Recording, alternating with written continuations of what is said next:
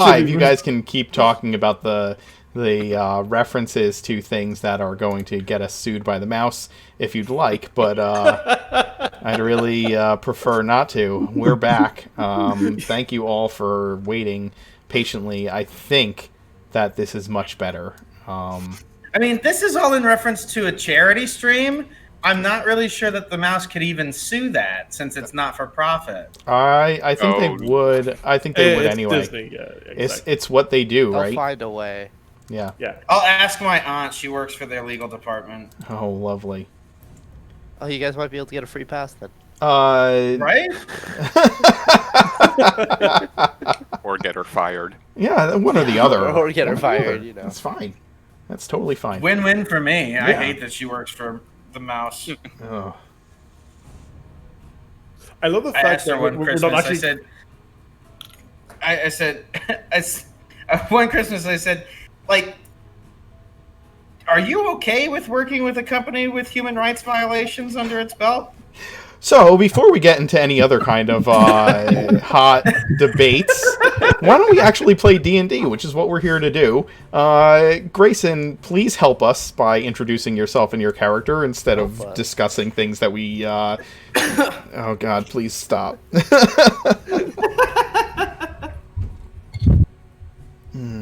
I'm Grayson. I play Corin, the human fighter. And we're ready to figure out what the hell's happening in this dungeon, and I don't want to be possessed by another ghost. Sure you do. No, I'm good. Let's keep going down the line. Marcus? Hey, I'm Marcus. I'm playing Gemwin Magmowitz, the new-gen Warforged wizard with 2 levels of fighter, and I have 1 level 1 spell slot left. I'm terrified. You're fine. You guys are fine. Go ahead, Steven. Do your thing. Hey, hi everyone. I'm Steven. I'm the much aligned player that people hate. But in this campaign, I play the lovely Ekmedenisi, who's from the wastes, where the snow glows white on the mountain. Tonight, not a footprint to be seen, a kingdom of isolation, and it looks like I'm the queen. Already? We didn't even really start, and I'm already facepalming. Didn't even start. Chris, please. Yes. Hi. My name is Chris. I play Cricket Softpaw, who has 8 lives left, by my calculations. After getting killed by a banshee yesterday, or knocked unconscious, rather. But yeah, she's interested to see what this place holds. Is she? I thought she was being a scaredy cat. Well, yeah, it's complicated. There's personal confliction. Brad? Hello all, I'm Brad. I play Calith, the human Awathan barbarian, and Corin might think he doesn't want to get possessed by another ghost, but Calith really doesn't want to get possessed by another ghost. Calith doesn't want to get possessed by anything ever again. Jeez. Poor Calith. Go ahead, Justin. It's all you. As you said, I'm Justin. I'm playing the ever lovable, sweet, and totally okay, cool cleric, Kerr. And we are Kerr, and someday we will always be Kerr, all of us. I'm the Mark Knight. I am your dungeon master this evening, and on many, many other occasions here on Twitch. When we last left off, as several of our players alluded to, they had discovered a murder dungeon, murder basement, as dubbed by Cricket, filled with specters that came and possessed each of them, or some of them, attempted to possess each of them.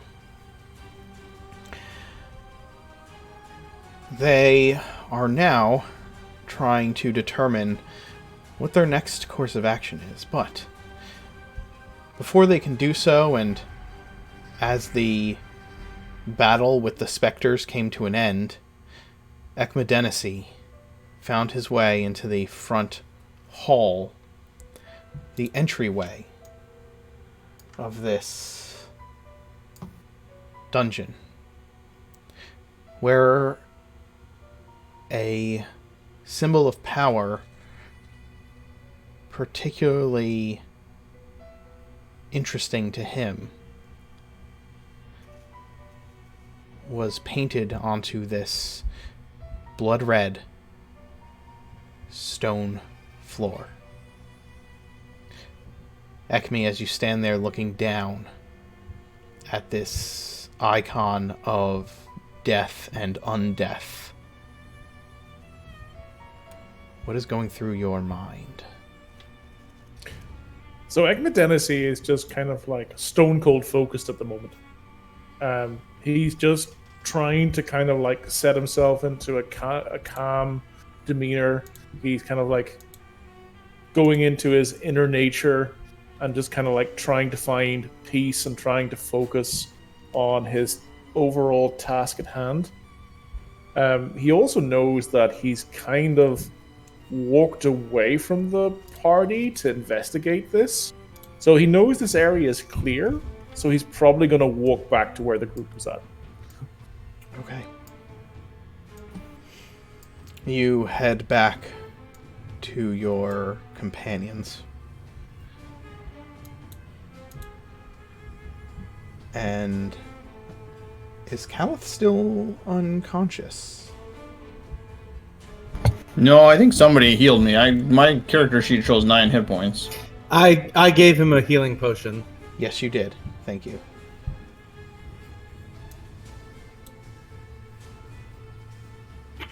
I will come back to the group and I'll say, there is something ahead. I think it is signs of this necromancer. There is a room above with several doors. We should investigate. Ooh. All right. Excuse me. And she's just gonna climb over the three of you. Would you mind? Well, Rest? I mean, yes, that's probably a good idea. But I would like to take a look, please, before we do any of that. Be my guest. Would you? Corin, how are you doing? I'm doing fine. I could use a little bit of rest, but otherwise I'm up and good. Would you Are please you okay? Well, I'm not feeling the greatest, but I could really use someone to come with me, please. Okay. What are we checking out?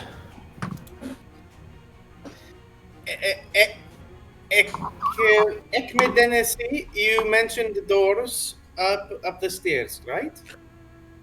If you follow the stairs upstairs, you will go to a large hallway. In the middle of that hallway is a sign of the necromancer, and there are doors leading off that hallway. But I agree with friend Kerr.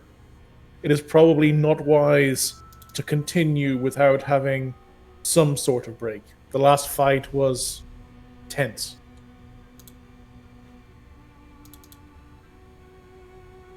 I could go for a breather to catch my breath, but if you want to go on, I'll go on for now.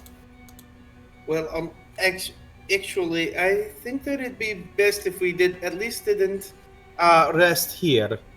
Let's try to find someplace less stinky.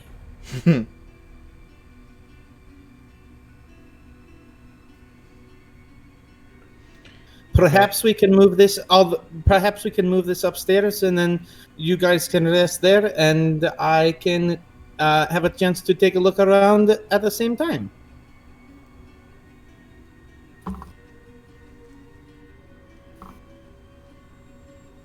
I don't know if it is wise to stay in that hallway for a long time. I do not know what is beyond those doors. I agree. Without knowing what is up there, it could be dangerous. Then should we go back to the bedroom? Don't get any ideas. I think we go back to the bedroom. We take a rest, or at least a short one, and then we'll go figure out what's down that hallway. That sounds at least safe. Very well.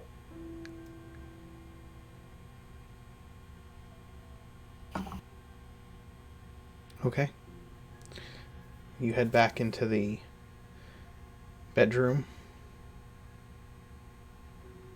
to find some rest. How do I get my token across the wall? You should be able to Control. now. The bottom left. Yeah. I removed a portion of the wall to represent that the you guys made a hole, but I will pull it across for you. Got it.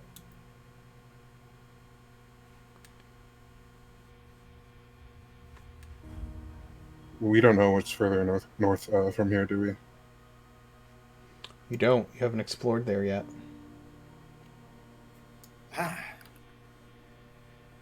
I would like to. I would like to go up and take a listen. Sure.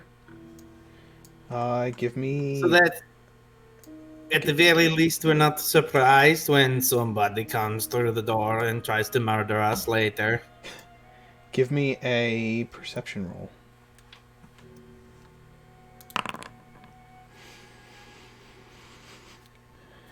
In a low, ghostly whisper beyond the door, you hear numerous voices in a chant. The language is, well, I don't know if it's unknown to you or not, but it is not in common. What languages do you know, Cricket? Common, Draconic, Dwarvish, and Thieves' Cant. Okay. No, you do not recognize the guttural utterances that are being chanted in this low chorus of ghostly echoes. Kid, Yes. you know how to talk. You know how to talk crazy, right? We are not crazy. All I heard was we are Right. nuts. Right. Well, we've got some voices coming from this door up here. And it sounded pretty kooky on the other side, so I figured you'd get a look at it. Now, to be fair, Cricket, you had to basically press your ear to the crack in the door and really concentrate on listening before you started to hear the voices coming through. This is not a loud chant. It is this whispering echo. It sounds like and she's like Are just you Doing a sure really that- bad impression. I think maybe the god is speaking to you. I really hope not. I don't want to lose my mind and start wearing spoons. Not all crazy. Not all mad. Not judge just because Kerr is off. No, Kerr is very much on. I'm talking about the kitchenware that you're wearing. But, His Thanks. armor is good armor.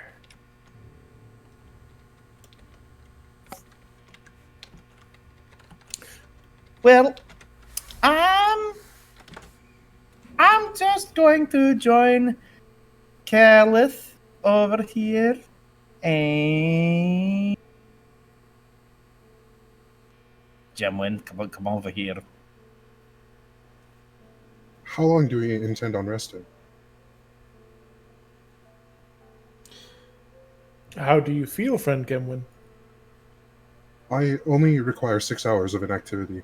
I had the thought that I could barricade that door with some of the crates in the murder basement.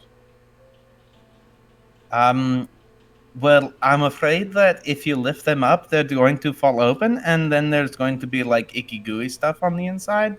So probably not for the best. That's right. Did you recognize the language from the door? Nope.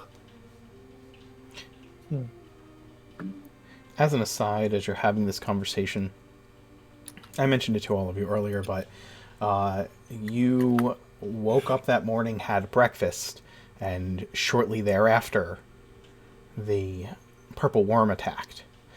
You fought the purple worm. You fell into the ruins below. You spent some time scouting the river and gathering what items you could that would be useful out of it. And then you've done some of the exploring and combat that you have done within the chambers here. You've really only been up and about and moving around for maybe half a day, maybe not even.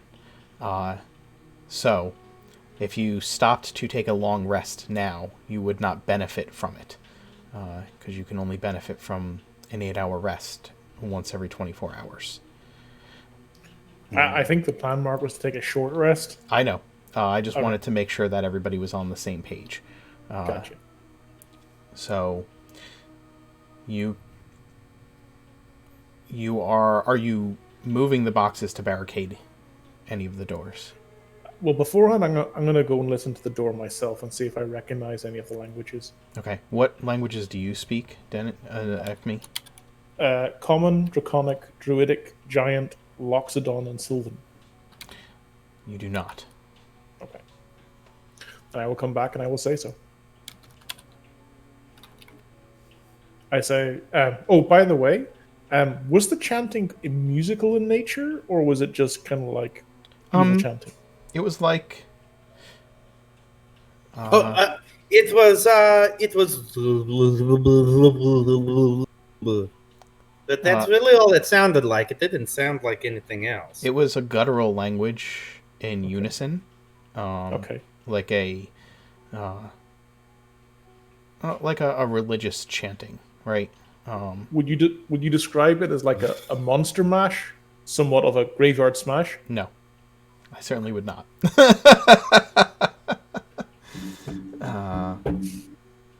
More closely, like closer to a Gregorian chant sort of thing. Yes, that kind of a chanting, absolutely. Okay. And Ecmedenisi, or Ecmedenisi, sorry, in the same way, you had to really concentrate on listening to hear it. Gotcha.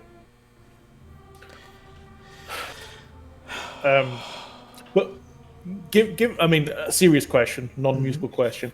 Given chanting, most magic users know that like certain spells require long parts of concentration. Do I get any indication that it could have been, even without knowing the language, that it could have been some sort of preparation for a spell or a summoning or something? No, it seemed more like Chris said, Gregorian chanting in nature, some kind of a religious rite type of a chant, not a arcane or even a... it didn't seem like a ritual for casting. Okay, gotcha.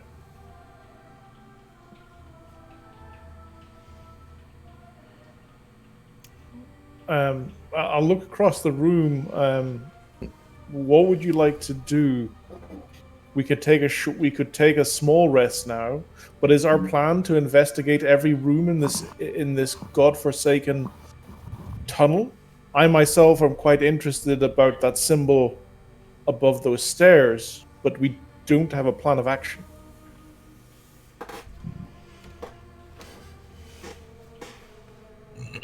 Gemwin looks over at Cricket. She's busy chewing on the curtain. Like she found a tassel. Oh, yes, Well,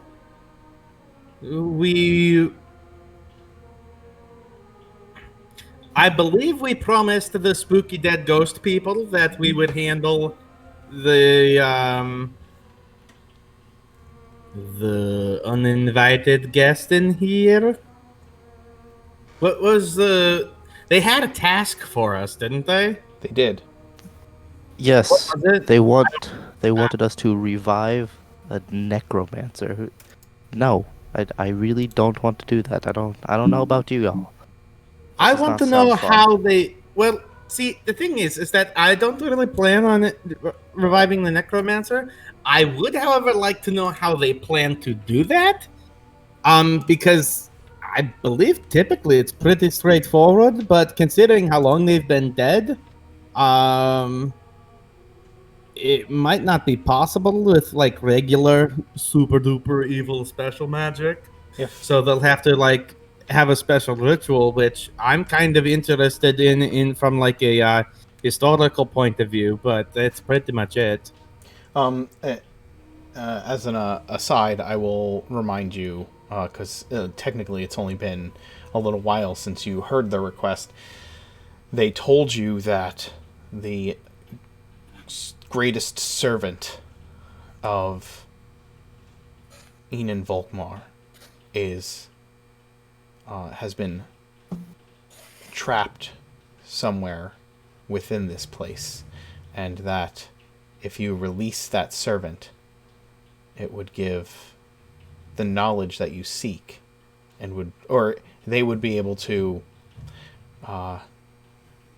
they would give you the knowledge that you seek, help you to, and be able to revive the master.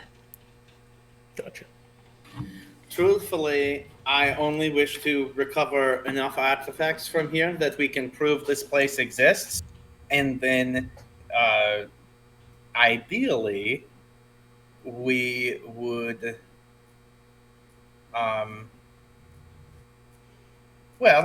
we'd be able to help put more of this history in the public eye, and then make it more difficult for people to accidentally stumble upon areas like this. I think your logic is faulty. I think if you try to publicize this place, everybody will try to go. Better this place is kept a secret and no one knows. But we know If there's this- a big fucking hole in the ground. Holes can If be this covered. place stays a secret, then the necromancer will have free range to just come back. It is only I say us. we stop the necromancer from return, but we at least need to find out what the deal is, you guys.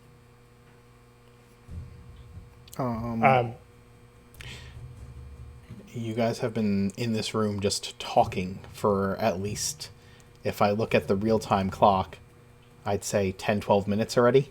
So, just as an aside. Does that count as a short rest? Nope. Short rests are an hour, but... Okay. So at that point, like I may say, I require some concentration and some meditation. I think it best that we try to put ourselves in a place where we can do the most good. And I looked kind of like I looked to Calith, who's looked very injured, and I said, "My friend, I think you need some rest."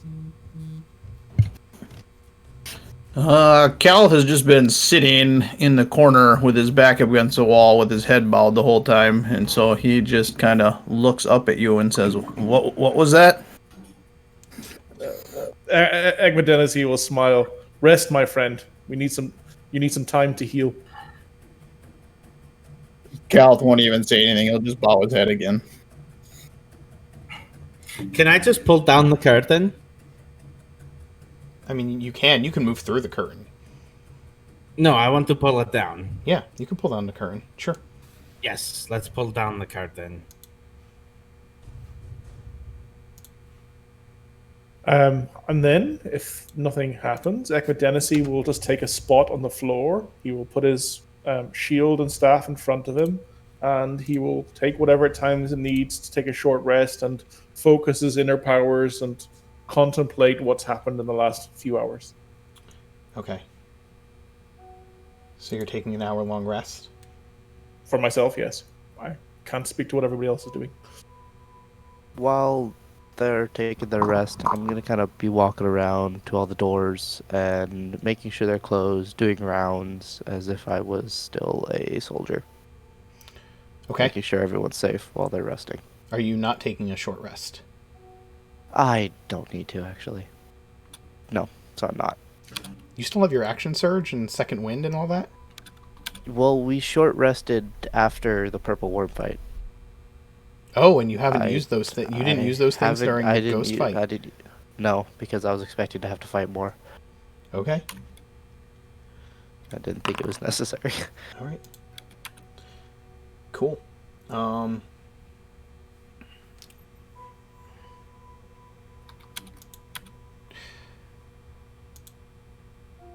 So, as a mechanical aside, I will let you know that the way I am handling how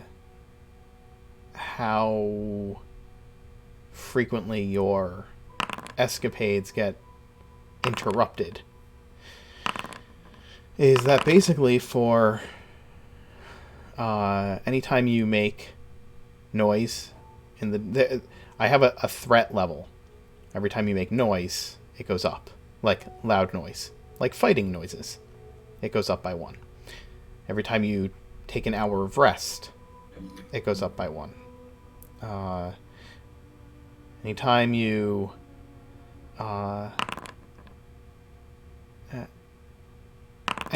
take time to essentially slow down and stay in one place for too long, it'll go up. And then whenever you take a rest, either a short rest or a long rest, I will roll a number of d6s equal to the threat level, and depending on what comes up, you may encounter some of the denizens of this place. So just know that the dungeon is living and active, and stopping and standing around or making lots of noise has the potential to draw attention to you. Thank you, Cricket. That was a wonderful sound Beautiful. Of evil coming out of the dungeon. My aim's to please, Mark.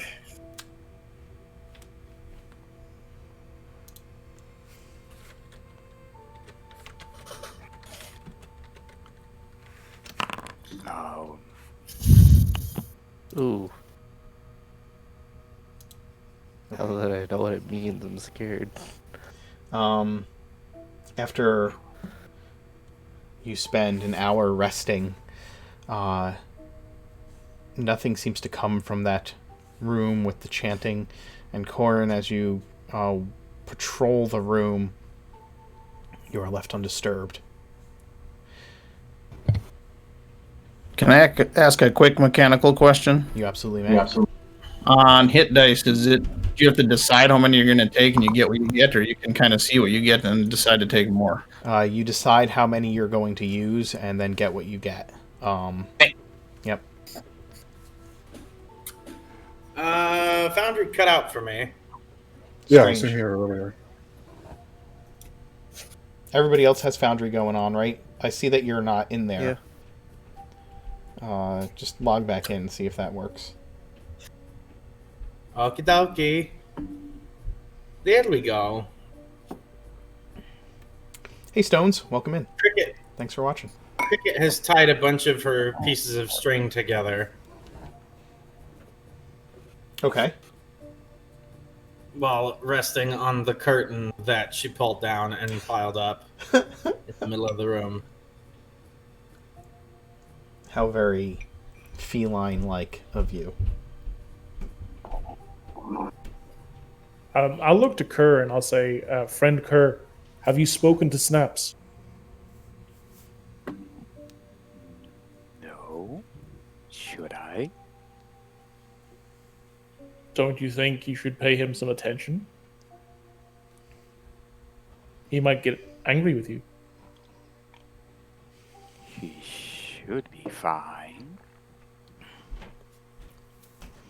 Yeah, geez, Ekma Dennessy, you don't need to assume that his pet plant friend is going to be mad at him just because they don't talk right now.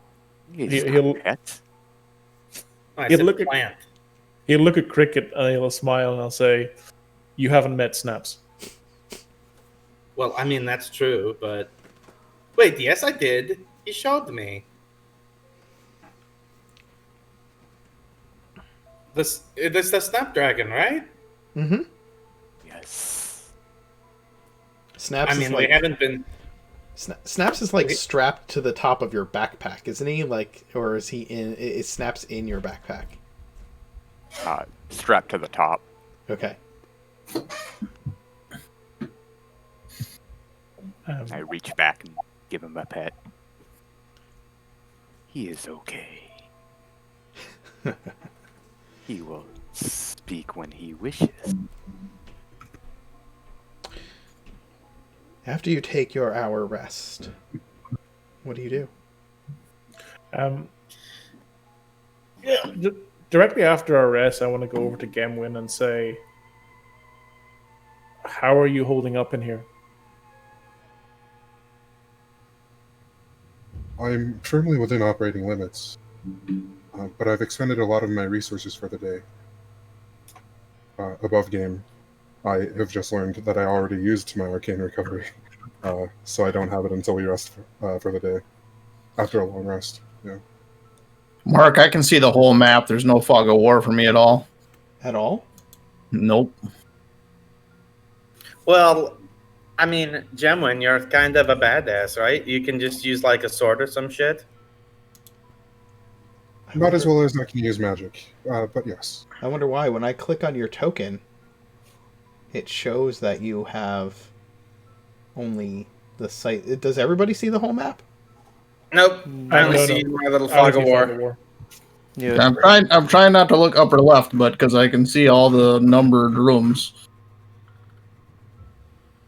Are you looking at the Twitch stream? Nope. Okay. I mean, it could have been that simple. Still, that's very strange. Because your token is only showing me that you have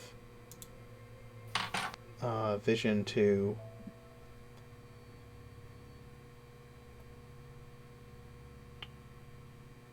Gemwin, do you need like a sword or something? Calith, do you have dark vision of any kind? No, right? I'm wearing the goggles of You're wearing the night, goggles so of I night, so you do. You have 60 feet of dark vision. correct. That's very strange. I don't know why you have sight. Because, like I said, when I click on your token, it shows me that you can't see everything. Yeah, it wasn't doing it. It just all of a sudden turned on. Oh, it just suddenly the fog of war turned off? Yeah, I had it till like right before I mentioned it to you. That's weird. I don't Maybe know why. refresh? I can hit refresh. Maybe Brad has the Sword of Omens. He's got sight beyond sight. Yes, I was going to say the same damn thing. God damn it, you are starting to just implant your sense of humor directly into my brain. Jesus. That's what I'm Gemwin, here for. do you need like a sword or something? I have this rapier. They pull the rapier out, which mean, but I am capable of using any simple or martial weapons. I mean, Yeah, refresh fixed it. Weird. So weird. Huh.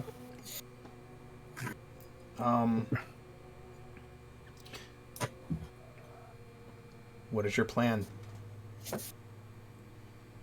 let's go check out that. Let's go check out that main door. Well, let's go check out the big door, and I wish to see the necromancer symbol. This Volkmar guy is, well, I mean, I succeeded in a history check last round, right? You did. Yeah. This Volkmar guy is pretty big news, and if he had something to do with this draconic ziggurat, then learning what we can is probably the best course of action. Slowly, carefully. Quietly? Yes. Yeah, of course. Absolutely.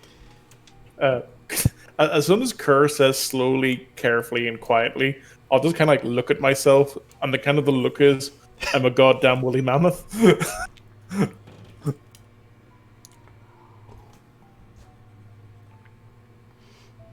I mean, we also have a big metal guy with us. Yes, I I'll, don't have to go with their stealth either. I'll go ahead and take a look ahead to make sure that we don't stumble on anything that's going to kill us.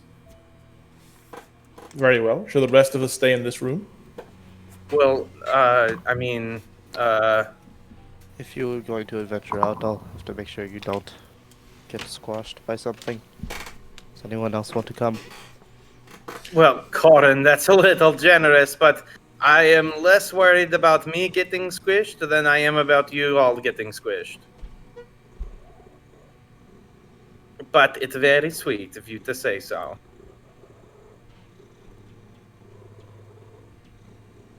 I appreciate that, but we should not go off alone into this dungeon.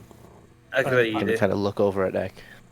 Before you do that, I'll put my hand on your shoulder and I'll look at Corin and I'll say, "Be careful, my friend," and I'll cast guidance on him.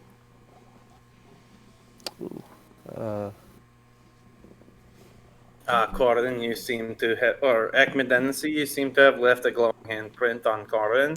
I'm not sure if you meant to do that, but I just want to let you know you should probably wash your hands a bit more often. Eggman Dennis, he will just like shake his head. Right, let's go ahead. Okay. Those of you moving stealthily forward, please give me stealth. Oh, we're moving stealthily forward? That's what... Oh, I would move... I'm in plate mail. Pretty sure that's what Cricket's plan was to stealth ahead. So that she you have could guidance. scout. Checking it out. You have I have guidance, guidance, but I still have disadvantage. It's Yeah. okay. Okay, that's gonna be fun. Wait. Where is it? I thought we were just... You staying in the It's room, bro? okay, Corin. The ones of many voices will help.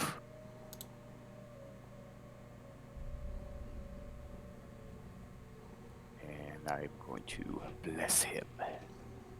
Okay. Hey, I have normal stealth rolls. Oh god, Cricket. Still a 13, or still a 14. Oh, come on. Corin, you have guidance, so you get to roll the d4 and Yeah. that as well. Which one's a d4?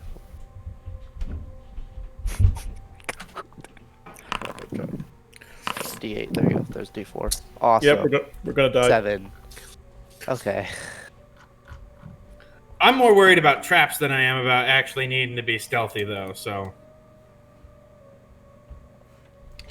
Kurt, you have 2 more people on that bless, right? Isn't it 3 for first level?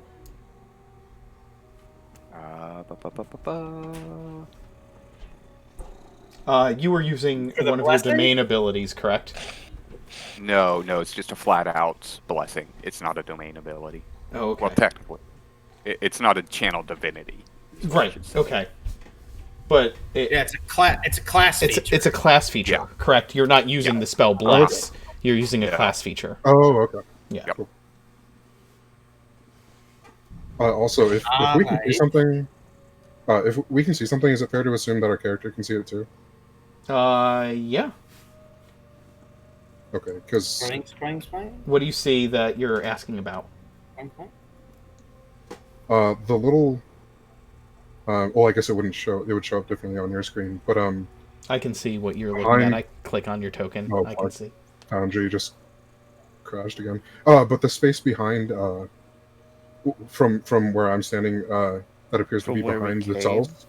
South from where we are. This spot right here.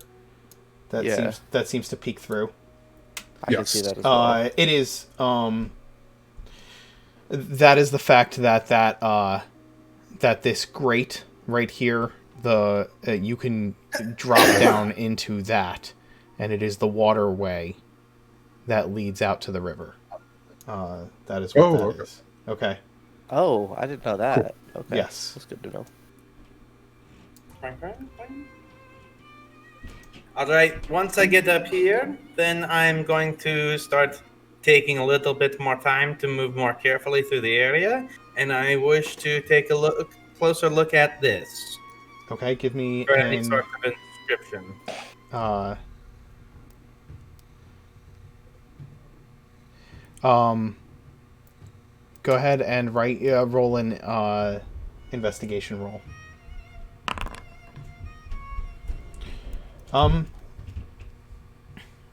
This iconography is not familiar to you, and it is painted upon the floor. Now that you see, and the floor are this part of the floor is made of like cobblestone all throughout the entire thing, and it is painted this rust color red. I'm gonna get closer to the ground and sort of sniff it, just to make sure that it's not blood. It has a dusty but coppery smell to it. Oh, great! It's blood. Shit. You guys, this is not good. Is there the same spooky voices coming from this door? No. Okay. Given that me and Calith are hanging back before these steps, I put my hand on Calith's shoulder and I say, "Old friend, I know we talked about this before, but this path leads into darkness. Are you sure you want to join?"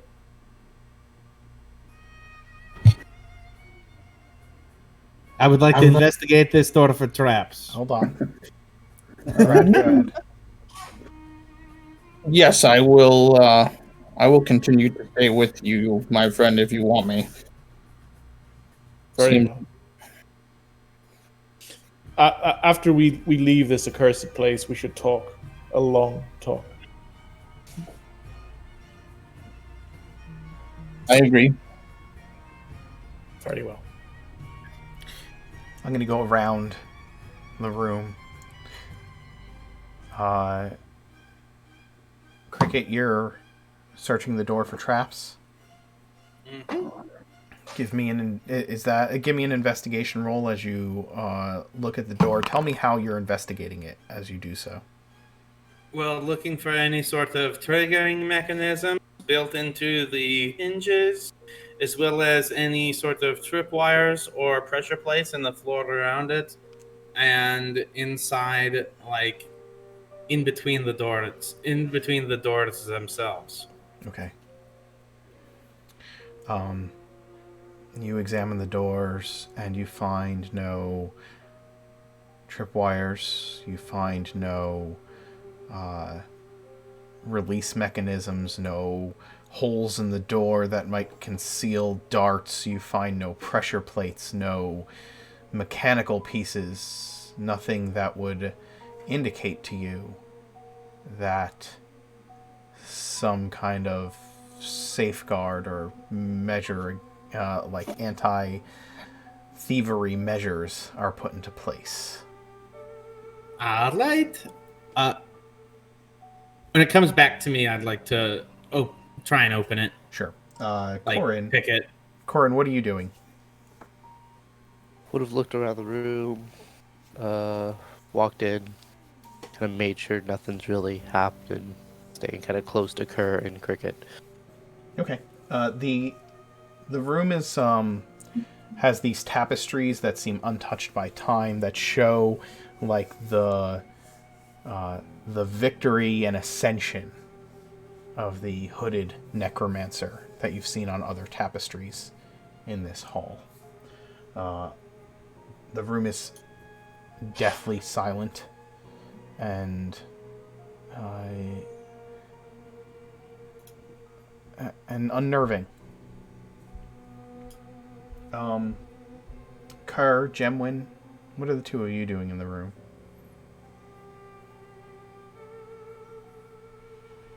If I get the sense that they're going to take longer than say 10 minutes, I will cast Detect Magic as a ritual. Sure. Well, when Cricket walked in, she thoroughly examined the central dais, or the central painting on the floor, and kind of sniffed the ground like a cat, her little nose like wiggling as she sniffed.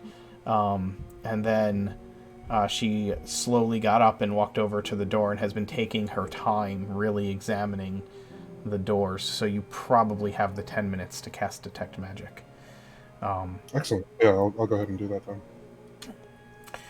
As you prepare your ritual and bring the sight of your sight of the energies of the weave of magic into focus, you see that Cricket is about to unlock that door, but there is an aura upon it. Cricket, just a moment. That door seems to be enchanted. Or otherwise magical. Huh. Not mechanical. Interesting. Just magical. All right. Thank you, Jamwin. Do I get the school? Yeah, if you focus in on the door, you would get the school. Give me a moment.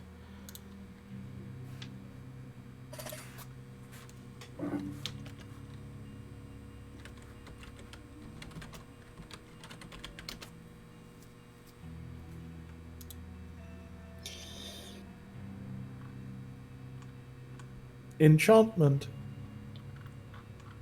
It is abjuration. Protection magic, okay. Right. It seems to be protected in some way. Not necromantic again. Perhaps safe to open? Well- Perhaps not. Well, I can take a look at it for maybe there's a sigil or something that I can scratch out and disarm. I'll take another look.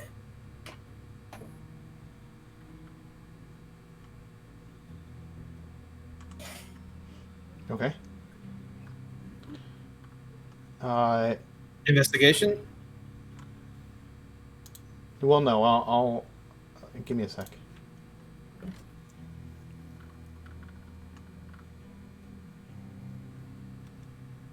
I mean, what's the worst that could happen, right? It explodes and then we don't have to worry about the door anymore. Threat Wait, level that's goes bad. up.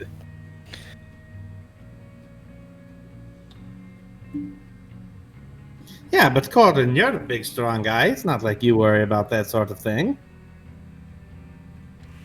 I don't normally worry about that, but when the door explodes, it's not my thing. You, Jim, when you see that the door has this magical aura of abjuration upon it, but again, Cricket, with a 24, I will tell you that if there was anything there, you would have seen it. But you don't see it on anything on this side of the door that would indicate that it is enchanted. Well, Could I here try goes this spell? nothing. Click. Huh? Ooh. Click. No, wait. Give wait. me Cricket. Give me a roll. I would just shout. What kind of roll? Oh, you're shouting at Cricket? That was, yeah, as she's opening the door. Yeah, too late to do anything, obviously. Click, click, click, click, click. You need What to kind make a of- what Thieves' kind of- Tools roll. It's locked. Yeah, dexterity. Yeah.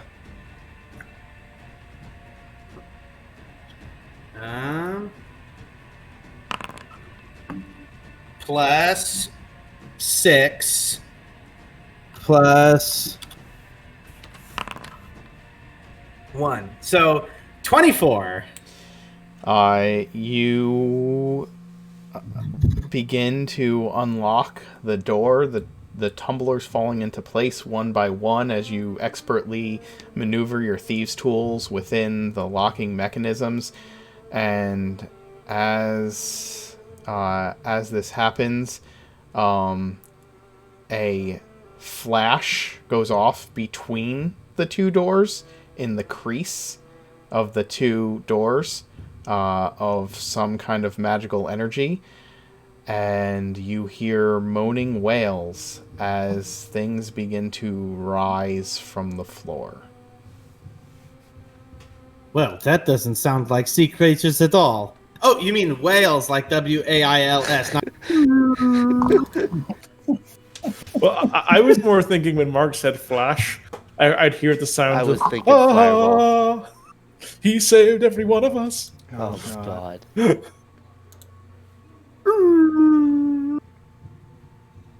right. Does it open? Oh, the lock unlocks, but there are things coming out of the floor. Oh, Jesus. Uh-oh. Yeah, the door's open, but there's things.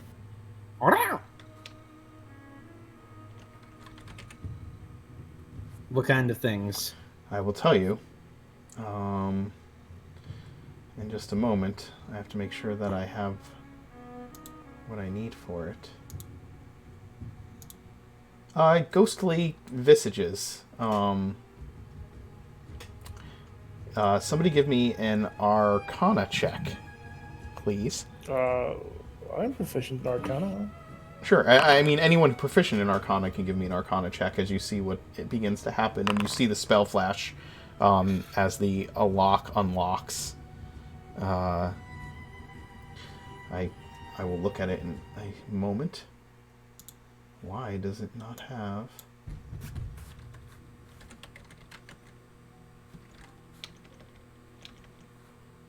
Okay.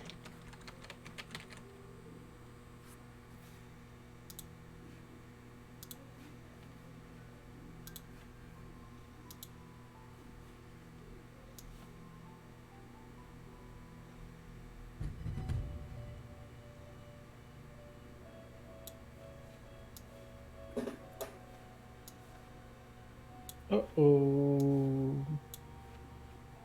Crap. Well, Crap. maybe they're friendly. As the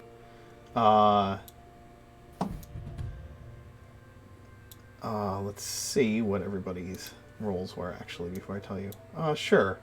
Gemwin, as the glyph of warding goes off, you sense you see a spell of necromancy get released by it through your detect magic. And suddenly these undead spirits begin to rise out of the floor. Guardians meant to protect the door from being disturbed. And as their moaning wails begin to fill the room, we can all roll initiative. Ooh. This is gonna hurt.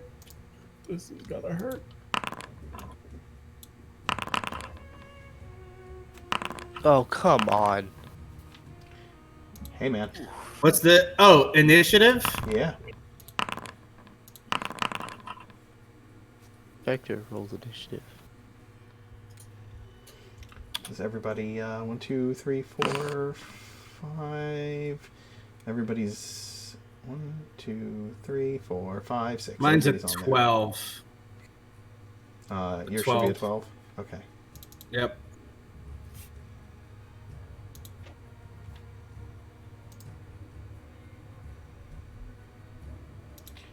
Man, for some reason, Foundry is really slowing me down today.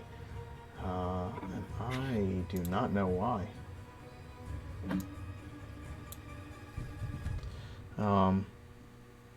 Oh yeah, they're gonna need it. Well,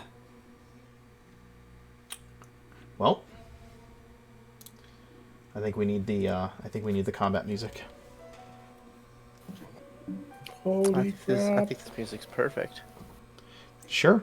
You want to keep the creepy music? We'll keep the creepy music. Yeah. Yeah, it works.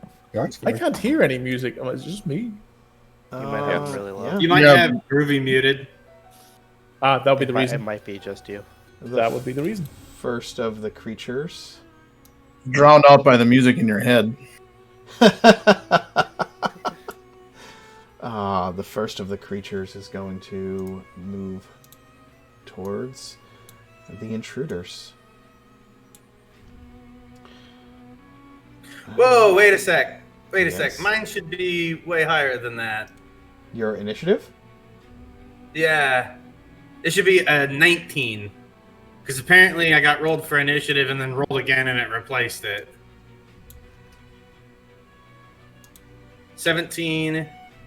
19, yeah. Sorry, my bad. I didn't see it the first time I rolled it. 19? Yes. See how it shows I rolled for initiative 2 minutes ago. Gotcha. All right. The first of these spectral forms is going to move towards the nearest enemy, Kerr. It is going to float towards you and reach out with its hand. Friends? Yes? And as it reaches out spectrally to touch you, it doesn't look like it wants to make friends. It misses with its attempted touch, kind of floating past your form. Gemwin, being the most aware of what was happening as you saw the spells go off and comprehended what they were, your mechanical mind putting all the pieces together, what do you do? First, Gemini will say, it would appear the abjuration was a trigger for a necromantic spell. One that some of these specters. And then they will raise a hand, and the gem in their forehead will flash like pinkish red for a moment, and they will cast Firebolt. It's cool. Which one? Wait a sec. If this is from a spell, can't we just dispel it? Perhaps. Which creature are you casting Firebolt at? Directly in front of me. Well, I guess east of me. Yeah. That didn't roll damage. Yeah, you have to hit the attack button on the roll. Oh, it's just putting it in the chat. Okay, I thought it would bring Yeah. up a dialogue. Ooh, not great. Your Firebolt seems to the spirit seems to discorporate, and your Fireball bolts pass through it harmlessly, and then it rematerializes in front of you. Okay, let me see if I got anything for a bonus action. No. That'll be it for now. Yeah.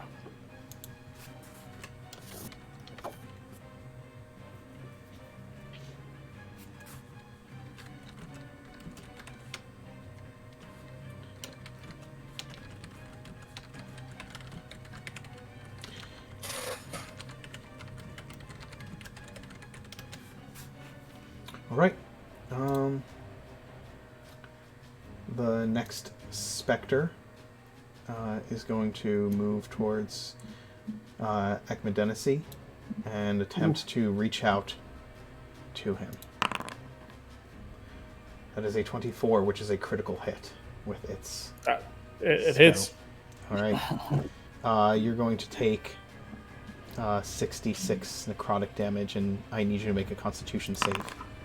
You say 6d6 or 66? 6d6, because it is a Okay. critical. You're going to take 16 necrotic damage, Okay. and I need a Gotcha. Constitution save. Gotcha. I have advantage on these con saves. From what? Against being charmed or frightened? Is that It stuff? is neither charmed nor frightened. Okay, then just normal con save. Yes. Stand by. Good. I will just say that. Okay. Cricket. And it's 16. Yeah, it's 16 total damage. Yep. I rolled like shit with the first 3. Right. I am going to sneak attack this one. Which one? The one I attacking see. Ekmedenesi. Yep. Go ahead. Make your attack roll. All right. It is 21 to hit for 23 damage.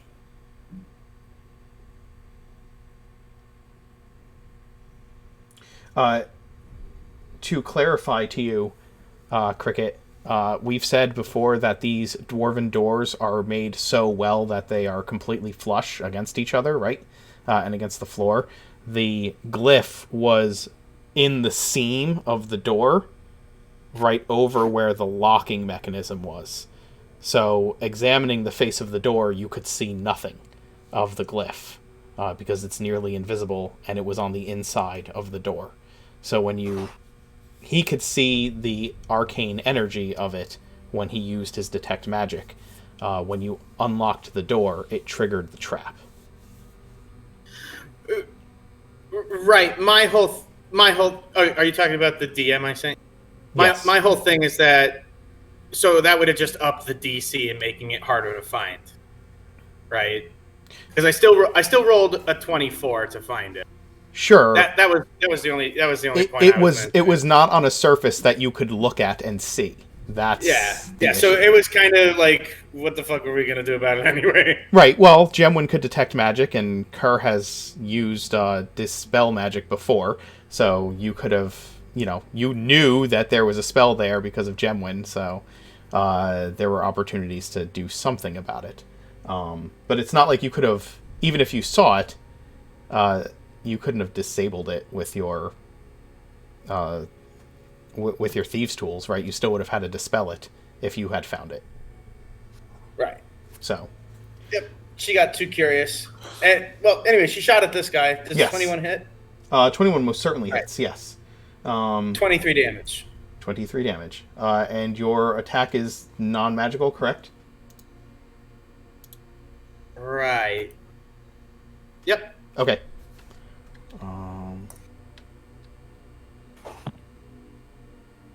And then she is going to.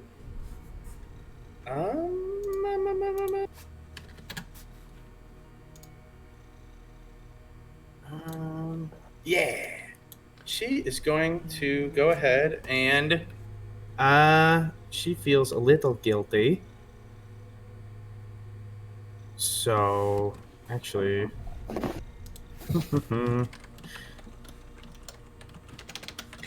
We need room to move. And she's gonna go ahead and open the door anyway.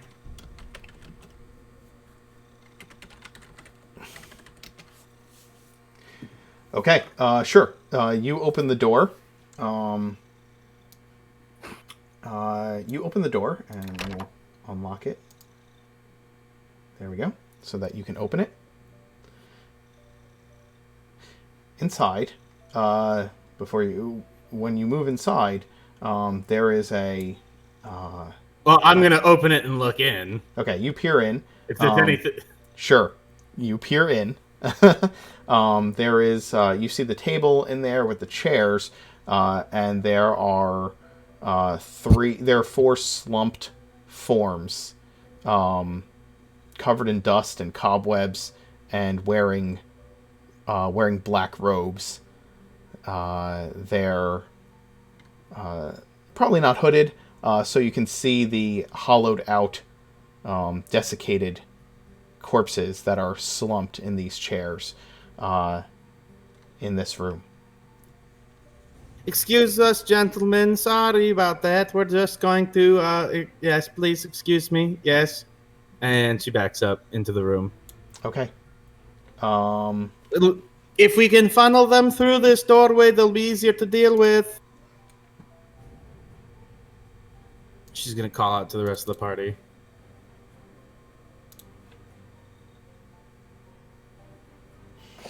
Okay. And that's the end of her turn. Understood.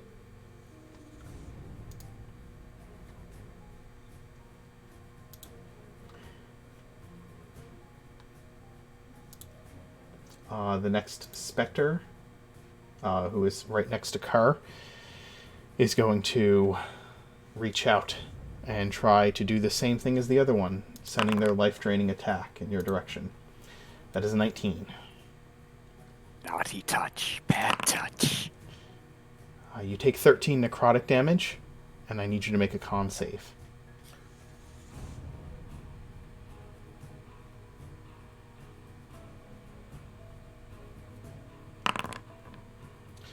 Okay. Ekme, what are you doing? Okay. Give us 2 seconds. I need to do some thinking, Mark. Yep. Okay. He is going to take his staff and he's going to smack it on the tile in front of him and shout out and raise his arms afterwards and say, spirits of nature, guard and protect me. And he is going to cast a spell. Okay. And he's going to conjure animals, and he's going to call forth 4 black bears. All right.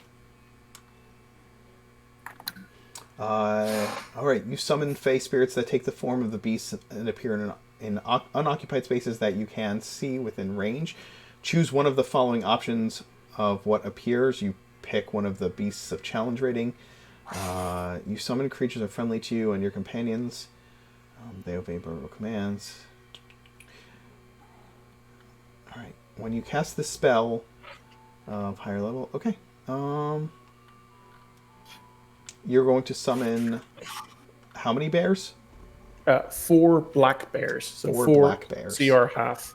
Yes. And also each of them get an additional 6 HP each. Nice. And their damage is considered magical for the purpose of overcoming immunity and resistance to non-magical attacks and damage.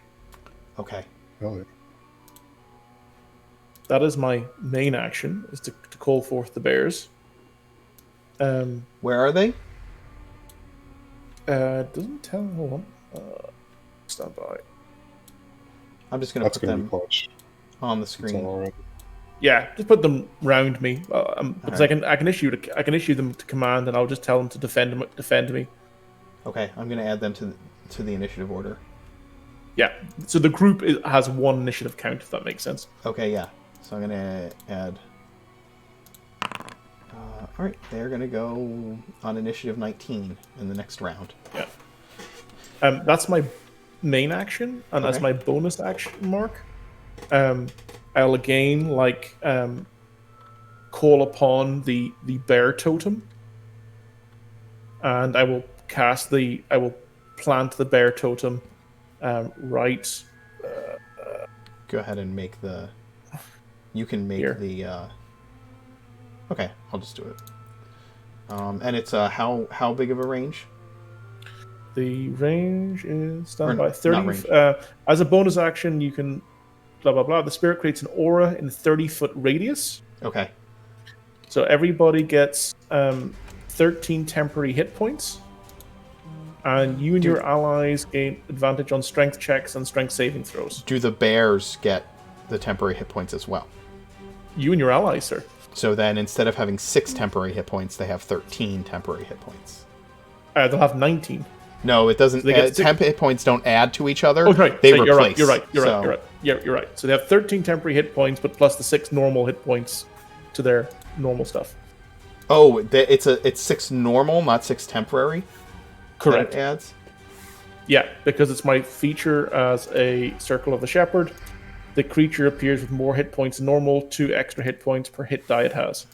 Okay, so I will. I can copy and paste that if you want. No, that's okay. I'm just going to add the bonus hit points, and they also get the 13 temp hit points, which is crazy.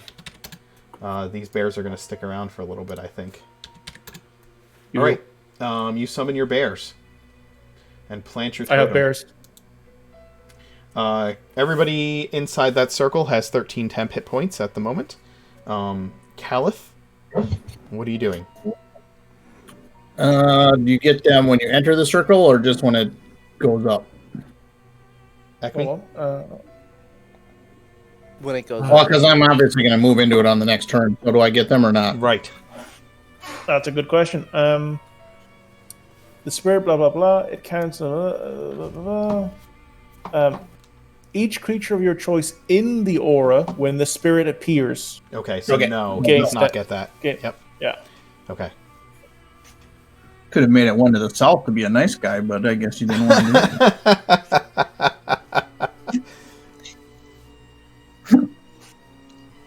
Sorry, All bud. Okay. Normally, Cowlit's rages are somewhat tactical, but he's going to enter a little bit more of an uncontrolled rage as a bonus action. Sure. And he is going to rush at this one here. The one near Ekme. Okay. Yep. Go for it. And he is going to recklessly attack it 2 times. Go for it. Make your first reckless attack. So that is a critical hit, which is going to destroy the spirit with nobody's retribution. Do you want to describe how that happens? Cal gives a scream of rage and charges past the one in front of him and takes a mighty sweep with the 2-handed axe right through from kind of shoulder to hip. It dissipates. Dissipating the spirit. Yeah. Okay, you still have another attack after that. Then I'll do the one to myself. Go for it.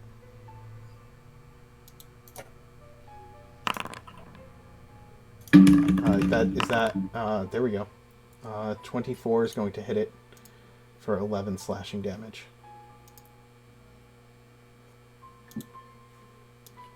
So I was informed of this really neat thing that Foundry can do. When you guys attack and it rolls the damage and stuff, I can click on the token and then click on your attack and apply either half, full, or double damage directly to the token without having to do any math. It just automatically reduces its hit points. It's amazing. Cool. Rad. The Spectre here is going to move towards Corin. Just kind of float.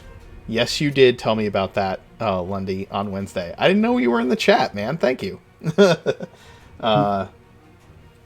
And yeah, it's going to just attack Corin, reach out with its spectral hand.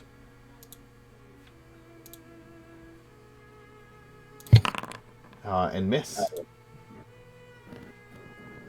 Floats towards you and you just back up slightly, Corin, and it misses you with its swipe. Kerr, what are you doing?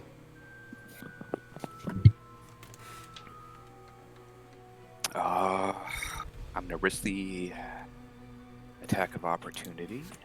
Move down a little bit.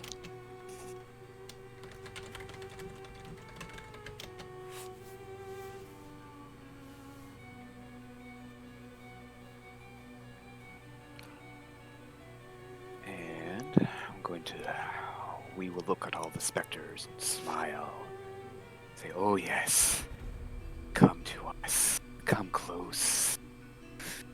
We will make sure you bow at her feet. I will turn undead. Nice. It is within 30 feet of you that can see or hear you. Let me make a thing so I can see what 30 feet of you is. It's all of them. It is all of them. Actually, it misses the one directly next to Caliph. That's 30 feet centered on you. Oh, okay, I see that. You're right. Okay, yeah, it's all of them. So they all need to make wisdom saves, right? Yes, DC 15. All right.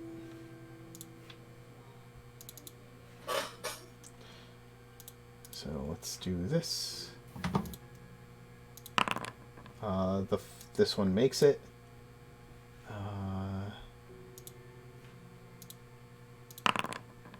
This one fails.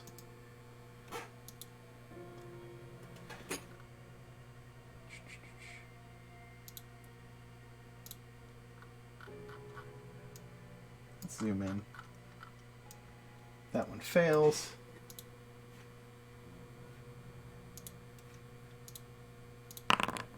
This one succeeds. Fails. That one's dead.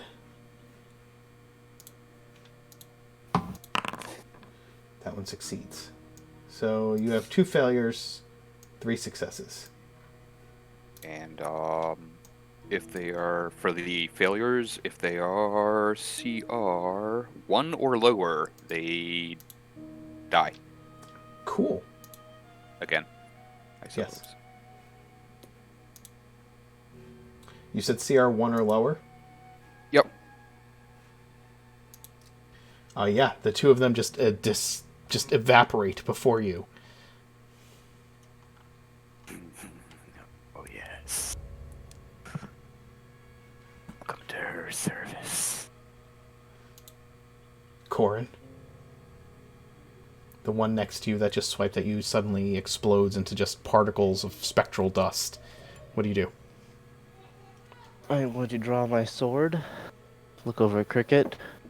Told you to wait. Now we're dealing with ghosts again. I don't know what the hell's going on here. This is confusing. And push over here and try to kill this guy. Cricket, by the way, you were muted, so we can't hear you. She responds, "Look, you guys seem to be doing an excellent job of it, and yeah, sorry about that. These are It was ghosts. not on purpose. These are ghosts, and I have a sword. I don't like it. You seem to be doing an excellent job, Corin. I don't see what the problem is."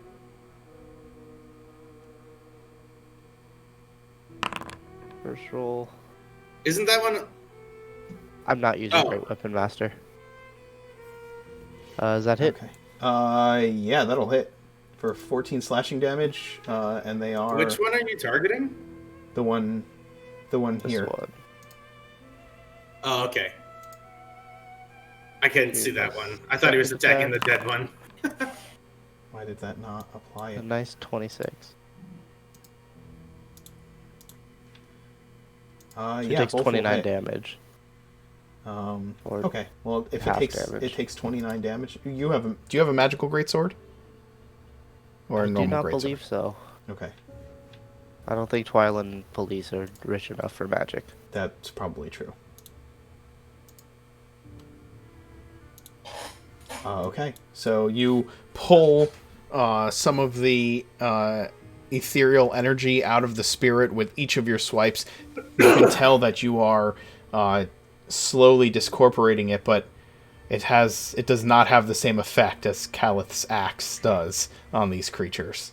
As Calith's axe comes down with that slight tint of glow from its magical aura, you see him just rip away huge chunks, and your sword is not doing the same thing.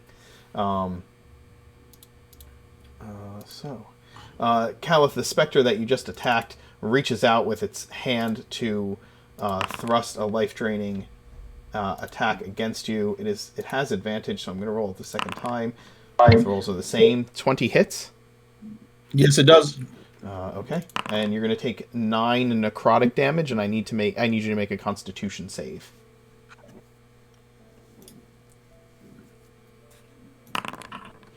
You're good. All right.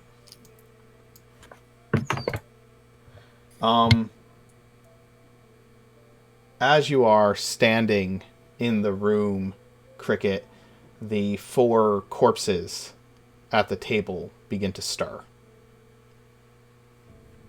No, it's okay. We're just visiting. You can go back to sleep now.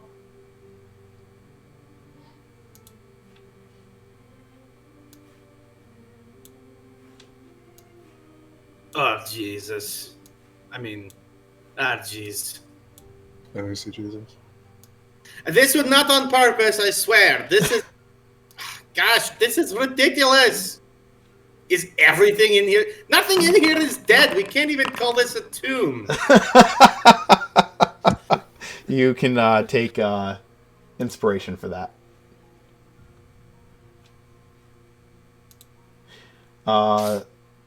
Let's see. The specter that you swiped at, Corin, is going to reach out to attack you, and it critical hits. Yeah, that hits. Yeah. Oof.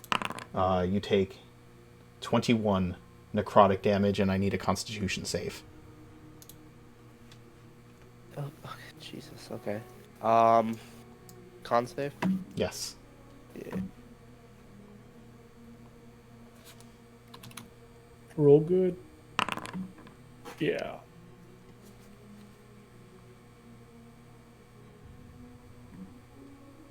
You are all good. Okay. Gem Caliph one. will use our reaction here quick. Oh, go for it. So the spirits that surround Caliph when he is in a rage see that little strike and reach out to block a little bit of the damage. And where the dice roll feature. You can just backslash roll and then type whatever die code you need. You can also set hotkeys. You can set hotkeys, yes. Cool. It's very easy to set macros and hotkeys in here, so yeah.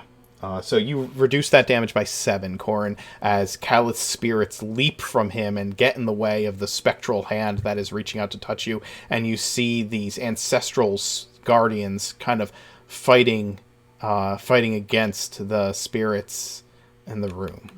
I gotta look over to Calith. You know, I like fighting alongside you.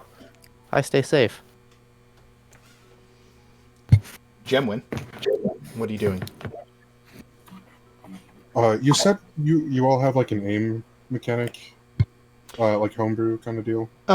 Yeah. If you, I'll read it to you. I have to pull it up real quick to remember the exact mechanics.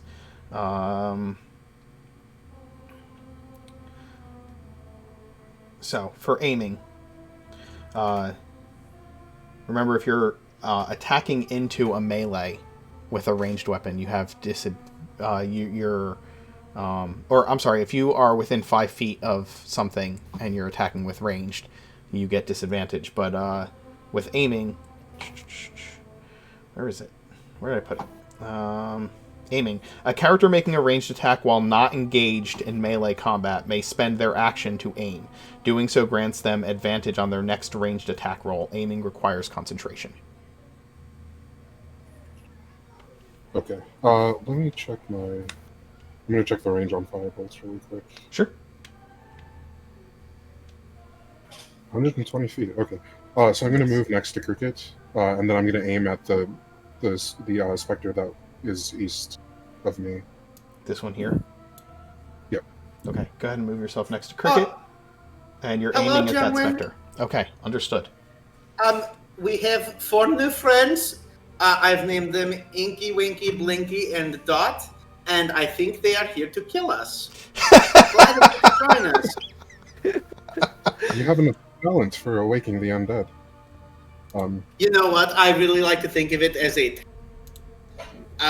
is a marketable skill, apparently. One might think you are a necromancer. Right? I would be. I'm apparently very good at raising the dead.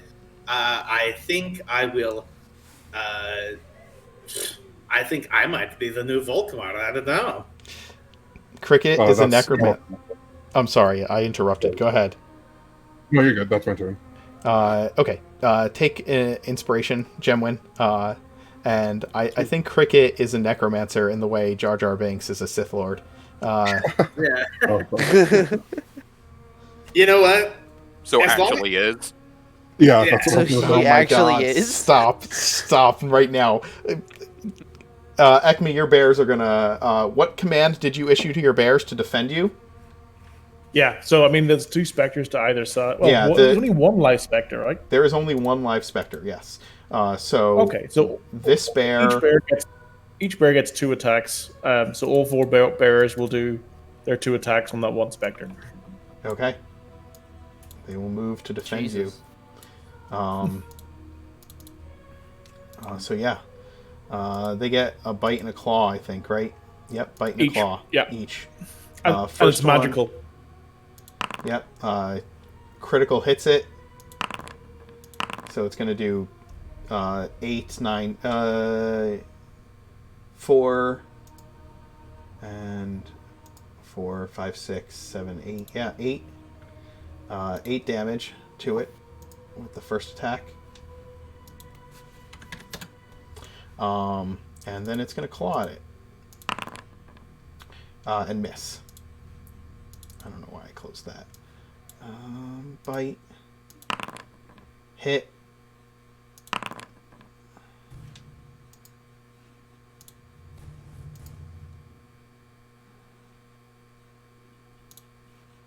And then claw.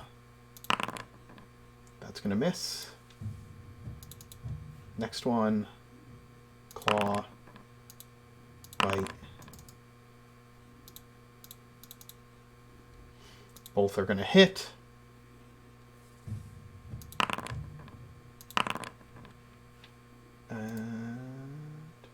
I just love this idea of these 4 bears, like, just literally tearing chunks out of this ghost. There's the ghost. It's dead. Does one of the bears still have its turn action left? Yes, but if you told it to defend you, then it's gonna do that, right? So. Okay, okay. Fair enough. Yeah. So it'll probably, after making their attacks, they It'll will just come around me. literally move to defend you. Perfect. That's all I want. Okay. The last one, the one in the front, the one that didn't take an attack, is just going to use the dodge action. So it'll stand in front of you and dodge, take the defensive stance. It kind of rears up on its hind legs and just blocks you. I've got 4 bear bodyguards. That's amazing. Yes, you do. Inside the bear spirit totem. Oh god, that's awesome. Okay, as the bear tear into this specter, just kind of surrounding it and ripping it to shreds, mauling it with their teeth and claws, it gets ripped apart, and you can kind of see this happening. Cricket, what are you doing? Well, Gemwin, you know, we're really good friends and all, but, I'm just going to take a few steps back. Don't mind me. And she is going to, that's her move action. Okay. 1 second. Shit. Okay. So she is going to slip on past him. 3, 4, 5, 6. Guys, we have a bit of a situation in the other room. I did not mess with the door this time. They were already there, and I think I just started their poker game, but I'm not really sure. I didn't see any chips on the table, and she's going to use her bonus action to... I need a deception check from this one. Sure.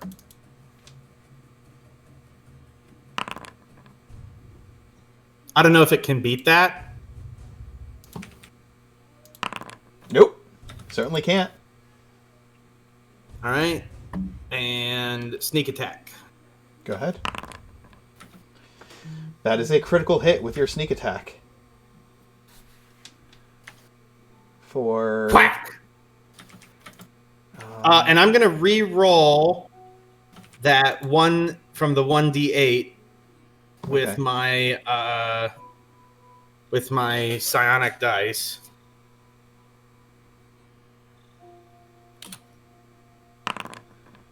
Turn it into a 5. All right, so that's 34 points of damage. Non-magical? I really need to get... Well, I mean, unless attacks from a magic weapon are considered magical. Your crossbow is a magical weapon? Yeah. It requires attunement. Then yes, it's a... Oh, no, it's a...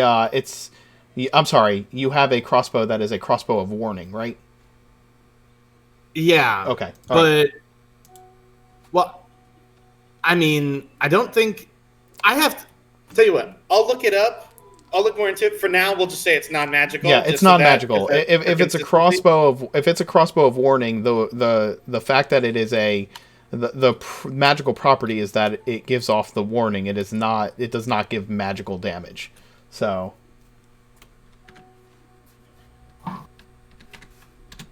okay. Oh, nope.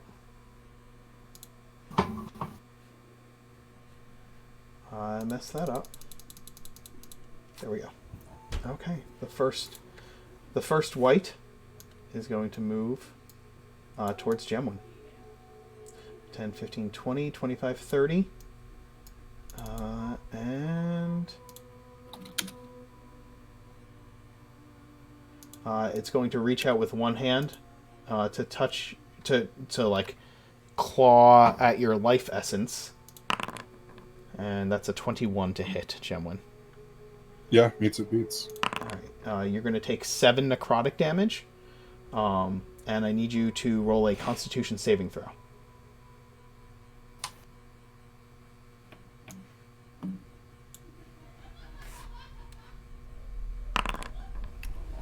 I would say that succeeds. And then it swipes at you with... it draws a long sword and swipes at you with the weapon for a critical hit. It is using it one-handed because it reached out at you with its other hand to life drain. So that is going to be 8... It's going to be a total of 8 damage, not 10. Okay. So it's 8 damage.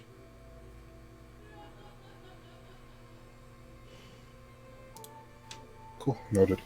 Ekme. Oh, sorry, I'll just DM you the link. It's a Sage Advice that's fine. Just that's fine. Am I wrong? Was my ruling incorrect? Yeah, technically. Okay. It's just some magic weapons are more accurate. Understood. Yeah, DM me the link. Yeah, definitely. I'll just pull it up and then send it to you. Sorry for interrupting, guys. You are fine. Akmedenisi, what are you doing? That's an interesting question. If I move, do the bears move with me? If they're protecting me? They move on their action, so you can move out from behind them. So okay. Then I think I will. Crap! I don't have a lot I can do, and I want to save stuff because it's not good to have no spell slots left. I will just take the dodge action, and I will shout to Calith, are you okay handling that one by yourself, or do you need support? Calith is not in a state of mind to answer questions like that. Calith is so angry right now. Understood. But I'll just take the dodge action, and I will stay in my group of bears. Okay. Sorry. Can I hold my action? So when my bears move, I'll move with them. If that makes sense, Mark. You want to use your reaction to move with your bears? I'll hold the held action to move my bears. Yeah, I will allow you to do that in this situation. That's fine. When the bears move, yeah. Yeah. That's fine. Calith, you know Ekme is talking to you somewhere through the haze of your rage. What are you doing? He will kind of give a growl that probably doesn't sound like an answer, even though it's an answer in his own mind. And then he will continue to recklessly attack this one. Go for it.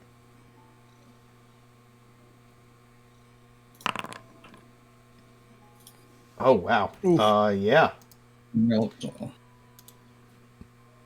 Do I need to roll to see if I would get a critical, or does not matter? It won't matter.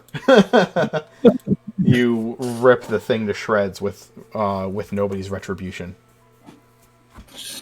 Okay, so Calith will take a mighty swing at that one, and as it dissipates, he will swing around and run. Oops, wrong button.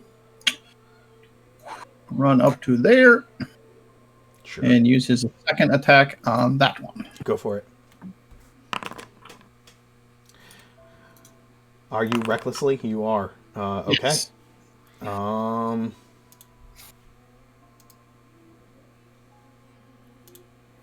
It is destroyed in the face of your wrath, Calith. And Calith will give a Wathan battle cry of victory. You bellow loudly. And that is my turn.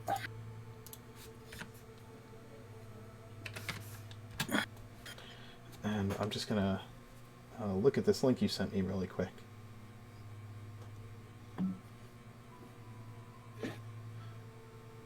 Well, it'll pull up. So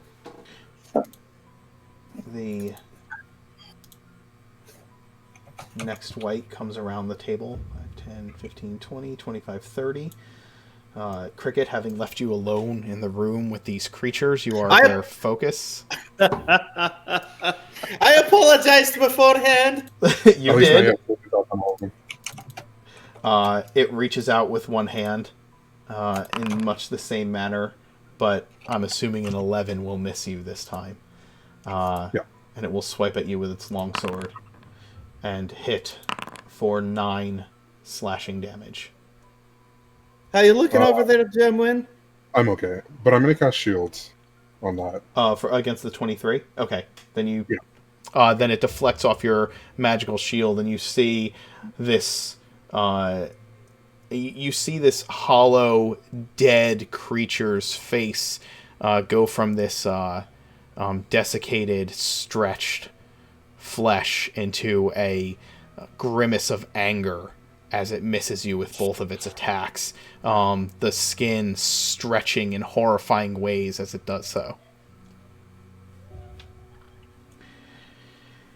And then it is Kerr's action. Looks like you've got this, buddy. Oh, my. Yes, give us your essence. Give it all. I'm going to turn undead again. Okay, so 4 wisdom saves. This one fails. Oh wait, I need to make sure that it doesn't have any special features. It does not.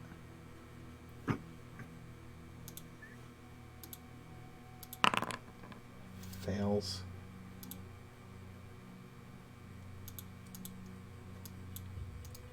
Lundy, if you're still in chat, is there a way to roll like multiple saves for a group of creatures?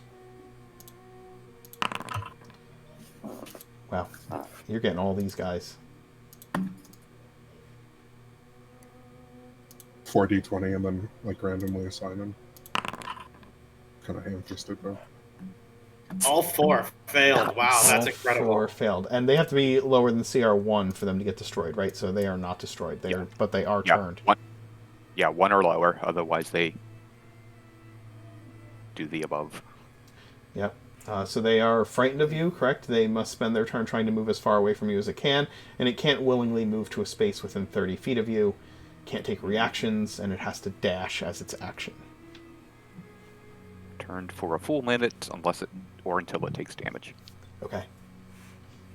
All right. They begin to cower before Kerr the Many. And then I look at the group. Destroy only one at a time. You, Kerr, hear. You hear her voice in your head congratulating you on your excellent use of her power. Oh, yes, mistress. We will devour them all. Corin, what are you doing? Gonna look over to Calith after he just hacked the Spectre apart. I gotta get me something magical like that. This sword just ain't cutting it down here. I get it. You pulled a Steven. Wrong thing. That comment will get through Cal's haze a little bit because he has such a strong attachment to nobody's retribution, and he'll give her a little pat. I get them moving here.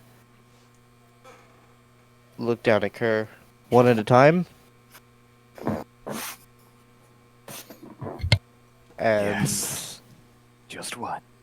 You see the one that is closest to the table directly in front of you is in very, very poor shape.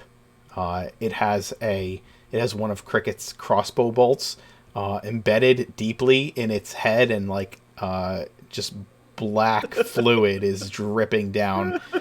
Huge, the half of its face has caved in where the crossbow bolt has hit, and just black fluid is drenching its body as it stands there. So I'm gonna flatten him. Okay. Not the one directly in front of you, but the one that is nearest to one? the table. Yes, that is correct. Oh, never mind. I'll flatten him in a minute. Okay. I'm going to attack twice with my greatsword. Sure.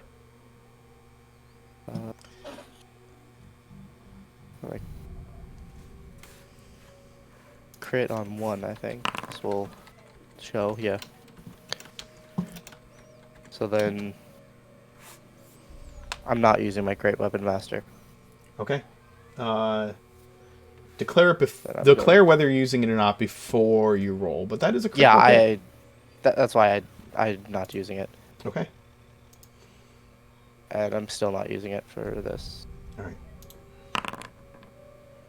right. That will hit as well.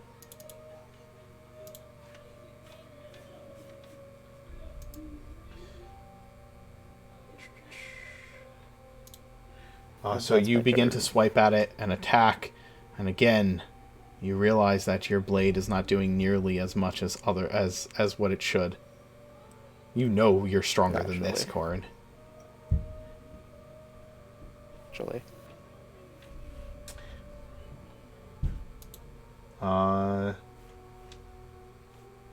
Which one is that?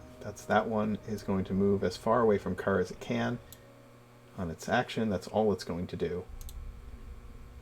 And this one is going to do the same thing.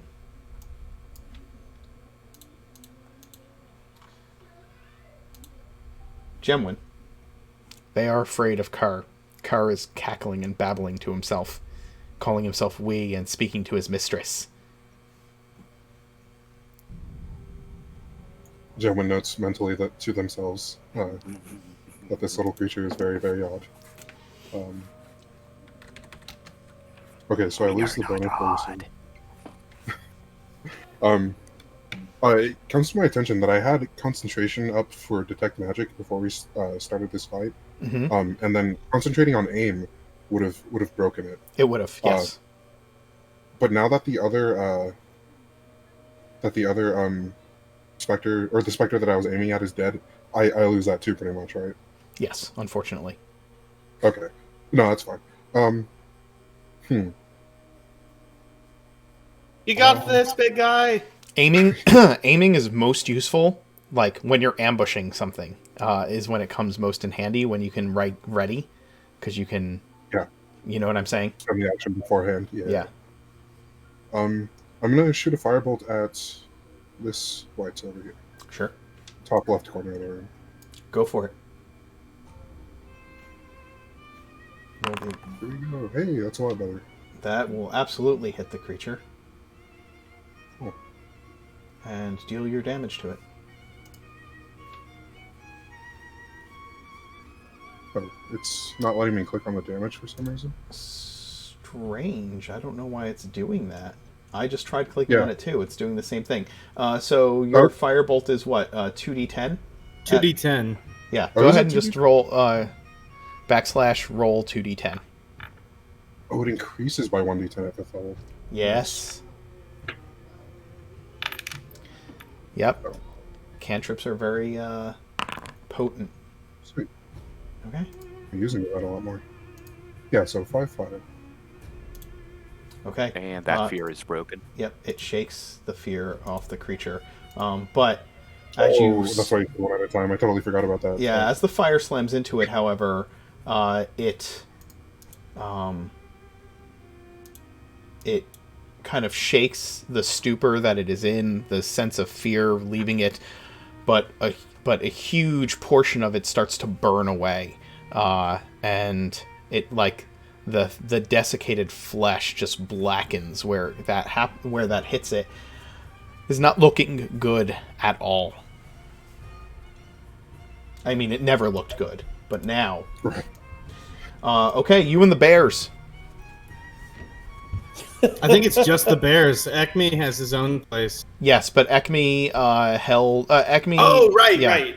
he set Held a the reaction. to move with Yep. the bears. Right. He used his action Yeah, and his movement to ready moving when they move. That's my native name. Move with bears. Move with bears. That'd be your Argonian name. Exactly. So each of the bears gets to move 40 feet. Okay, just Um, go ahead and move they're- point to where you want them to move. Yeah, so I think. Yeah, okay. So that first bear is going to go there, and they're all going to line side by side with Ekby in the middle, basically. If there's room. If there's not, Yeah, I'm work gonna. something out. I don't think they'll probably have to do that to use their full movement, right? Cool.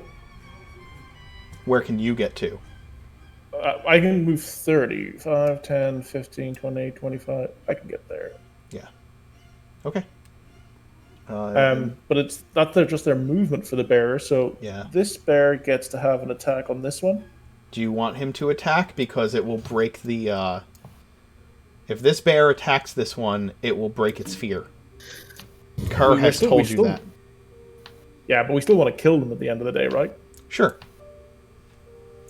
Yeah, so I'll order the bears to attack. Okay. Then the one that has the opportunity to attack will. The others will move in position to attack. They're gonna dash to do so because you've told them to attack. Gotcha. So that's gonna miss with its bite.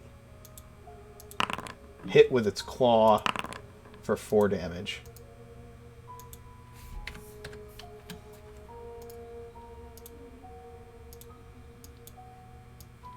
So this one will move here. I think they'll move like that. Perfect. To surround them. Cricket, it's your turn. Yes, indeed it is. Cricket is going to use her. I'm going to use my feline agility to move double my speed, which gives me a movement speed of 60. So 1, 2, 3, 4, 5, 6. And then bounce, bounce, bounce. Did you just bounce on the back of the bears to get to where you are? That's exactly what I was thinking. Did. I absolutely did. I absolutely did. And is this the one that has my crossbow bolt in its face? It does. It has it's planted right there, and there's these black fluid just spurting out of it, and now there's gray matter and pus just dribbling down, mixed in with the black fluid. It needs to make a deception check. Sure.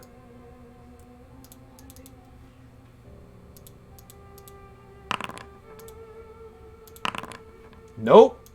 Sneak attack. Kapow! 20 damage. Oh, that's white. And I think you, judging by the way you described how much damage my previous had done, yay. Yeah. Yay. The second bolt rips through the other side of its head, and it falls to the ground, well, in much worse condition than it was when it was sitting. Well, excuse me. Thank you, Mr. Bears, for your... They're so warm, Ekmedenesi. And then I'm going to finish using my movement to hide behind this altar. Sure. Are you crouching? Yeah, I can't actually use the hide action. Okay. Well, if you crouch, then you have full cover. If you crouch behind it. Ah, okay. You're not That hidden. works. They know you're there, but you're crouched down. Works for me. Ekme. Oh, wait. There is a white that goes here. It is not feared. It is going to reach out towards... It's been fighting Gemwin. Then it was afraid. Now it's surrounded by bears. Anytime two, Steve three, mentioned four, the word bears, five. Mark, it makes me laugh. Why? Just the fact that there's lots of bears. I'm gonna roll a d5, and it's gonna be 1, 2, 3, 4, 5 to see what it attacks. Steven, Yes. I think you need some beets. Oh yeah, bees. It misses. Oh my god. Bees are a one-time use attack. For that, and then it's gonna attack with its longsword. That's gonna hit. 18 will hit, right? So 6 damage to the bear. Poor bear. Beets. Ekmi, it's your action. It's my action. It is your action, Ekmi. I don't really want to risk the poor bees on, like, given the whites are surrounded, to be honest. And I don't particularly want to use any more spells, so I will just, like... who's in front of me, by the way? You have the bears. You have Kerr, Gemwin, Corin. Okay.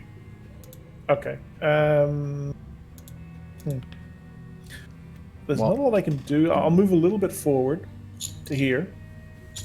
And I will reach out and I will put my hand on Gemwin if I can reach him in front of me. Sure. And I'll cast guidance on him and I'll say, "Be careful, my friend." By the way, Nat Awesome is in the chat, and thank you for allowing me, for reminding me to make sure that the corpses have pus at some point. That was wonderful. And I just want to give a shout out to Nat Awesome. If you have not checked out her channel, followed her, watched her D&D games, or gone over to Axe Thursday night game and watched her play in it along with Marcus, you gotta do it. Yeah. You gotta do it. It's good stuff, guys. Okay. So you give guidance to your friend, and Caliph, it is your action. Let's see. We'll go 10 feet to there to see what he can see. Can you move through friendly spaces? Can I move to here or not? Yeah, you can move. You can move through. You can move through friendly spaces. Absolutely. You cannot stop, but you can move through them. There.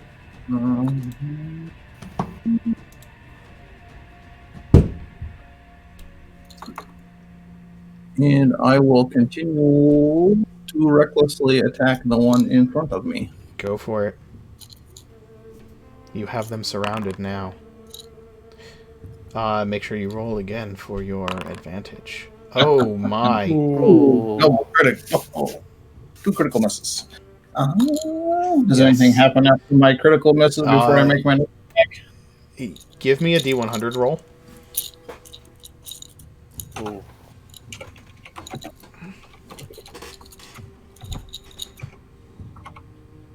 My familiar was asking me to pick her up. Yeah. Corin, he goes to hit the white, and the white ducks under his reckless blow, and the axe lands squarely in your chest. I'm gonna can I shield that? Do you have the shields? I can do it. It's my daily action. I can do it once a day. No. Well, I mean, if you want to use the shield spell to cancel it out, yeah, I will let you do that. Go ahead. Okay.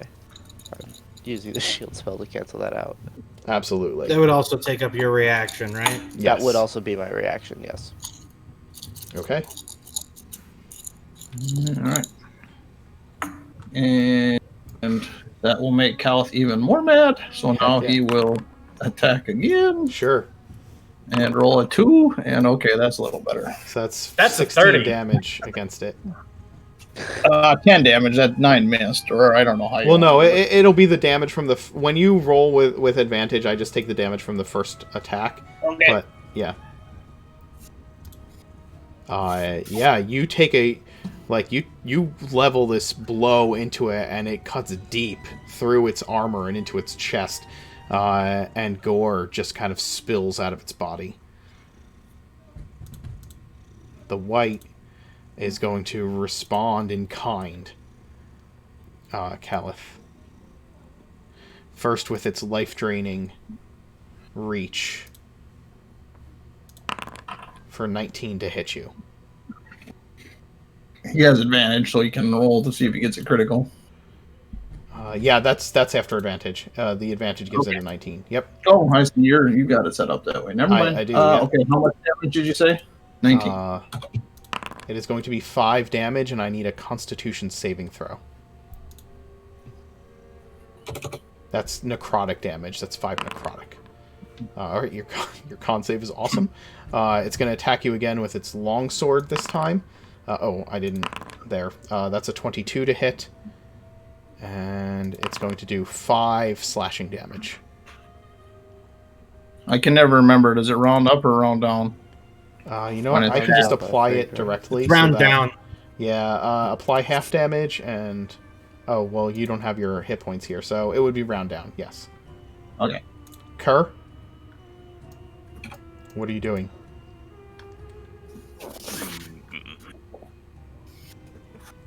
Still up, still up. Only one down.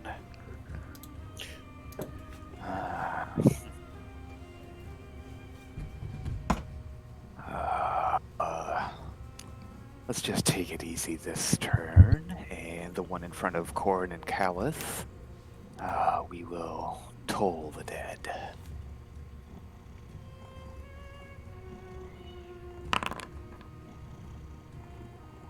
DC Wisdom 15.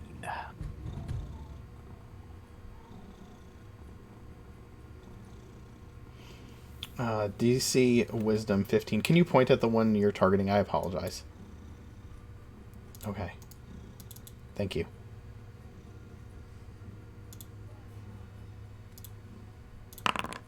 It succeeds. Then that will be all that we are doing. All right. Corin. I am going to Fighting Spirit as a bonus action. Yep. And I am going to Great Weapon Master. Okay. And remember, the Great Weapon Master is simply going to be canceled out by the fact that the creature is surrounded. So because it's surrounded, you get a +5 to hit it. So... Alright, so it's just canceled out entirely. It just cancels that out, yep. Awesome, that's good to know. Advantage. Oh, not great. Not great. So 12 to hit Yeah. is going to miss with the first strike. Going to roll again. That should hit. That will most definitely hit. For 20, is it 22 slashing damage 22, then? yeah. 22. And you are a... it already re-rolls the 1s and 2s. That's cool. Oh, that's nice. Yeah. Didn't know that. Yep. Rerolls less than 2. Alright. So apply that damage. I'm sorry. Yeah, there you go. Does that kill it? No, because it would be 22 total, but halved because 11. it is. Okay. Because your attacks are non-magical. So it is still standing, but it isn't. It now has a huge gash in its back as well, and more ichor comes splashing out onto the ground. Then I'm going to action surge. Okay. And attack. Nice. Again. Go ahead. Are you using your Great Weapon Master? Yeah, ability Great then? Weapon Master as well still. Okay. Nice. That will hit, and that blow will kill it. I am then going to step forward, and because that blow killed it, I can now use an attack as a bonus action. Have you used your bonus action for anything? You fighting spirited with your bonus action. Oh, I fighting spirited. Yep, never mind. Thank you for But you reminding still me. get an attack. I still have one attack. You still have one and I'm gonna attack. step forward. You step forward into the body of this undead creature, just stepping into this black goo that has poured forth from its And then body. I crit. Level your blow. Where is If it? this will continue rolling the dice. That is, Oh my in God. fact, a critical hit. So remember, your base damage is doubled. Or not your base damage. Your base damage is maximized, so... Maxed, yeah. It's going to be 12 what, plus 12, 4, 13... so 30 damage. 16. Yeah, 16 plus 8 plus 10. Yeah. Plus 10, yeah. So 16... So 34. 34 damage, halved. Get me a magical weapon. Yeah, or something. It is bloodied after that blow. Okay. And then this wight is still cowering from Kerr's turn ability because nobody's hit it yet. Gemwin, it's your action. Yeah, I'm gonna cast Firebolts at the one right in front of me, so at disadvantage. Do I also still get +2 from flanking? Plus 5. You get plus 5. Technically. I think.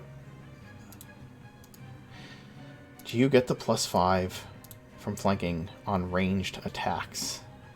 Because you're firebolting, correct? I mean, that's totally up to you, dog.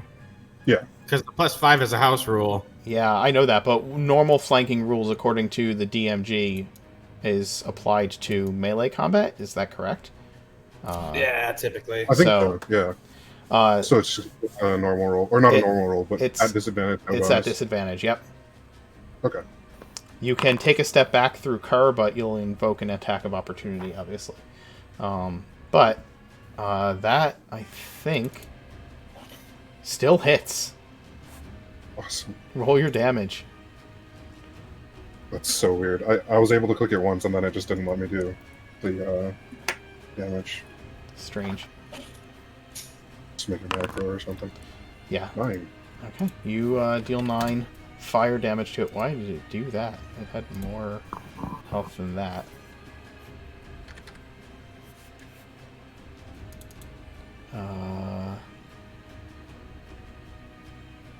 Okay.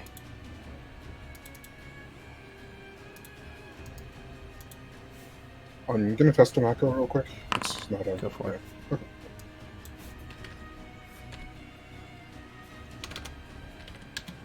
Okay. That's my turn. Okay, cool. So you level your firebolt against it, and it manages to hit. And then the bears come in. Nom nom nom nom nom nom nom. I am going to tell you, with this many bears, each with +5 to their attack roll, that the average amount of damage that they have been doing, they are going to tear this wight to shreds. The wight is not going to survive their attacks. They will completely destroy it. Cricket? I look up and I see that my big fluffy tail is sticking out from behind the altar, which is why I am not hidden. And I am going to like pat it down and be like, "Stop it!" And then I'm going to move 5 feet over, and I'm going to pop out from, or I'm going to make a hide check. So I'm going to try and hide. Okay, go ahead and roll to see if you can stay out of sight. The thing is afraid, so...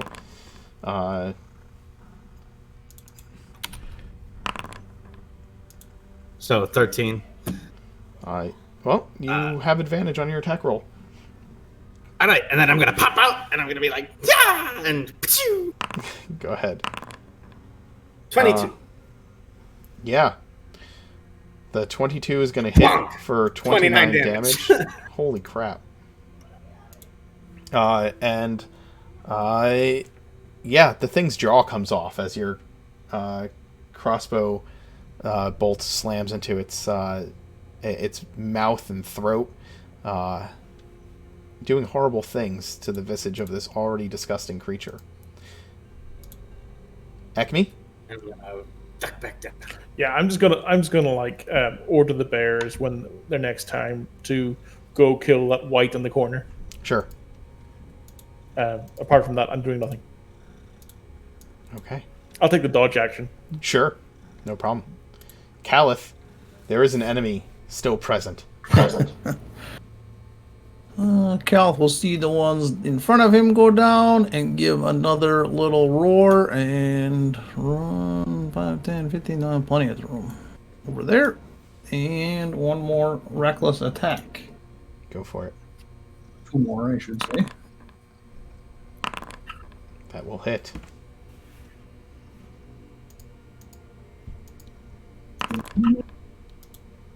Oh. So that's that will hit as well. 20 damage. That's 20 damage total. And that is going to bring down the last wight. You fell the creature, and it falls beneath nobody's retribution. You are standing there raging in anger as the last of your enemies falls before you. And he'll give the body a couple more whacks before his rage ends. He continues to slam nobody's retribution down into this undead form. And when Caliph turns around to look to his allies, he is covered. His bare chest and face are covered in a mask of black ichor that just kind of slides over his body. He is an image of absolute fury. Nice. He'll give another final scream, and then his rage will end. And he'll say, "That was refreshing." Caliph, you look stinky. Stay over there. And Clean yourself up. as that happens, we will take our break, and we'll be right back in a few minutes. Like 5-10 minutes, we'll be back.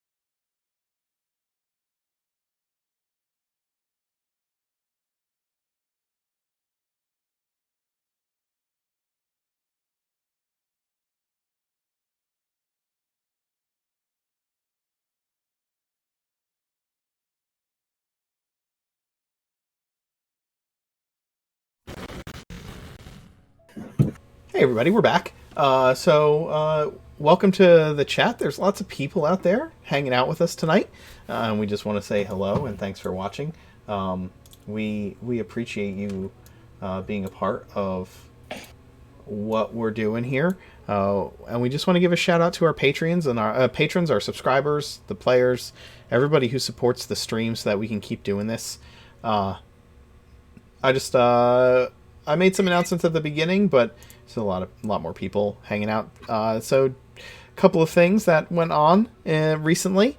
Last Saturday, we reached our goal for our Extra Life charity stream that we were doing with D20 Connect, and because of that, come November during Extra Life's big day, we are going to have a very special one shot where Steven and his gang of hooligans who like to make me smack myself in the face with face palms throughout every stream get to torture me as bards for an entire afternoon. They like to do that, and so I suffer for the suffering of others so that we can alleviate the needs of some children through raising money for Extra Life. So please join us on November 7th and watch me try not to lose my life to cringy humor. We have a couple new goals. We have a follower goal where we already got a bunch of followers tonight, which is amazing. We're trying to hit 500. And once we do, I'm going to give away a D&D book to one lucky follower. It'll either be Rise of the Frost Maiden, or if the new book, Tasha's, comes out, we'll be doing that. We'll be giving that away. And then, our sub goal, we just hit 30 subs for this month already. And if we hit 50, I'm going to drop a new emote. And then after we hit that goal, we'll probably put up a goal for a dice set to give away to somebody. Nat, thanks for subscribing with Prime. Brad, thank you for subscribing with Prime as well. If you do have Twitch Prime, you get one free subscription a month, and we would be honored if you use that for us. Nat's in the chat. Nat Awesome, and her stream is amazing, so head over there if you haven't yet and follow her as well. And I think there are some others out there. I think Hallister's Compass was out there too. Make sure you check them out on Twitter, Twitch. They're awesome people as well. Giving some shout outs to folks. If you are a content creator, you might have seen Nightbot proclaiming that we want to hear about what you do. We really, really do.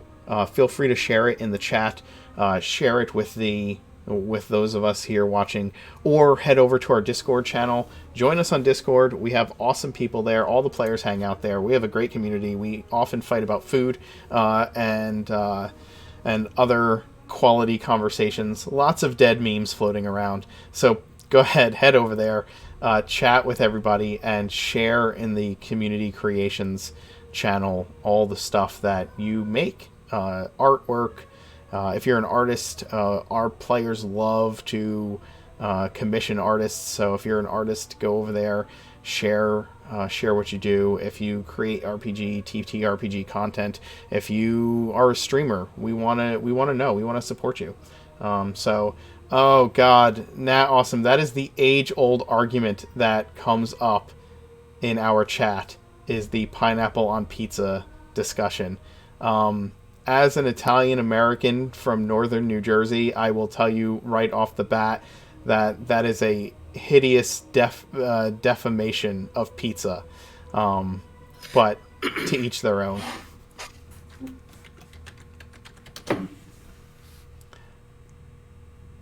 I have pineapple on sausage pizza right now, right in my hand. I'm going to eat it on stream. Nice. Hold on. Wait. I gotta get ready for you to do it so that I can hover over your camera. So, oh my God, I didn't shut it off in time. God damn it. Got some jalapenos on that, I hope. Oh my God. Got some jalapenos on that too? Because that's when it gets really good. Oh yeah, Oh my goodness. jalapeno, mushroom, sausage, and pineapple. What is with that extra cheese. monstrosity that you are eating? Good God. Oh Sounds my pretty good, God. actually. I think I just threw up in my It's mouth a little delicious. bit. I just, oh my, oh. And I thought the descriptions of the whites that I was giving as they got damaged was disturbing. You describing your pizza just outdid all of it. Okay, guys, you are in this room, and you still have the bears with you for an hour. You have severely depleted your resources, but you've only been down here for maybe 5.5, 6 hours. What are you gonna do? Seeing Caliph turn around and from killing that last white and starting to stride towards us, covered in the goo of his enemies, Kerr looks at him and is like, "No, very, very different voice than normal." Oh, well, hello, muscles. Then I just kind of look around and hope no one actually heard that. I'm gonna take a look at what's on the altar. Sure. There's so this looks like a religious altar, and as you begin to examine it, there's a couple of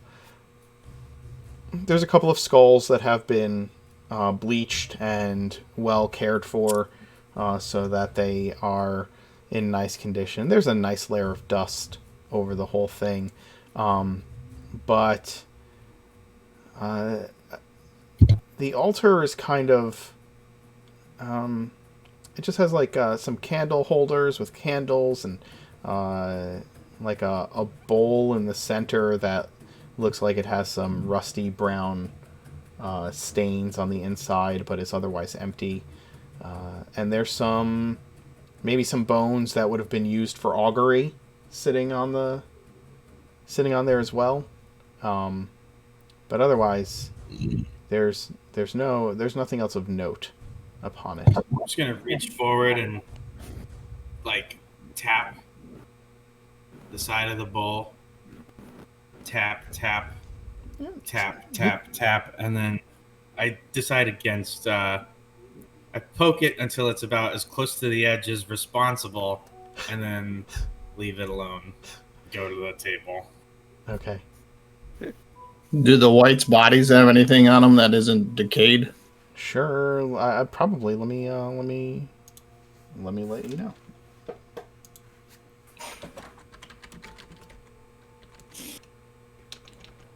In the time that it takes them to inspect those things, I'm going to do a detect magic again as a ritual.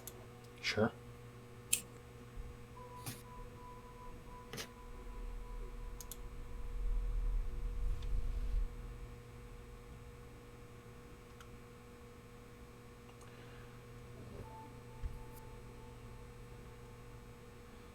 Okay.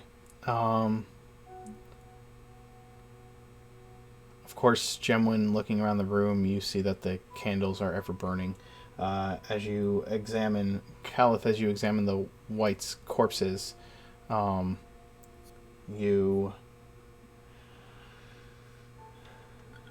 what do you find here?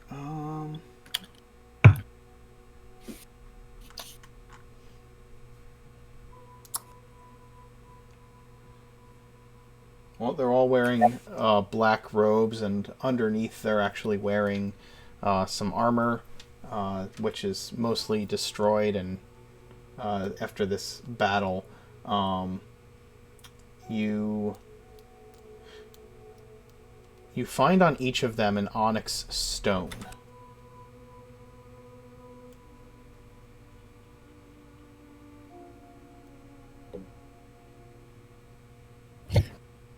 To me, it just looks like a stone, I take it. Yeah, it looks like a black onyx. A black onyx jewel, almost. It's not quite It's not quite like a gem, but it is a black onyx. It's this interesting looking stone. Each one of them has it on them, on their person, in a pouch that's kind of pressed against their chest. I'll ask Ekmadenesi if he knows anything about him, or Gemwin if he's done casting. Yeah, can I roll an Arcana check? Certainly. Mark? Yeah, I said, yep, you can totally do that. Oh, I didn't hear you, sorry. Yep.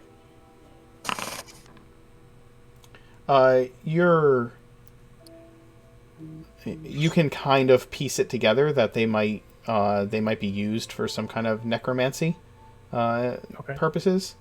You're not sure what, but if each of them had one.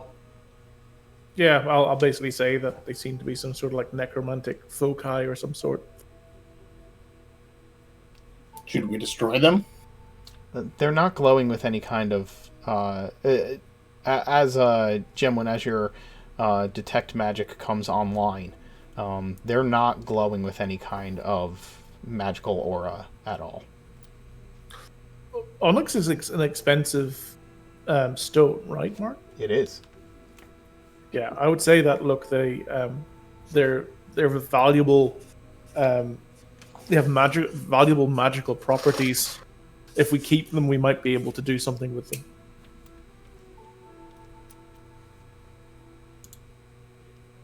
That's your field of expertise. I'll trust your judgment in that, and I'll give, assuming that I took them, I'd give them to him. Okay, thank you. 4 of them, you said? Yes, well, I believe that's what he said. 1 on each, yep. Okay. Yep. I'll give 2 to Gremwin then, and I'll keep 2 for myself.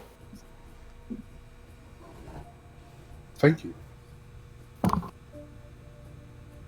Gemwin will hold them out for a second, wondering what to do with them, and then talk at them. Let me see.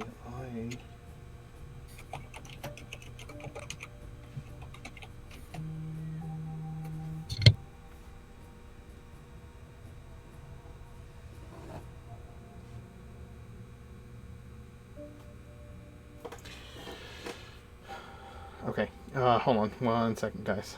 Sorry. It's all good, dude.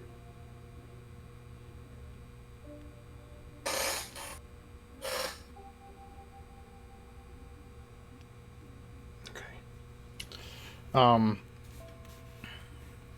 right. Looking around this room, Gemwin, you see, you don't see any other magical auras upon anything in the room.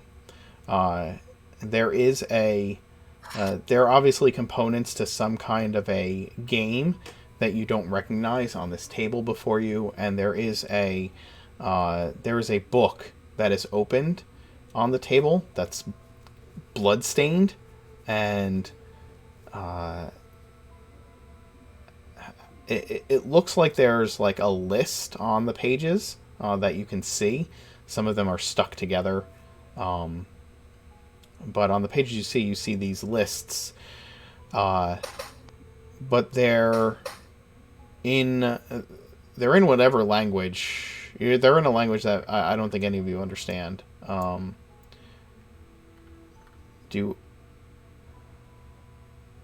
The room includes the doors, right? Yes, the room includes the doors.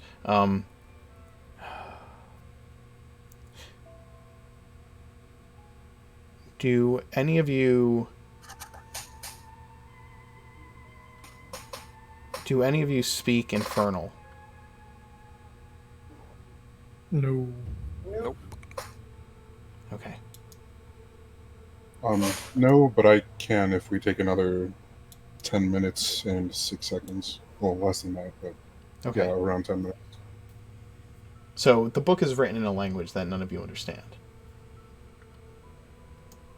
Gemwin would note to Cricket. It appears these doors aren't magically trapped.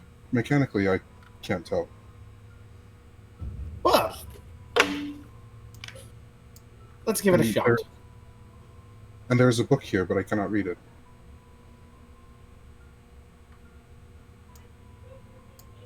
Well, it might be not a bad idea to take it with us anyway. Is it old like the other ones were, where it's like almost falling apart? Yes, it is in similar condition.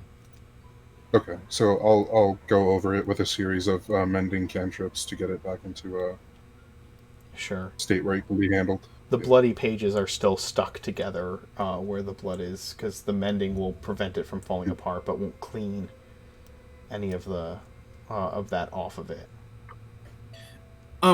Probably not a bad idea to back up a little bit. Gemwin, I wouldn't want you to get caught in anything if this gets triggered. Are you examining the door or simply examining it? Okay. Go ahead, give me an investigation roll. You're looking over the door. And hold up. Sure. There we go. Nice. Because I get advantage on searching for traps. Sure.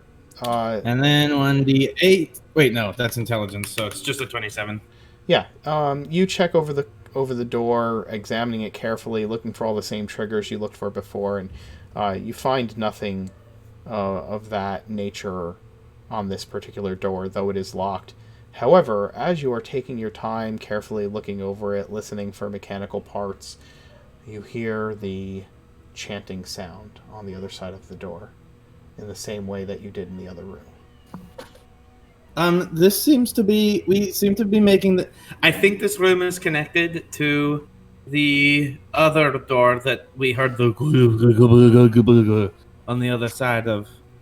That was a level beneath us, though, wasn't it? No, it was same level.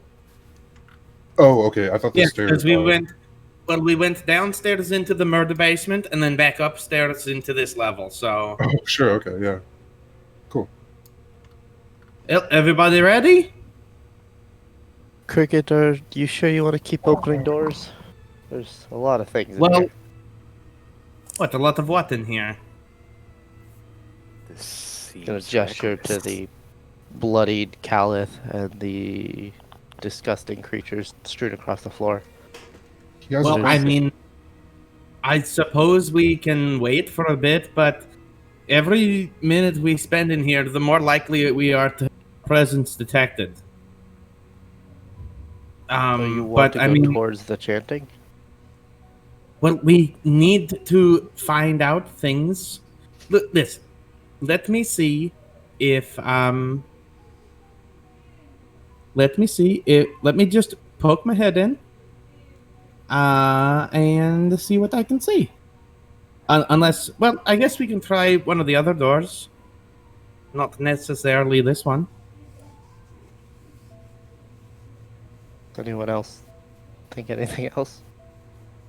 We'll look around. Look, see if anyone's paying attention. Look, I'm sorry. I don't particularly like the idea of... We need to make a decision because I don't think it would be safe, regardless of whether or not we open any doors, staying here for 8 hours to take a nap, which I love just as much as anybody else, is a good idea. There are 2 other doors that you... in between the 2 rooms that you have walked into, and there is that long hallway that goes to the east that just kind of fades into darkness as any of you looked down it. So beyond this one, yes, that keeps going. I mean, do you want to turn back or take a different look? Probably yes.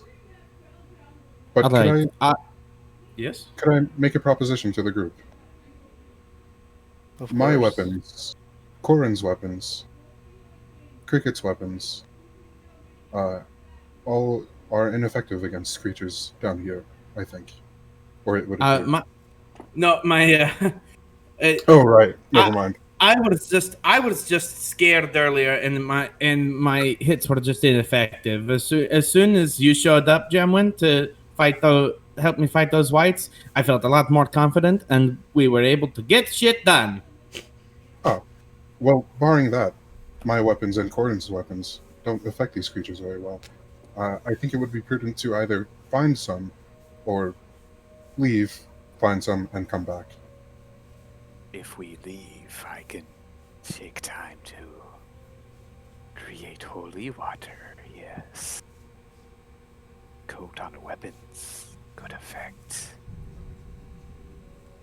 That would be a Wouldn't- suitable alternative. Wouldn't holy water just fall right off the weapons?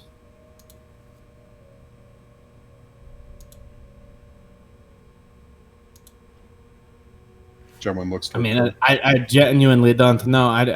Yeah, Look, me this neither. is the first time. This is my first time working with other people. So I mean, there's all sorts of different things that I'm not used to having to do. But I like you guys. I'm not particularly fond of the idea of dying. So let's. I mean, we've got other directions we can check out, right? My feeling is if there is chanting, that can never be good. I wonder what the repercussions would be if we let this chanting to progress. That is a valid concern.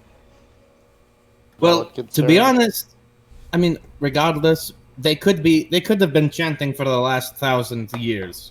We really don't have any idea.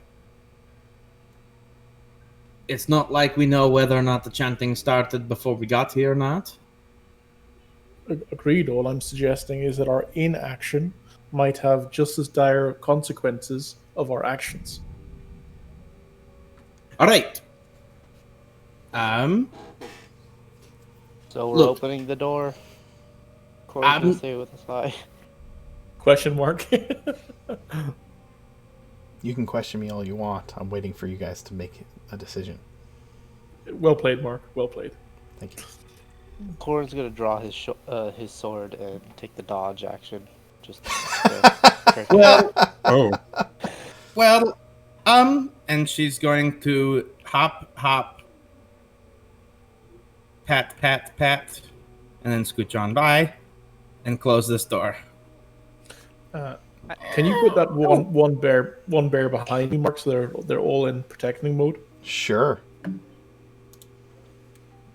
I'll actually take an action to aim too, if I can do that. Do I need a target? You do need a target, yes. Okay, yeah, never mind then. I am going to go ahead and jiggle the handle of this door. Sure, click on it. All right. Look, Oh, these two doors are locked. I thought we were going in the main door. This one. Did you check that? Right. For Well, checks? I mean, look, as much as I like the idea of just barging on through, it surprisingly has worked out relatively well for me in the past. Do we want to take the time to rest? We've already rested. Oh, in we go. Kerr is actually opening up this door. You're opening it back up? Yes. Okay. Leave escape route open. Clever Kerr. All right. Lockpick check. Yep. I'm going to try to hide underneath this That's table. that is plus 6.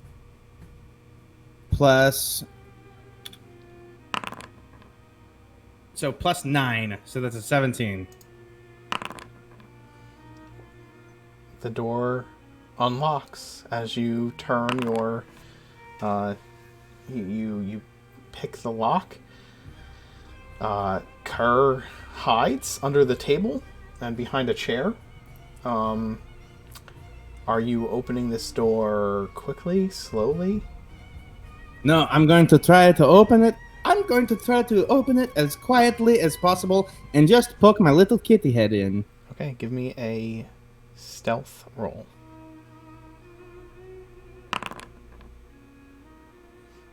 Okay. You that shrinks my dice down to a D6, by the way. But Yep. that is a 25. Okay. You peer through the door slowly, poking it open. Can you move? I do the thing where, like, you know how, like, okay, so you've got a cat. Has your cat ever opened a door? Absolutely, Face? absolutely. Yeah, that's what I do. I like jam my face in there and like look in. Okay, you can move yourself one step forward so you can see into the room, right, with your token. It is not letting me do that. Okay, can you click on the door to open it? There you go. Yes. So yeah, you see these stone pews and the same symbol in the floor. Oops. And what did you oops? Oh, I accidentally closed it again. Sure. These violins are very disconcerting. You see a stage with a altar on it. You see this wooden platform. Well, you probably don't see the wooden platform that is there. You probably don't see that from the doors, right? But you see the rest of the room. You see this kind of red glowing light that fills the room, and in the places where this crimson glow lights the room, you see translucent hooded figures, ghostly figures, staring towards the front and the altar, and you hear the whispered Gregorian chant sounding thing. Exactly. They don't seem to notice you as you peer into the room. There's 3 of these figures at each pew. That is a lot of people. I am going to just back out a little bit and slowly close the door. Wait. It just seems like, did there seem to be any, like, function to the chanting? It was just repetitive chanting. Did we all hear it when he cracked the door open? It was just this mild whisper like a whisper, like on the wind, almost like an echo in the distance. Even Cricket peering into the room, it doesn't get much louder than it did when you pressed your ear against the door. Well, let me guess. A lot of scary things in there. Well, honestly, I mean, yes and no. I'm not a big fan. Look, I am really, sort of,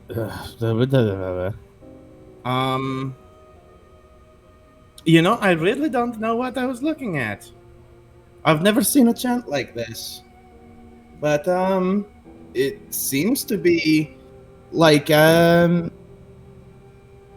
spectral. If I had to make a guess, it would be like spectral images trapped in a loop. They didn't react at all when I opened the door, though I may have done it a little too quietly. Caliph would turn to Gemwin and Ekmadenzi and say, the hocus pocus is your forte. I, for one, am extremely uncomfortable with the prospect of going in that room. Jim, did you guys... Can I lock it? You can use your thieves' tools to try and relock it, sure. Don't do that yet. I have a quick question. Gemwin, did you guys take the time for Gemwin to cast Comprehend Languages as a ritual? No. Okay. I don't even think I told them that I could, yeah. Okay. Above game I said I could, but I failed to mention, yeah. Understood. Well, we've got 3 other avenues of direction. 4 if you include retreating for the moment. You have about 40 minutes of bear left. Thank you. Look, I just feel like it would be ridiculous to waste this unbearable opportunity. I'll bear that in mind. Thank you. We can barely get through a session without a pun. Yep. Gemmin will turn to Ekmedenesi. Thoughts on the room? Well, let's think about this logically. We have a number of how many people were there in the room? Let's see, 24, 27. Were you able to have a look about what they look like, or were they ghosts? They looked all ghosty and translucent. And considering how much trouble those gave us last time, I'm not really sure we could handle that many. But they didn't care that you were in the room, correct? They didn't react, or they didn't notice me. Yes. And she didn't go all the way in the room. She just kind of peeked her head through the semi-open doors. She didn't even open the doors all the way. I had Ak move the token in just so that he could see the room, since it's, line of sight is blocked behind the door. But he didn't actually go. She didn't actually go in the room. She just kind of like peeked into it.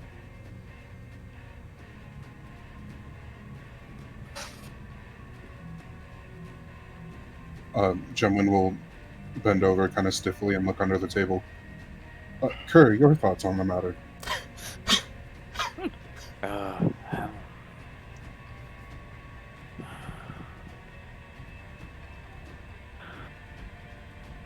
I might have idea, but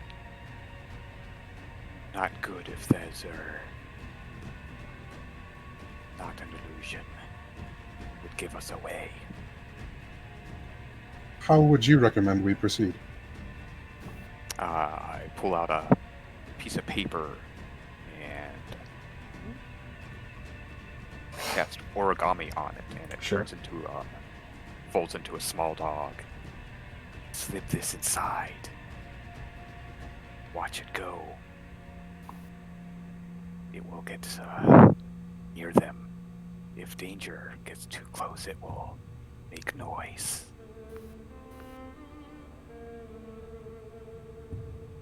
I've never seen this spell without rules. I could. I have the power to transform into different forms.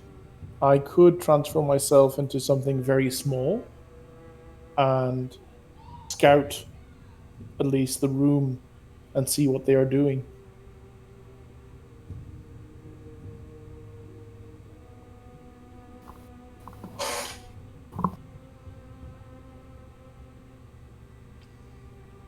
I'm not opposed to any particular plan.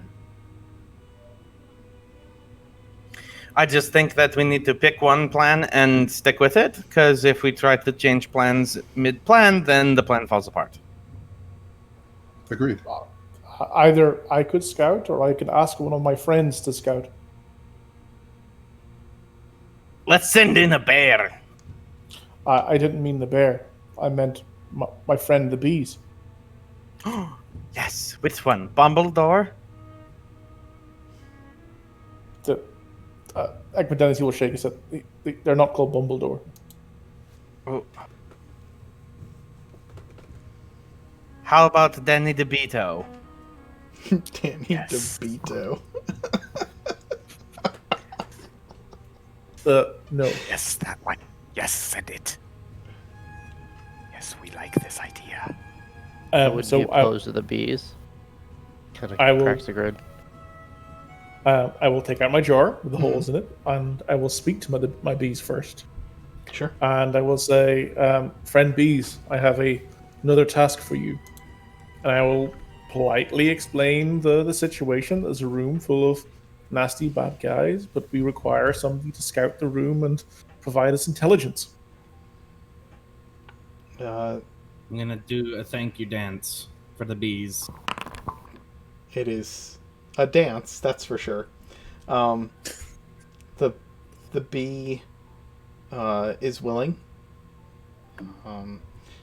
and flies up out of the jar, and flies to the door, and is crawling around on the door, right where the crack of the door would be. Go on. I open it a little bit. Okay, the bee flies into the room. How long are you waiting for the bee? I'll wait like 5 minutes. Okay. You have 35 minutes of bear left when the bee returns. It slips back through the crack and returns to the jar. Then I will start asking this question. What did you see, my friend?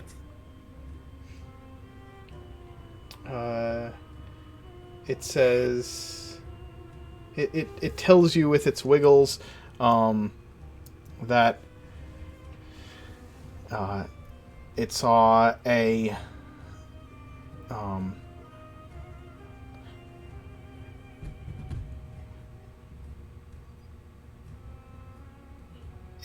It basically tells you that it saw many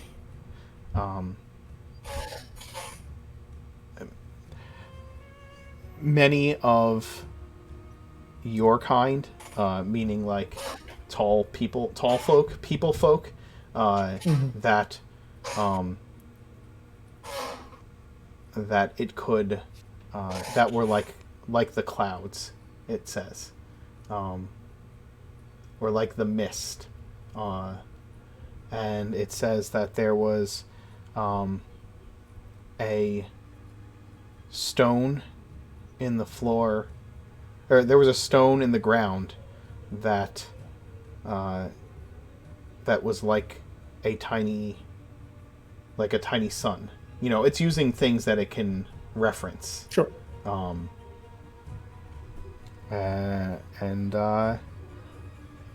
Yeah. That's essentially what it saw in there of anything that would register to it. Do I get the impression that this hole in the ground with a tiny sun is either fire or a gemstone? No, it was it tells you that it was a rock.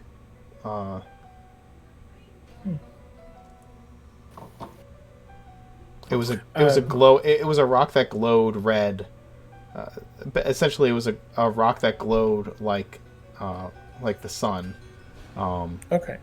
But the light was different.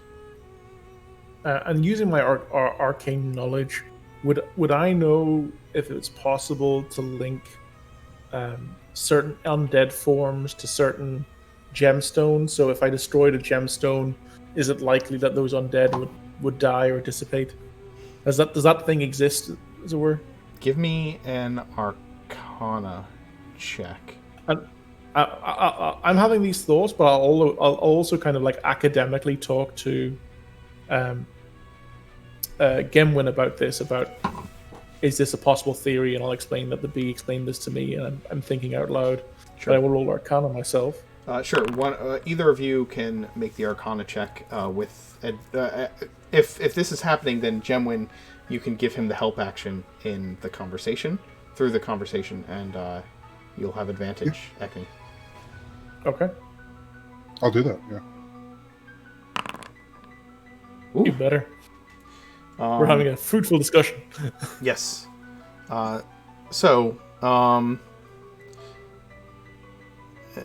It's not...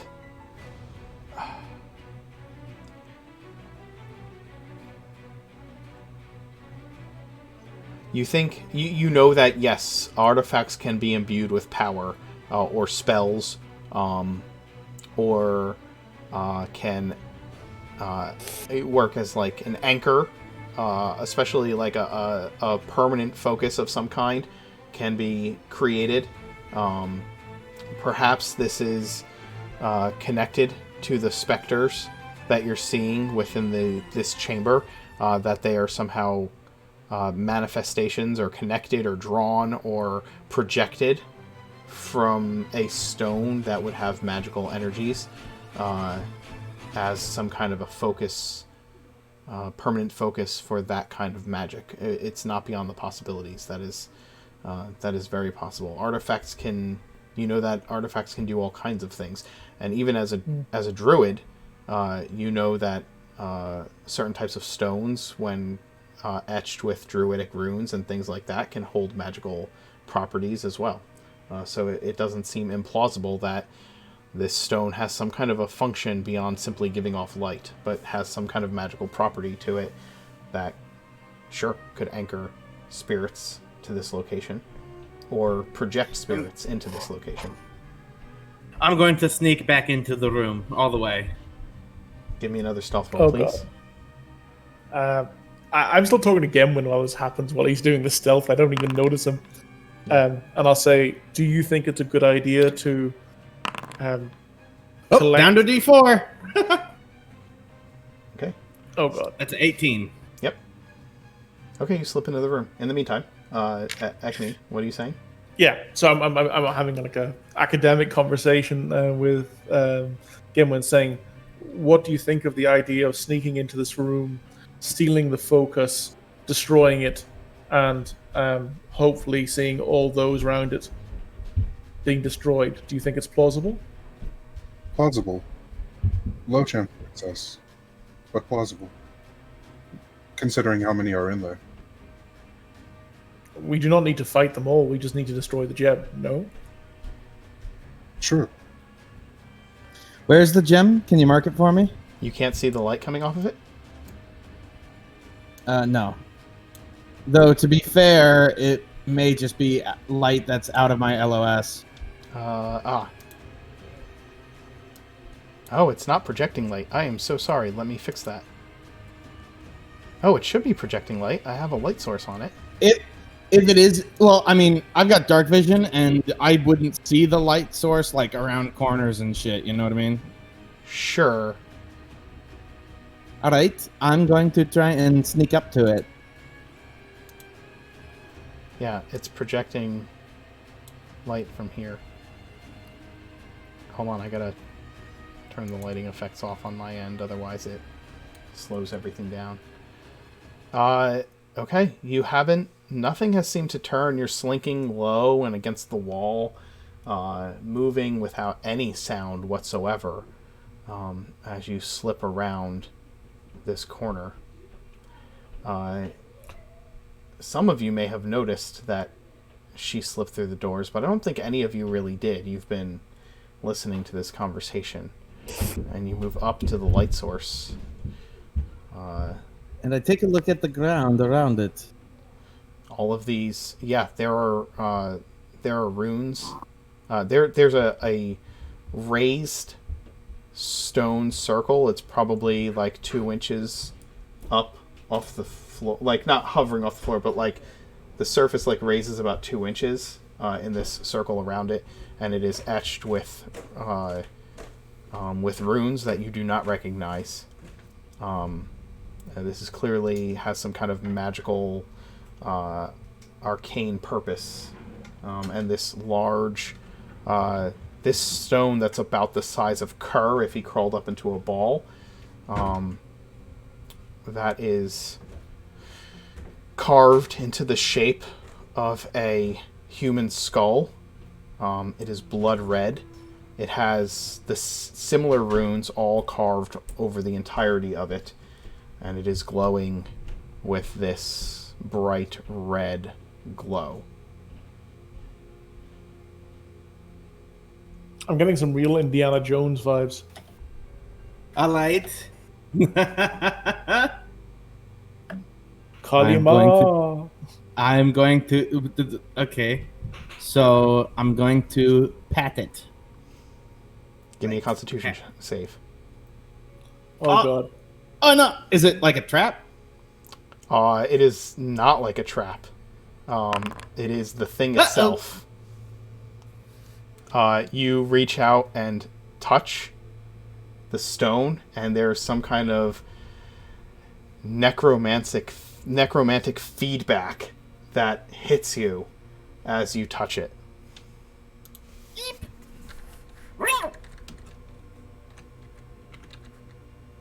How loud is the reaction? You take 35 necrotic damage. Oof. As necromantic energy just fills your body, drawing the light. You feel your life force being sucked out of you into the stone. just from a tap. All right. Well, that's it.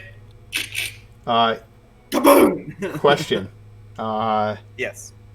Do you cry out in pain when this happens as your life force It'd be more is like a drawn yelp. through you? Wait, can I make a save to not do that? Yes. 'Cause I would try to be I quiet. will allow you to make a... You're trying to not yelp. I think it's another Constitution save to try and hold in the sound. You are about to yelp, and you pull Bite my lip. You tap it, right? You tap it, and in that moment of tapping it, you feel part of your life force just rip away into this stone, and you're about to let out that sound, and you grab your face with both of your hands, and it prevents you from eking into the room. All right. Well, I draw my crossbow and I aim right where the weak point on a human skull would be. And I fire my crossbow at it. Okay, make an attack roll first. Okay.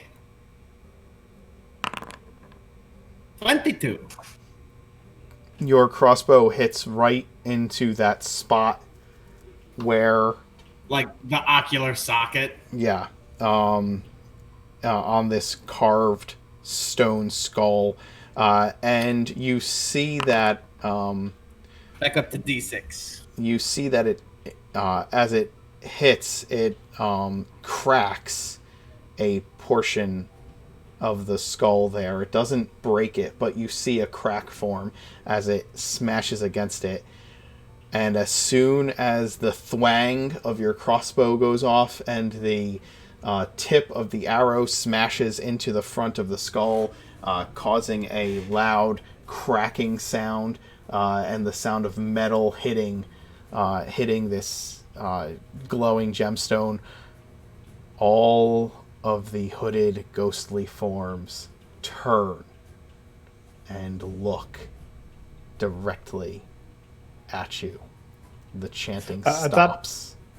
At that point, I'd like to just look around to the party and say, "Anybody seen cricket?" Yeah. Well, you ask that question, and just at that moment, you hear thwack, and then the chanting stops. Cricket, He started it. Cricket, you have the record scratch moment.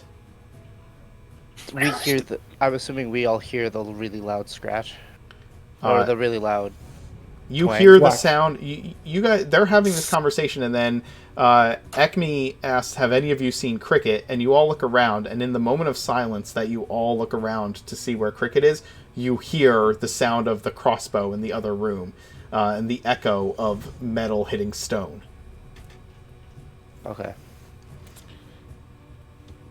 Well, Gemini runs to the door, up to the door. Yeah, I'm gonna run in through it at and this point.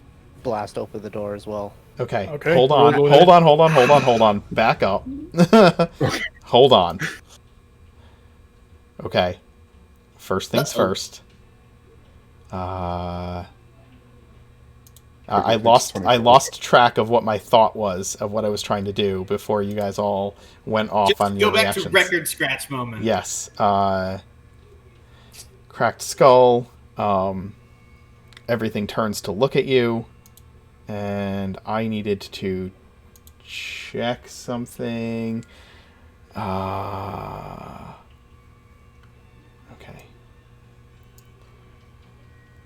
All right.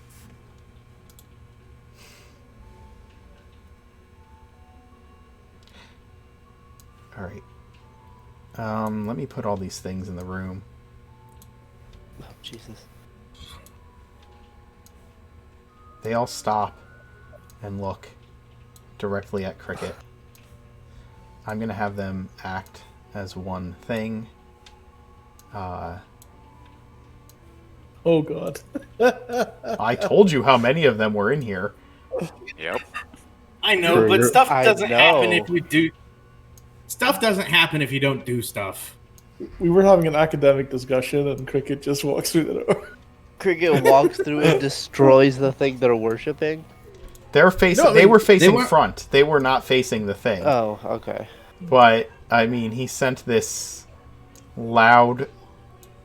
He attacked the thing, and they all heard it and stopped their chanting and turned to Cricket and stared at him for just a moment. And in that moment, everybody's going to roll initiative. So you guys remember that when, before today's session started, that I said that I would run away? Oh, hold on. Actually, don't 28. don't start rolling your initiative yet. I'm so sorry. I need to add you all to the initiative tracker first. Is Kerr going to run away? Justin? Look at that! Perfect sense, right? Yeah. Kirk You could don't kill. know. Kirk could What- conceivably kill all of them. In a No, single Conceivably. move. Divinity. If he had a channel divinity, which I Right. don't believe he has. That's right. I don't. Oh, okay. We'll be fine. So you guys rolled your initiative already, right? No, I haven't. Who has? am I waiting? Yeah. I haven't. I accidentally did. Hold on. Who has rolled it? Me. I got a 28. Okay. So first one.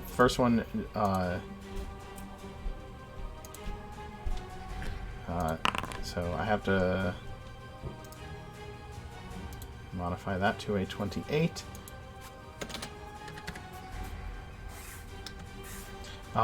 Okay. And who else rolled it? You I said rolled a Corin 26. rolled it. A 22, sorry. Okay, you're in there. Okay. All right, everybody else roll their initiative. I'm going to change the music. So many of them. So many of them. Before anything terrible happens, I will remind you all that I am giving you lots of information about what is going on for you to make decisions as a party, and giving you plenty of time to decide on what to do. So, I'm just going to put that out there. No, I know.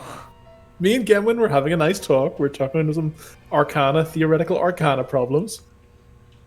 I will I had also to, I will also make a note that Chris is new to the death saves. He does not Not have anymore. he does not have your Not gonna same be level anymore. of fear. Let's put this music on because I think it's necessary. I just have this image of like Ekmedenici and Gemwin in front of a blackboard with some chalk. You know? There's like there's like 27 or 30 vectors in there. Jesus. Yeah, you knew that. He literally I know. It's she just she seeing it's literally different. told you that that's how many were in there. I've got one thing I can do, which might cull the herd, but I need to get like high enough initiative to like do it. I have Firebolt and a rapier. You know, I And got you a knew sword. our party name. I think Bun, this is exciting. Bun just joined the chat and goes, "Why are there 30 specters?" Oh, I'm so sorry. shall we roll initiative yet? Yes, I said you guys can roll your initiative. Go ahead. Okay. So, Ekme, you're the only one who hasn't, actually. Alright. I don't know why I put all these specters on here. They're all going to move on the first one's action anyway. Cricket, they all turn and look directly at you after you've You know what? shot at this thing. All right. I look back at him, and just like a piece of shit cat knocking an expensive vase off a table, I load my crossbow, and I'm gonna fire at it again. I don't even give a shit. Go ahead, roll to attack. And I'm gonna give myself advantage with my inspiration. Okay, I'm gonna reroll that 8. that's a 22 for how much Turn damage? turn that 1 into a 4. So it's that's gonna be 22 points of damage. on top of the 16. Yeah. Okay, you hit the exact same spot that you hit before. The crack widens and a chunk of it falls like cracks off and falls to the ground, and that piece becomes inert, but the rest of the stone is still glowing and intact. Though there's tiny like imperfection, like cracks in the area that you hit the second time. What are you doing? Okay, does it occupy a space? The stone? Yeah. Like, if you move, you can move within the circle if you want to, but All right. Yeah. Well, it's an here's what I'm object. gonna It's do. the size of Kerr. Yep. Here's what I'm gonna do. I'm gonna get in the corner, and I'm gonna go. "Ah!" And then I'm gonna take the dodge action as a bonus action. Okay. Corin, you hear a second thwang, and a crack, and you hear stone hit stone. And then I'm assuming hissing. From Oh a yes, scared cat. loud, Yeah. scared cat hissing. This is awesome. I regret nothing. I'm gonna move in 3 in like a, at the moment, heroic attempt to try to help. You see, Visually see what's in front of me. and they're all staring in the corner. They're all staring at the corner. Yes. And I'm gonna shout to Cricket, "What the hell did you do? You gotta get back here." And I'm gonna run back and shout to Ep3 and Calith, "Table, we have to barricade the door. Otherwise, we Are we might be locking screwed Cricket here." in? We will find out in a minute. And I will. That's my movement, but I will take the dodge action. Okay. The last, It is. What's that? the last specters we fought rose out of the floor, right? Yeah. I'm going to tell you Worth what a is about shot. to happen. Cricket. The specters have incorporeal movement. They can move through people and objects. You know that scene in Raiders of the Lost Ark when all the spirits come out of the Ark and fly through and around the entire area? 27 specters fly through your space, life draining you as each one does, and then flies through the walls and back into the room like a storm. Don't they have to hit me? Spectral forms. Yes, I am going to roll to hit 27 times with All at disadvantage. disadvantage. All at Yes! disadvantage. Oh my god. Bring it on! Let's do it. I've legit never seen anything like this in D&D. This is fucked up. Oh my god. There was the first one with disadvantage. A 22. It was a 20 and an 18. Oh wow. Okay. Uncanny dodge. Okay, so you lose 9 and I need a constitution save. So No, it I would be lose 9. 4. You lose 4 and I need a con save. That's the first one. Somebody count for me, please. Oh, he failed his one. con save. Gotcha. You got it. failed your con save? Yep. Okay. Max goes down. Your right? maximum hit points go down by 4, yes. Okay. Here comes the next one. That's number 2. Fail. That's going to miss. 3 is going to hit. That's 10 and a con save. 10 damage. Is somebody counting? Yeah. That's another failure. Yeah, so you lose 10 up to your maximum hit dice. Hit points. All right. So, He's dead. You Brutal. tried dead. This to, is really brutal. so that's how many? That's 14, right? Yeah, that's 14 so dead. far. So That's a miss. Next miss. miss. Miss.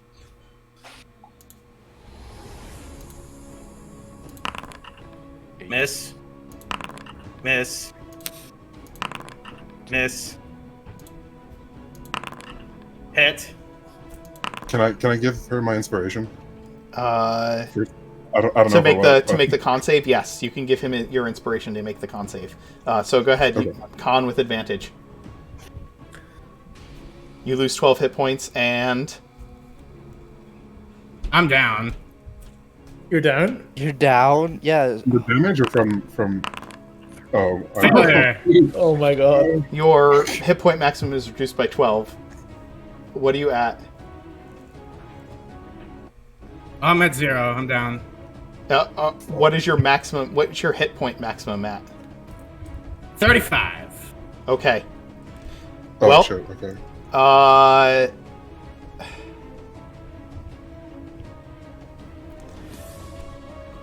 How many? Whether- How many attacks was that? 12. 15 left. Is it a question Just so of you what, know, so the incorporeal movement doesn't mean that they get to attack, and a lot of these are further than 30 feet away from me.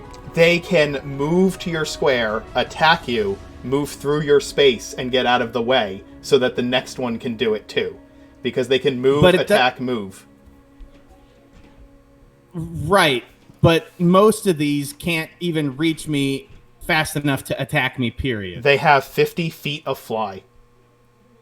Do they really? Oh my Yes. god. Ha! They can't! Okay. No, they could. That the furthest one is here, right? Measure from that one. They can all get to you. No, that's 55 to get to me. Okay, so they all can't fly. Oh, okay. So if 55, 55, 55. These ones can, but Sure. they can't all occupy the same space. they and cannot they max all out occupy trying the to same reach space. me. Yes, you are correct. So let me move these one at a 15. time. Let me move these. So this Alright. is. This one's going to be able to. Let's see. All of these are going to be able to move in and out of your space. All of these, right? So then Right, but this they one, still have to move in my. They have to move into my space and then move back out with enough room for another one to occupy that space. Okay, so or this- they end up in the wall and get shunted with damage. Correct. That is correct. So, this one has 45 to get to you. You're correct. So, there's going to be...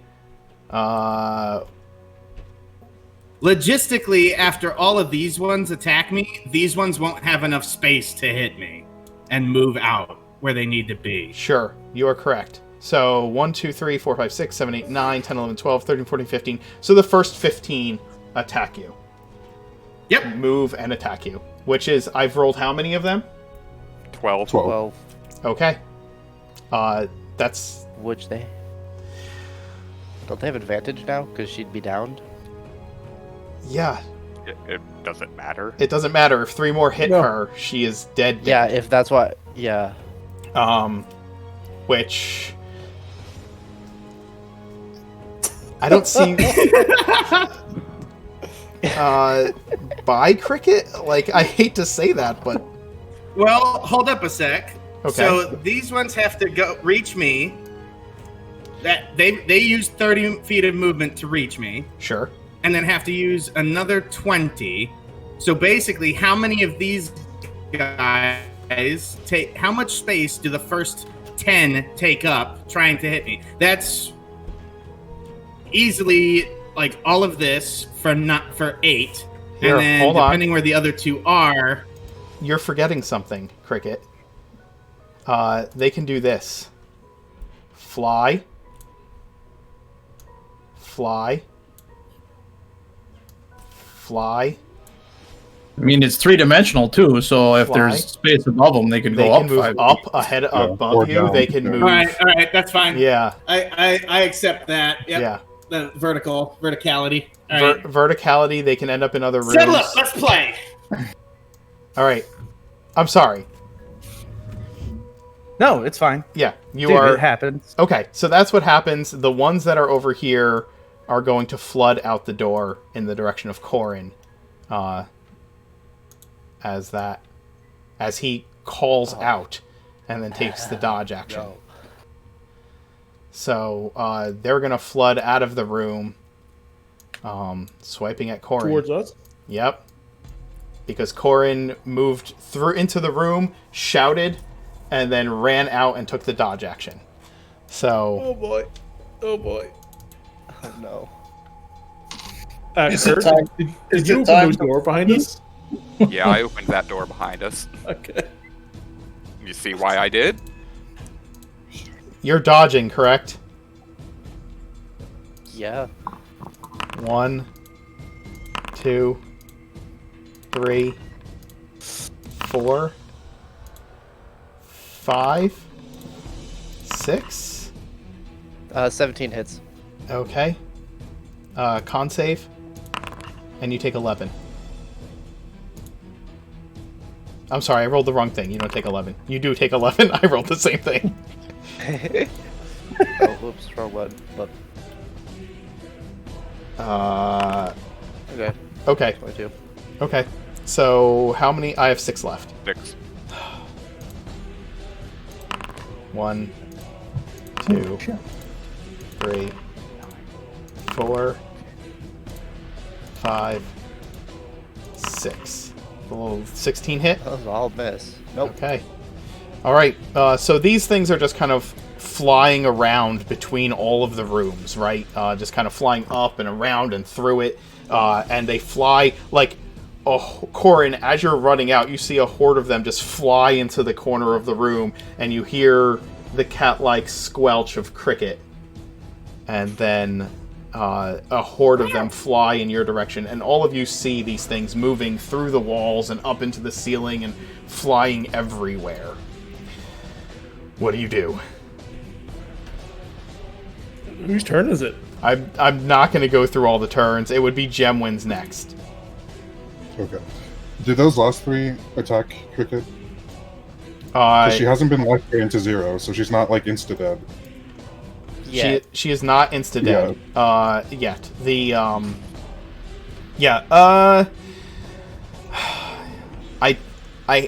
I'm like not wanting to say it, but I feel like they just would keep going, right? They're not like combatants, they're just spirits, and they just flooded at Cricket.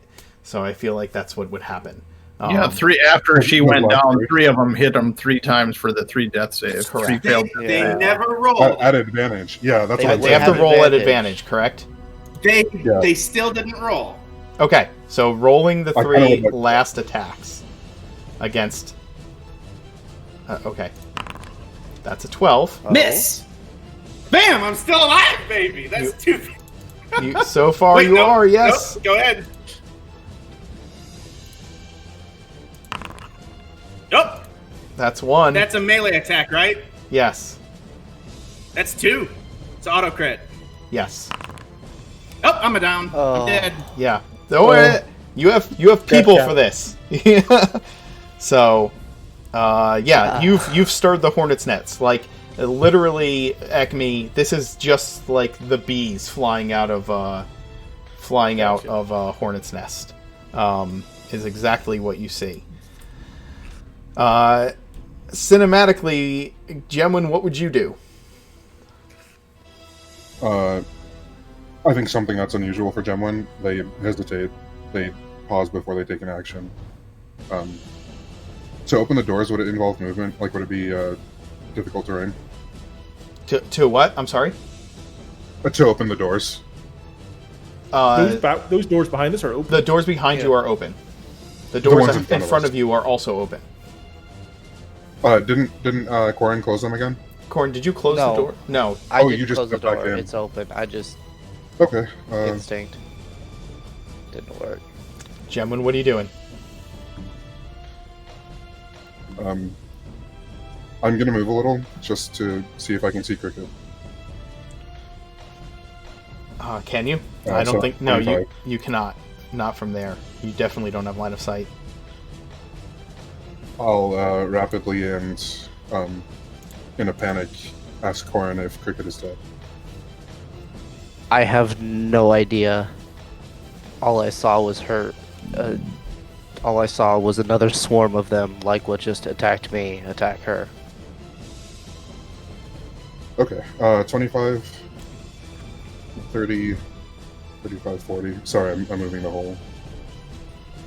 I still can't see her, can I? Oh, that's not what I wanted to do. Hold on. Can you see her? No. You'd see me if you could see me. That's Yeah, right. that's true. Okay. Okay, one sec. Sorry, I'm counting movement stuff again. 5, 10. These are not technically here, right? They're flying all over the place. I just didn't want to move each individual one of them. Okay. Yeah. Metal thing is moving the wrong way. Think Yeah, metal cinematically. thing is. I'm gonna dash. If you want to give me like attacks of opportunity or something for that, I'm down. Just go ahead and dash. I'm using 10 feet in one direction. Is Cricket dead? None of these things are in the room. Cricket is laying unmoving on the floor.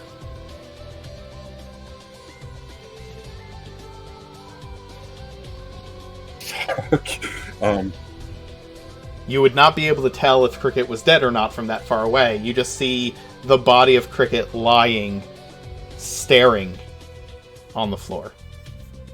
Using the rest of my movement to go toward her. She's there. And that's it. Okay. No, I'm not giving you attacks of opportunity because none of these are technically in this space, right? Right now. Here, I'll just do this for now. There. They are everywhere, right? They're everywhere. They're all in the room where Corin is. Or where the rest of the party is. They're all spread out throughout the other rooms of this complex in this area. Some are in the air. They're just kind of swirling around in this whirlwind of spectral activity. So Kerr, you would be next. Told you all to leave. Plan, prepare, we did. No, not listen to Kerr. No. We are now leaving. Alright, Kerr, do what you're doing. 30, 40.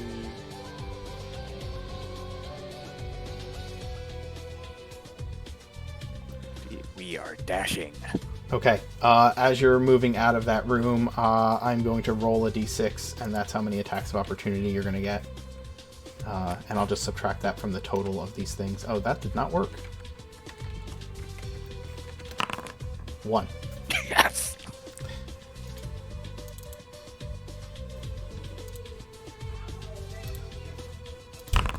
And it misses you. Alright. So that would bring us to Calith. It's your action.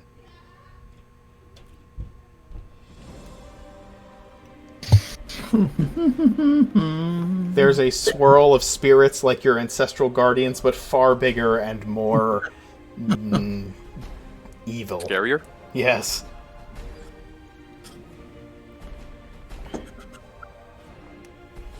think I've scared some of our viewers away with the deadliness of this encounter. I say that it's time for us to go.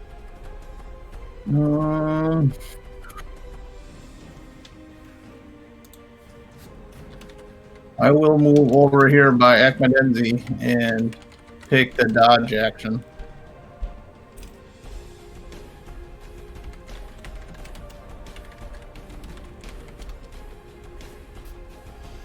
Okay, you move by Ekme and take the dodge action. I'm going to roll a d6 to see how many spirits can take attacks of opportunity against you. Ooh. Alright. That's going to hit. That's going to be 8 necrotic damage and a con save.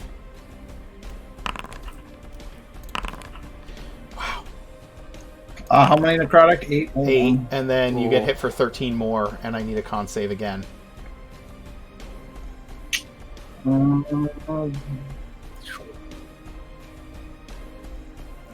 me 1 second.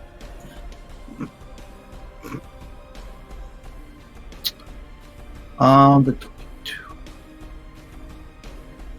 Okay, that one hits. What the hell? 13 was the damage on the second to last one. Yeah. That where did you move from? Where did you move from, by the way? Let me see this. Right here. Okay. Yeah. It's gonna be... I don't think 6 would get to you. We'll do 3. but the last one hits as well. My shield spell will activate for that one. Okay, then it does. Then it blocks it. All right. After that, it's going to be the bears. The bears. Okay. I'm going to order the bears to. Jesus. What's the best thing the bears can do? To attack the nearest whites to them. The nearest specters? Okay. They begin attacking the specters. Let me roll attacks for the bears. So 4 bites, 2 hit, and then 4 claws, 3 hit. So average damage is going to be 12 between the 2 attacks. So 2 and 3. So 5, 10, and then 31 damage total to a couple of whites, or a couple of specters. So I'll say like one of them is destroyed, another one is, a couple of others are injured as the bears begin to attack them. Are they moving anywhere, or are they staying right where they are? No, they're staying. They're basically protecting me. But Understood. Like, attacking the nearest whites within range. And then it's your action, Ekmi. Okay. So from here, I can see into this room, right? I can see into this other room. Where are most of the whites in our room, or are most of the whites in the other room? There are 12 in the room that you're in. Yeah. And there are 12 in the room that you're in, and there's none in the room that you can't see if there's any in the room that you're not in. So I'm gonna move them here. Okay, they're not exactly there. They're like all over the place. You know what I'm saying? They're like around. Okay. Gotcha.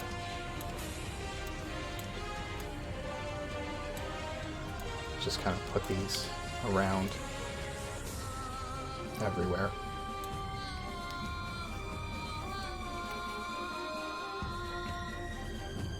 All right. Do you see where I'm doing this ruler, Mark? Yep. I'm going to cast a spell. Actually. And it's going to get everybody within that 20-foot radius. Okay. In a 20-foot radius of that spot? Yeah.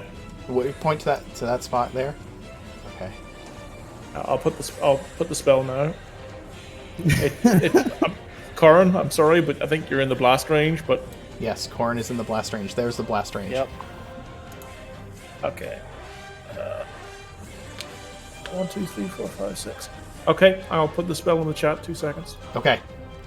So, while you're putting the spell in the chat, you Ice Storm. Nice.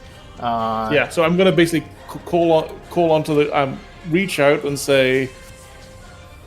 spirits of the cold, cast down your wrath.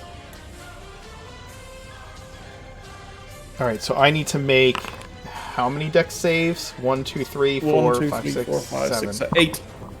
8. Alright, and Corin, you are fine. Or you're going to take half damage. Isn't it half? Right? You're going to take half. So, yeah, you'll take half. 1...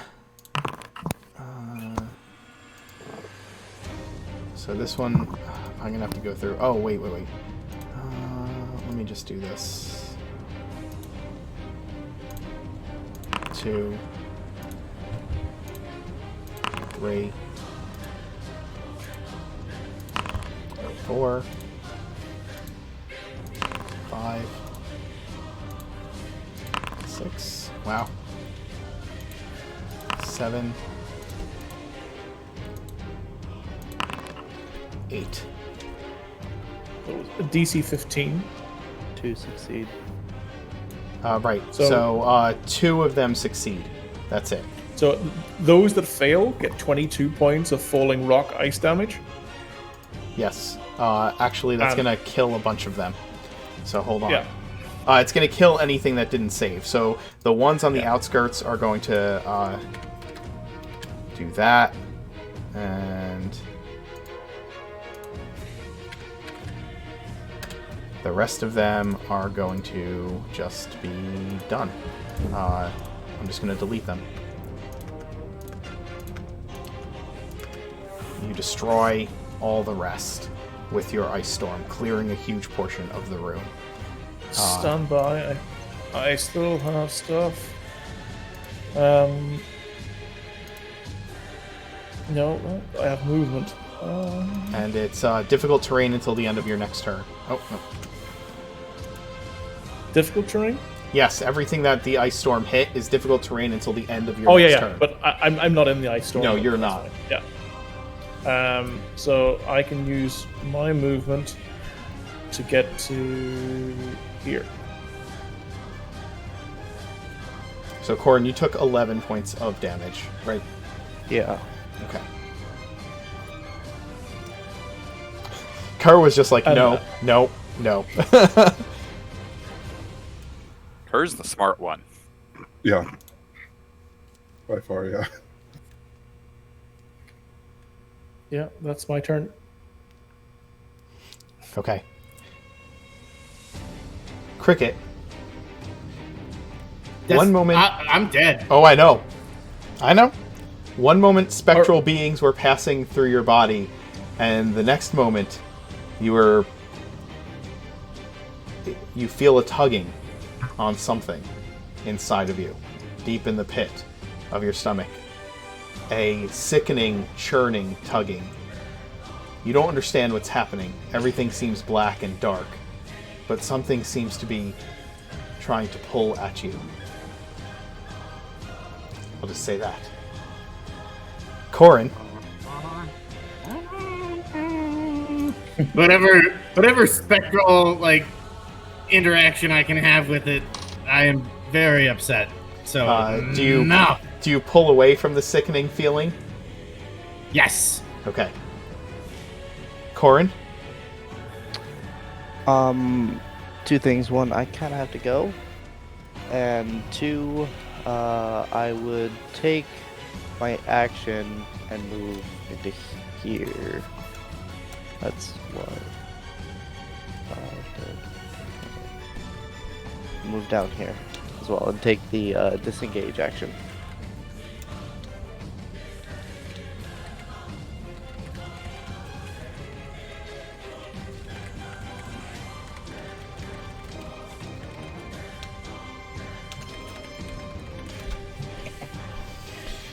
Okay.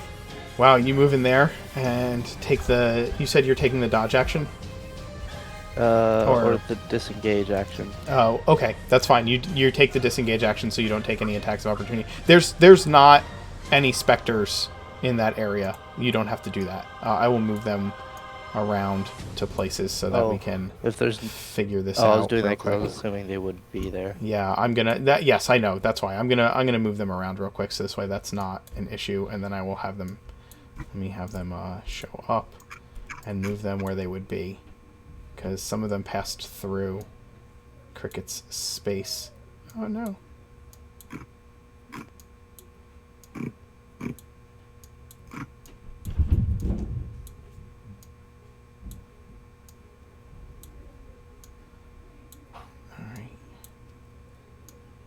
Nope, that one's staying there.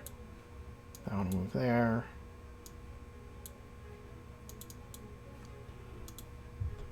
There. That's kind of what you got. I can only see those 4. Yep. Is that correct? Okay. Then Yes. I will actually take the dodge action instead. Okay. All right. The specters are going to start swirling and swarming and moving back into the room. So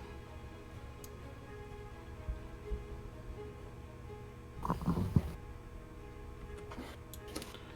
that's so annoying. I'm the DM. I should be able to move tokens through walls, god damn it.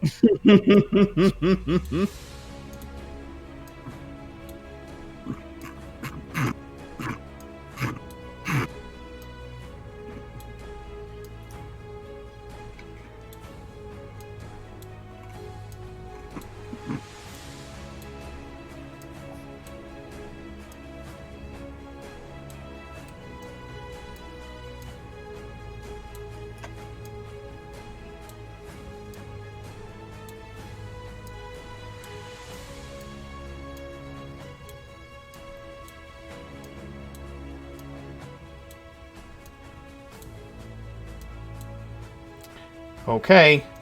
Here come attacks. Corin, each of these are going to move and attack, move and attack. So you'll take a bunch of attacks. Oh, Jesus. Let's see. 1, 2, 3, 4, 5. 1, 2, 3, 4, 5. 6 of them will attack you, Corin. You're taking the dodge action, right?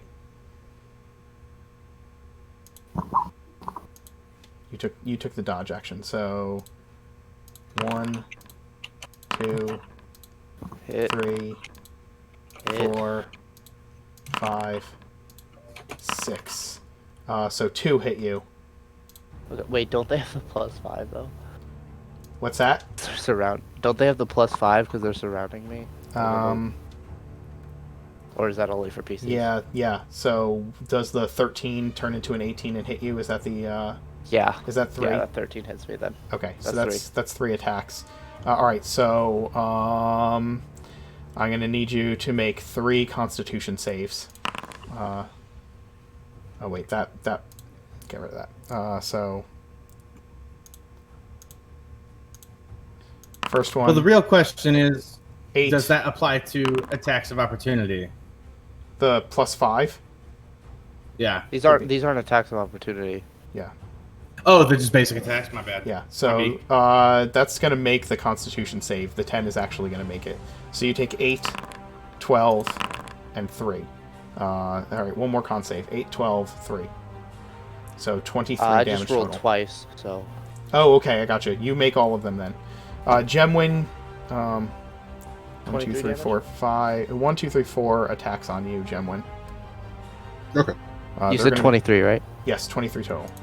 1, 2, 3, 4, 5. So you get hit 3 times? 4 times if they're all at, or if they're all flanking. Yeah, the 11 right. becomes a 16. Does that hit? Oh no, sorry. Okay, so that's 2 times. The 18s and the 22, they would hit. You got attacked. Was it 5 or? You got attacked 5 times. Oh, okay. I thought it was 4. Oh, you're right. It is 4. Okay. It should be 4. So the it's the last first. 4? It's the 18 and then the 22. So those 2 hit.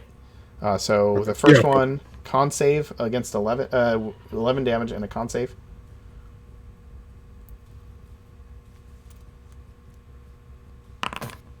Okay, and 7 damage and a con save.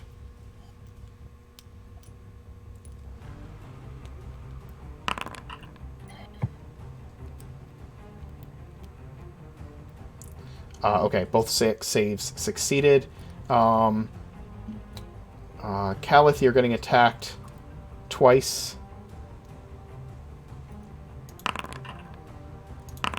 One hits, the other misses. I took the dodge action, so they should have disadvantage. Oh, you're right. So the first one misses, and the second one is a 6, so they both miss. And then each bear is getting attacked once. So 1, 2, 3, 4. One bear gets hit and takes 6 necrotic damage. So that's not even really going to matter much to it. Okay. Corin. It's... Oh, Corin went... Gemwin, it's your action. Okay. Does the fact that they're incorporeal change anything about the fact that I can't move through enemy spaces? Actually, does it? Would they get like a free life drain or something? Or attempt? That's an interesting question that I have never been asked. I know that they can move through objects and people, but I don't know that you can, like... What the hell? Yeah, I'll let you move through them since they're incorporeal. But It's going to be 6 attacks of opportunity, right? Yeah, you will you will take attacks of opportunity. Absolutely. Okay. Yeah, I want to get to the spot right next to Cricket. Okay. Go ahead and move yourself the way that you would move through them. Alright, will it be difficult terrain through them? Nah, just move. Okay. So there's 20 feet. Okay. So that's going to be 1, 2, 3, 4, 5, 6 attacks of opportunity. Good God. I'm sorry?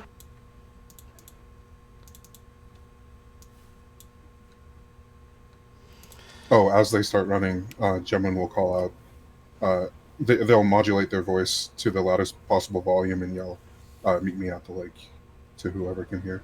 Interesting. Okay. What did you say? Meet me at the Meet lake. me at the lake.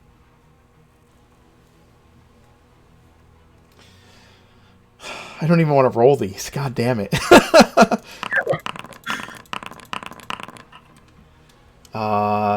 1, 2, 3, 4, 5, 6. The first... Actually, none of them get... okay. The first 3 we get nothing, right? Yeah. Or is it 4? So you get hit twice. Oh, you get hit twice. You get hit twice. That's it. Twice. So that's 8 and 15, and I need 2 con saves. Okay, so your hit points are permanently reduced by 8 to 8 for the first one, and you succeed on the second one. How much damage was it again? It was a total, between the two, it was a total of 23 damage. Okay. Okay. And your hit points are reduced by 8. Yeah. But yeah, that's your movement. What are you doing with your action? Is it an action to pick up Cricket? Yes. Okay. I am an object. It is part of a move action. You are a heavy object that he has to actually lift. It is not like you are pushing a door open. He has to bend down and pick up a dead body fair. and throw over his shoulder. Unless you drag. Fair. If you drag the body instead of like firemen's carrying it, then it is a part of your move. But while you're dragging, you only get half movement. Okay. If I pick her up, do I have normal movement? It's half movement either way, but you're not dragging her body along the stone floor if you pick her up. It's up to you, man. I mean, I weigh nothing. I'm gonna drag her. Yeah, I guess. What's your strength? Not crazy high. 14 plus 2 bonus. All right. I weigh like 70 pounds. Yeah, I guess if it wouldn't add to your encumbrance, if you threw her over your shoulder, you could move normally. But if you drag, but it's your action to pick her up, right? But if you drag, it's half movement, but you don't have to use your action. Is that fair? You know what I mean? You have 2 options, so. Yeah, I think so. I'll pick her up and then I'll use the rest of my movement. So 20 feet. Okay. 5, 10, 15, 20. Move yourself where you're at. You've got you've got her. I'm gonna give you inspiration for risking your life to save Cricket. That's what's up. Cool. That was awesome. Kerr.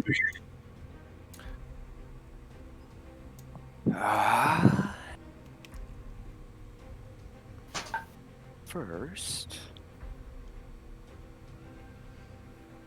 we will move just right 5 feet up to there.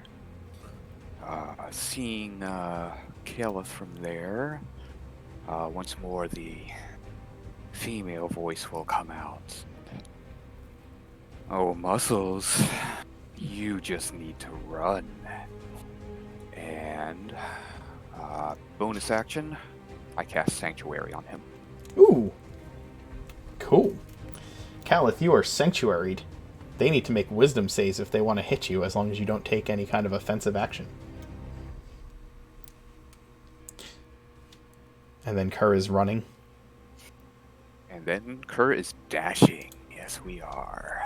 All right, go ahead and move yourself. Caliph, what are you doing? Oh, sorry, Mark. Before Caliph does his thing, can I just shout to him? Like a shout? Yeah. I want to shout to Caliph. Caliph, you need to get behind these doors immediately. These doors? Why can't I? Oh, I just closed the door. So towards me and where Kur are. I'm just gonna say I'm gonna do a thing, but you need to be on this side of the wall. Okay, hold on. Foundry is being kind of slow. There we go. Now it's back to normal. Okay. Go ahead, and it's your action, Caliph.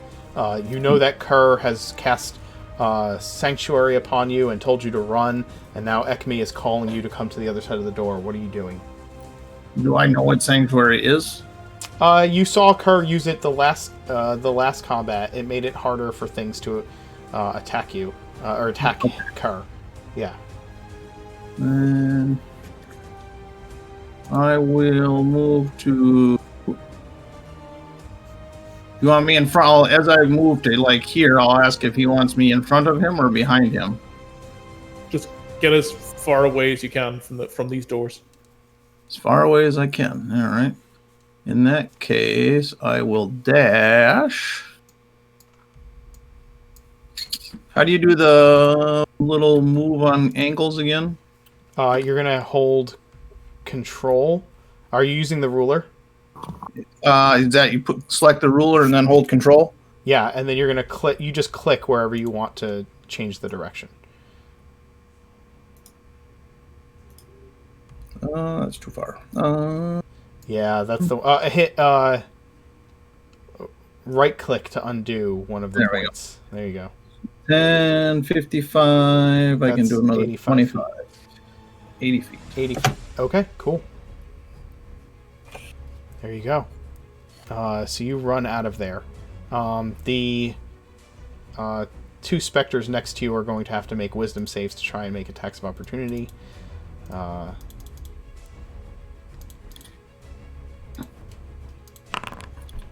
Nope. Nope. Alright, you get out of there without any problems. Okay. What do your bears do? They attack the specters anywhere near them. Okay. Actually, one of these specters should already be dead. Okay, they're going to attack specters. So, bites. 1, 2, 3, 4. One of the bites hits. 1, 2, 3, 4. And one of the... we'll just get rid of one of them from those. Ekme, what are you doing? Okay, so Caliph is behind me, right? He's gone. Yes. Okay. What I am going to do... Stand by, Mark. There we go. I'm going to cast a spell. And I'm going to, like, raise my arms up, and I'm going to say... Winds of Oridon, protect us. And I'm going to cast... where is it? Wind Wall. Okay. And I'm going to put Wind Wall... It's 50 feet, so I'm going to cast it from here to here. It's a line? It's a line.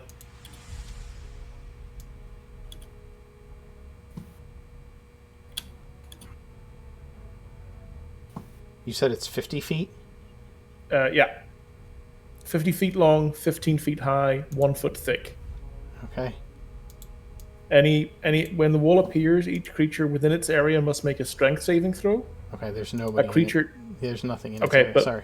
But the point is, it's a concentration spell I can keep for 1 minute. So if they hit the wall, they have to take. They have to roll a save and take damage. Does that make sense? It does. So I have the spell in front of me, so I can look at it if they come through it. Yeah. So and then I'm going to take my movement. Okay, so you're going to move, and then it'll be back to Corin. It's your action. I am going to take the disengage. Yeah, I'm gonna take the disengage action. Okay. And how do I? Oh no.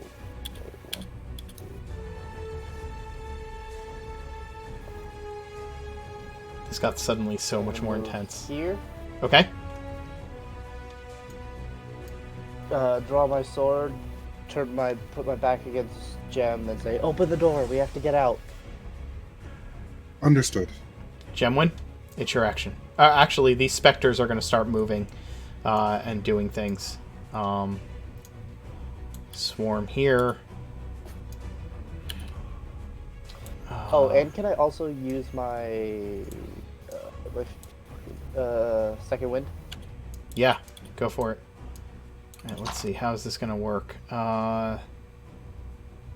So these are going to end up on the other side of this door like this, but they're going to attack as they go. They're going to stop, attack, and then move, right? You know what I'm saying? Yeah.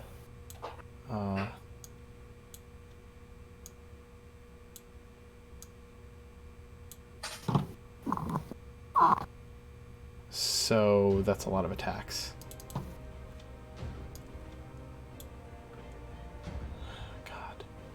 God. So 1, 2, 3, 4, 5, 6, 7, 8, 9, 10, 11.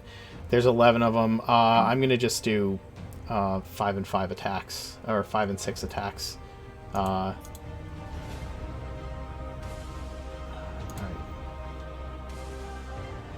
Alright, so Corin, here's 6 attacks against you. So 3 of those hit. 3 hit? Alright, Yeah. ready? First one, second one, third one. So 3 saves. 3 saves. Oh god, here.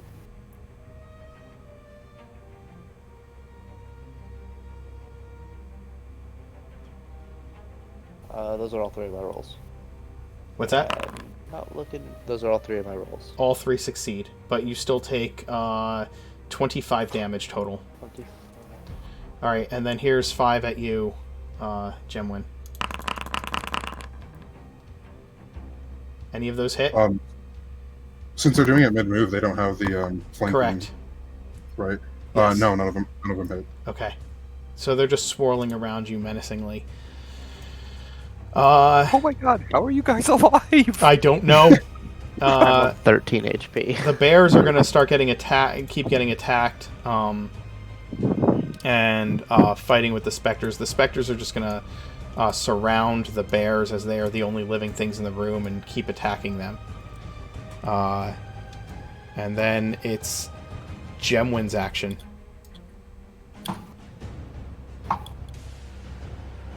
Can I move into through their space to get through the door? I can't stop on their space, can I? What's that? You can't stop on their space, and the door is locked. Is locked. Oh, that what's it made of? Stone. They're the same stone dwarven doors that you've seen in the entire rest of this place. The doors that we came through are still open. Right. Yes, back in the other direction. Yes, they are.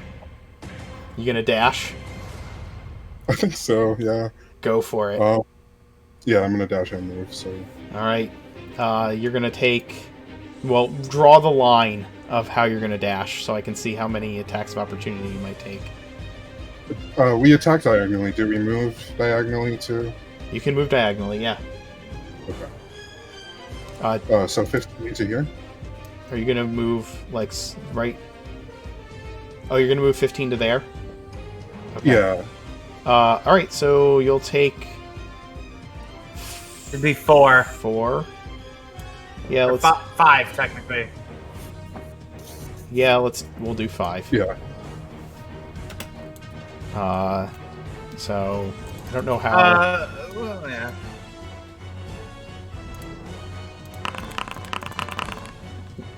Wow.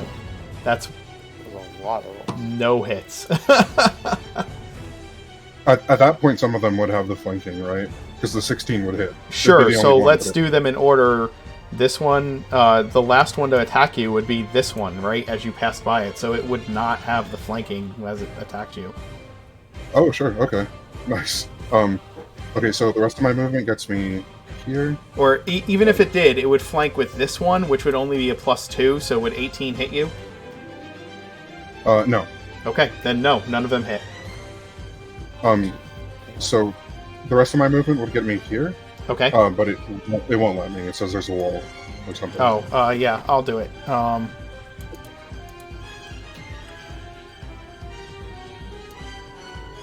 And then I have I still have like the actual dash, the action itself. You do. And that's 40 feet. Okay. Make. So here, I'm just going to use the measuring stick, and you move where I move. Whichever. Are you going to move through these? You're going to move through these specters that are here, or are you going to try and go around them? I'll move through them. Okay. Yeah, I just want to take the shortest path out. I think. Actually, that's going to get you right here. Okay. I haven't seen those yet. I didn't see how many there were. But yeah, that works.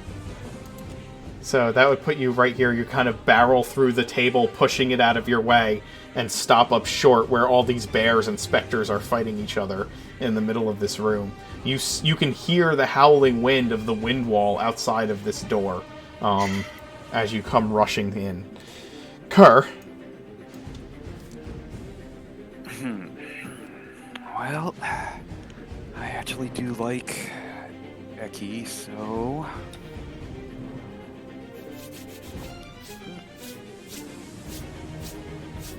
move up there. Bonus action, Sanctuary on him. On Ekme? Okay. Yep. So it drops off of Calith. Nope. Oh, it's not a concentration. It's not a concentration. Wow, it's not a concentration. That's awesome. I keep forgetting that. That's amazing. Amazing. 30, that's... Oops. 40 feet. Okay. Looking at this busted up grate, can I jump inside of it? Yes, you can. 40, 50, 55. You want me to move you there? Yeah, I can't move into one. Just another 5-foot space. Before you do, All I Kerr, got left. I was going to do that thing afterwards. I don't know if you want to jump in that grate. Well, too late. Okay. Metagaming anyway. Okay. Yeah. That's fine. So Kerr moves there. Calith. You watch Kerr jump through that grate in front of you. I will yell at Ekme to hurry up, because I don't want to leave him behind. So... I'll just shout, don't jump in that grate. You can't see the grate from where you are. Okay. Oh, apologies. Then I won't shout anything. Yeah. I wasn't going to... I'll move... Go back to movement. I'll move to here and ready an attack in case something were to come and wait for Ekme. Okay.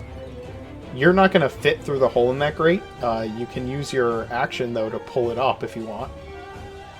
Yeah, that sounds good. All right, give me an athletics check.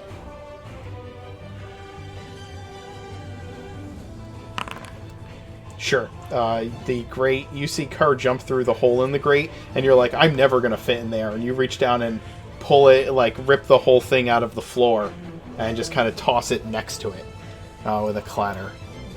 Ekme? Your bears are fighting these specters, actually. So let's make some attacks. Go on, bears. That's gonna hit. Actually, every one of those is gonna hit, and Nice. 3 of those are gonna hit. So that's the one with the. That's one. I'll say they get rid of the one in the middle next. That's 2. We'll do 3 of them. So there. 3 specters dead. Ekme? Okay. My action, I'm going to wild shape into a giant eagle. Okay. As a giant eagle, I have a fly speed of 80 feet. Okay. So first, I'll go down here, which is 55. What size? Is a giant eagle large? It's large, right? It's a large beast. Okay.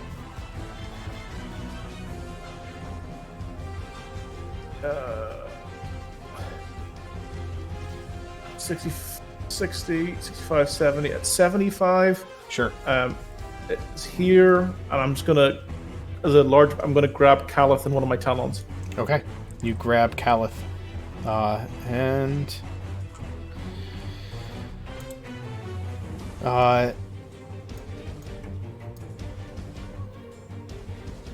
As you are, Cricket, that nauseating sensation leaves your spirit, and now you can kind of sense this strange sense of peace as darkness continues to envelop your soul, and you kind of see off in the distance like lantern light in the darkness kind of swaying back and forth. It's off in the distance, and it's got this ghostly green color, but it seems you want to you get this sense that you want to move towards it. Step into the light. It's like this bobbing, slow lantern sway.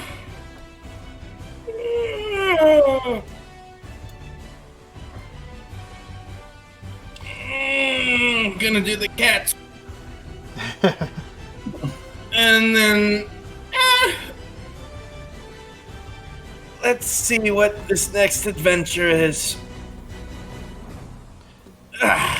She does the cat stretch, and then she leans back, feels her neck pop, and then starts to walk towards the lantern. Okay. Corin, it's your action. Okay. How wide are the doors? Like all together? Like these doors up here. Wait, which the doors up here?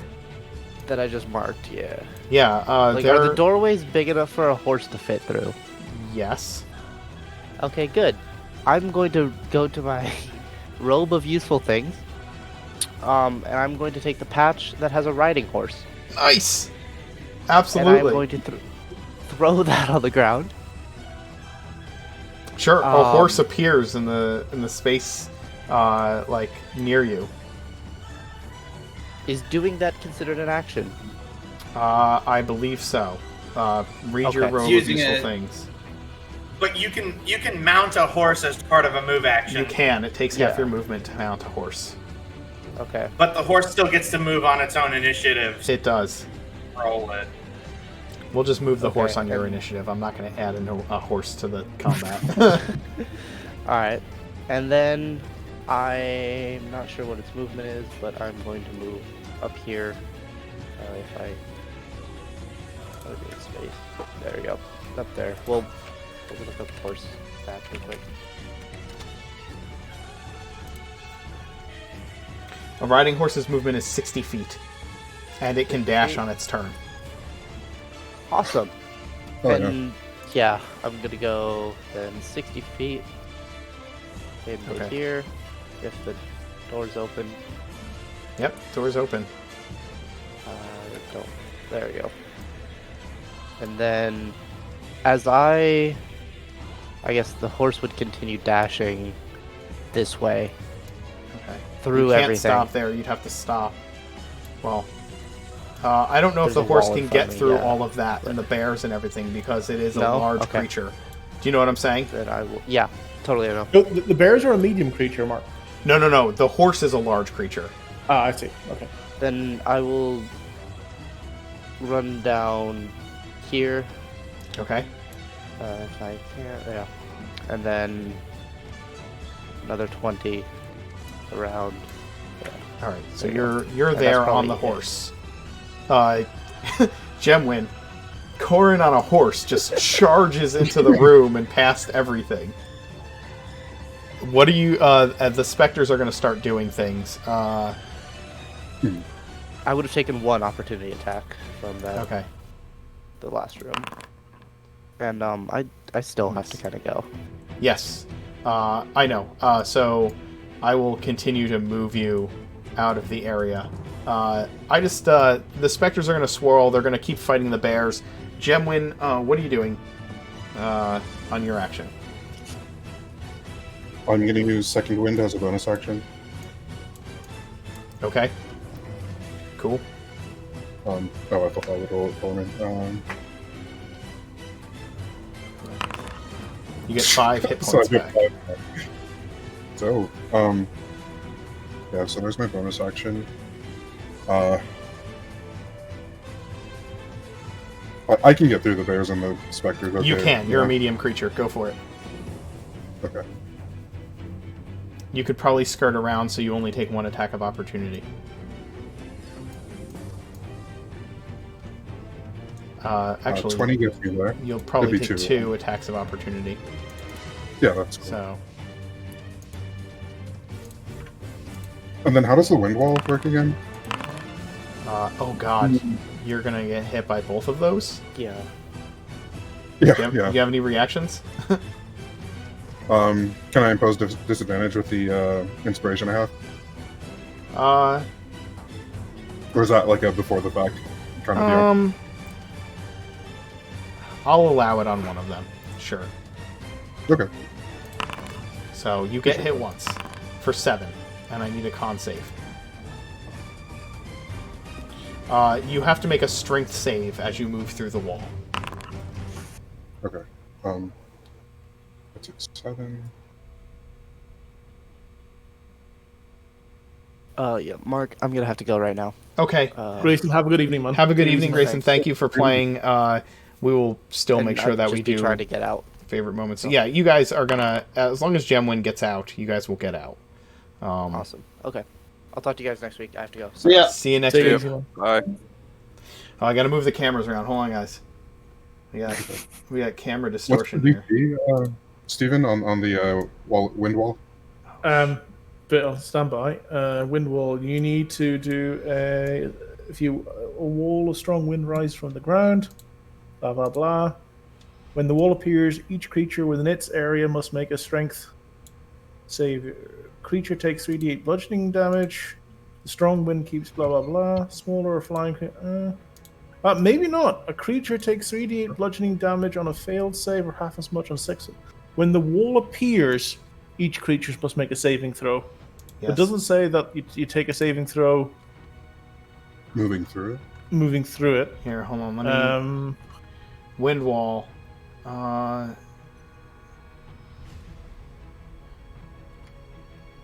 wall of strong wind rises from the ground at a point you choose within range. You can shape the wall any way you choose. The wall lasts for the duration. When the wall appears, each creature within the area must make a strength saving throw, blah, blah, blah, blah. The strong wind keeps all this stuff out. Small or smaller flying creatures or objects can't pass through the wall. Yeah. So like, arrows and bolts and stuff wouldn't be able to, but I'm Yep. okay. But you can move through the wall. It just says when the wall appears, they have to make the save. So you can push through the wall. Yeah, you can move through the wall. Okay, so the rest of my movement gets me there. And then I have 40 after that, so...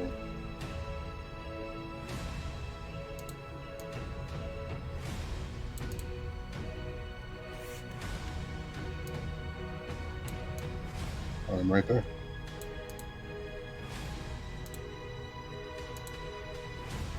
And that's it. That's all I can do. Okay.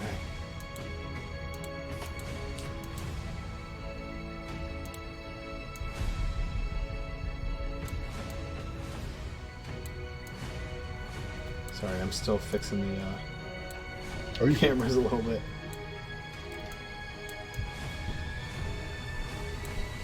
There we go. There's that. Justin is me right now, so...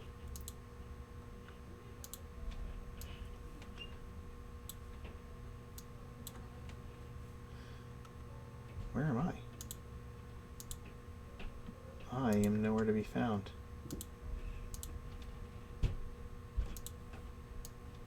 Ah, stop doing that. No. Sorry, everyone at home. I am having a... Why are you doing that? There it is.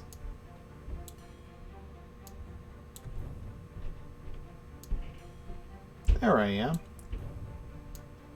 Let's put me on camera.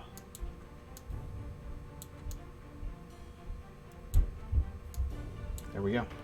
Okay.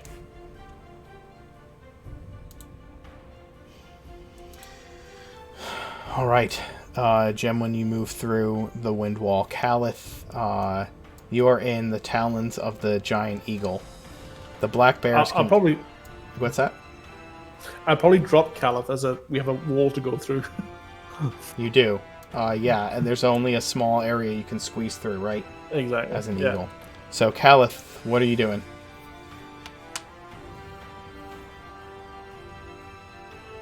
You there, Brad?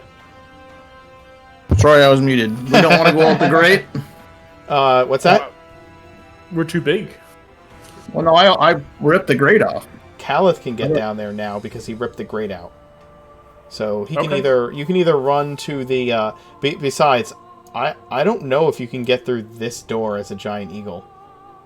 I know I could drop wild shape though. I've got another wild shape in the bag. Understood. Okay. Well, The question is, do we want to go through the grate where we don't know where it goes, or do we want to go through back the way we came? Well, we know there's a whole bunch of, well, we're kind of metagaming a little bit, but we know there's a whole bunch of specters in that room. I don't know about that. But this way, I would do what Caliph does. So if you drop in the grate, I would follow in after you, given that Kerr's there already. And Caliph, you did watch Kerr drop down into the grate. I did watch Kerr drop in there. Would it be too metagaming for Gemwin to yell like, "Never mind, don't meet me at the lake," like through that path because there's specters there too, and the door was locked? I mean, you see them up ahead. You see them up ahead, right? You can call out to them, or can you not see them up ahead? Don't. No, okay. I can't see him. No. All right, you can yell out that you're coming this way, like, or yell out and ask if they're there, right? Because you knew they were running this way. Yeah, so Gemwin will shout, "Where are you all?" or something along those lines. Sure, that makes sense. I think Caliph would move to here and tell Ekmedenzi to follow Kerr through the gate and say that he's going to wait for Corin. Okay. Are you taking like a? Are you ready in action? I'll ready an attack. Okay. So then it would be the bears would attack the specters, and Ekme. What are you doing? Oh, is it me again? Uh huh. Jesus. Where's Gemwin? Gemwin is on the stairs. He's calling to you from the stairs. We here. can hear him talking from this direction. Yes. Okay. If I can hear his voice and I'm still in eagle form, I will fly back to the stairs. 5, 10, 15, 20, 25, 30, 35, and on 40 I can pick him up with a claw. Sure. Where are you? Oh, okay. So that's 40. That takes me 40 of my flying speed. You pick the both of them up with your claws. Are both there? Is Corin there too? No. Gemwin is carrying Cricket's body. Okay, then I'll put Cricket in one claw and Gemwin in another. Okay. So my 40. So I have 80 feet flying speed. 40 feet took me to there. Okay. I can move 40 feet back. Sure. Which is 80, and I assume, given that I'm lifting them, I can't use my a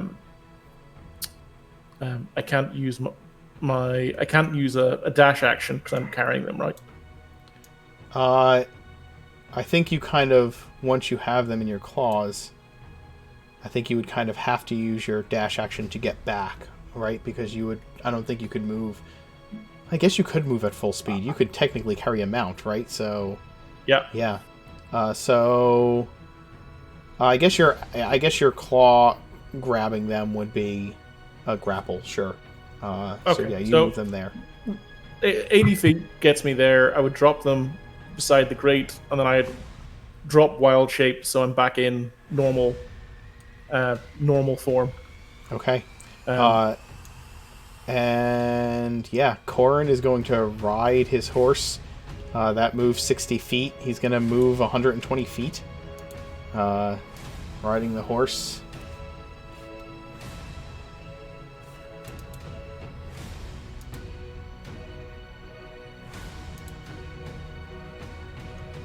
Which is going to get him...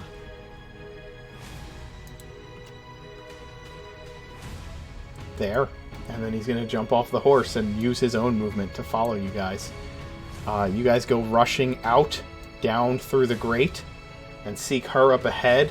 You splash through this water, and I'll move you all to the other side so you can see what I'm talking about. But you kind of splash through this water out into the lake, and as you kind of rush out back at the lake below this cavernous room, you hear the wails begin to settle and die down back inside that place. And we will end there for tonight. Are you... Can anybody even do anything with... You guys have Cricket's body. You kind of get back to the lake, huffing, breathing. I can carry Cricket because I'm like one size larger for the purposes of... Yeah. You get back to the lake, kind of huffing and breathing heavy and like just taking in what happened, and lay Cricket down on the ground before you, her body unmoving. And you all kind of standing around it. Could I establish something about Gemwin's construction or design? Or actually, I'll run it by you and you can establish it if you like. I think that a part of them is constructed to, or is enchanted to cast Create Water when they reach like a certain emotional limit. Okay. And I think that's happening. So they're not emitting a fluid because there's a fluid inside them. There is water spouting from their eyes. They're crying. They're weeping. Like magical tears, pretty much. That's cool, dude. Yeah, as like a design thing for like this gen of Warforged, if you are cool with that. I am completely cool with that.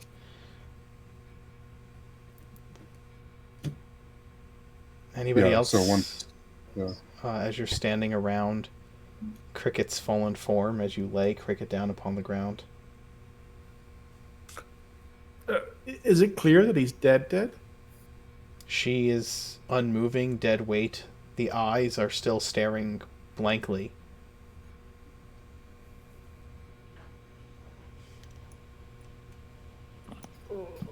I can't do anything with spell slots. Yeah. So. I mean,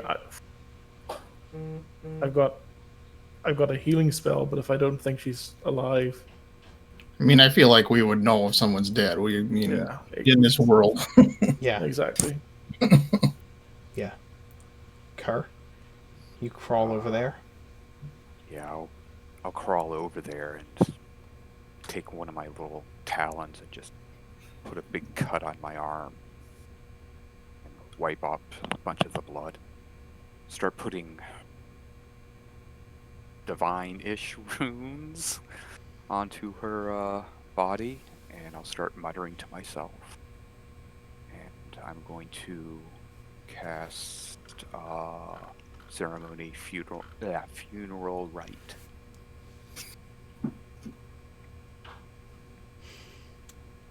I will ask these very telling questions. Kerr or Ekme, do you have any kind of spells towards reincarnation, resurrection that would be able to be used in the next within any kind of time frame after the long rest that you would need to take? After a long rest? Well, you have a few hours before you can benefit from a long rest, but I'm assuming you're just going to find a place to hunker down. Let me check. I don't think so, but I can check. I really don't think so. I think that's I might be like a level or two. 4th level. Below that. No. Not for me. At level 8, you guys can cast 4th level spells, which I think means that you guys are pretty much limited to Revivify. Yeah, that's what I was going to ask. I don't have it. No. Okay. Nothing. It has been less than 10 minutes. It has been less than a minute. It has been because it less hasn't than a been minute. 10 rounds. It has been less than a minute, but I don't think any of them have spell slots yet left. No. I've got Not one that spell high. slot, second level. You have a second level spell slot? I have a second level spell slot. Oh, I don't think you have. Nope, you don't. You don't have access to gentle repose. No. And I don't have that prepped. For the next 7 days, the target can't become undead by any means short of a wish spell, is what the funeral rites allow. As you take the hour to mark her body carefully and present the funeral, all of you stand around over the corpse of Cricket, who you only knew for a short time. Genuine magical tears falling from their mechanical eyes.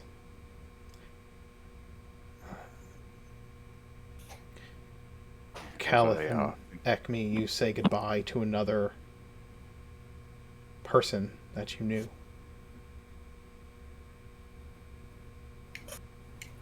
And as I finish up the funeral rite, I'll lean down close to her ear and whisper in Draconic.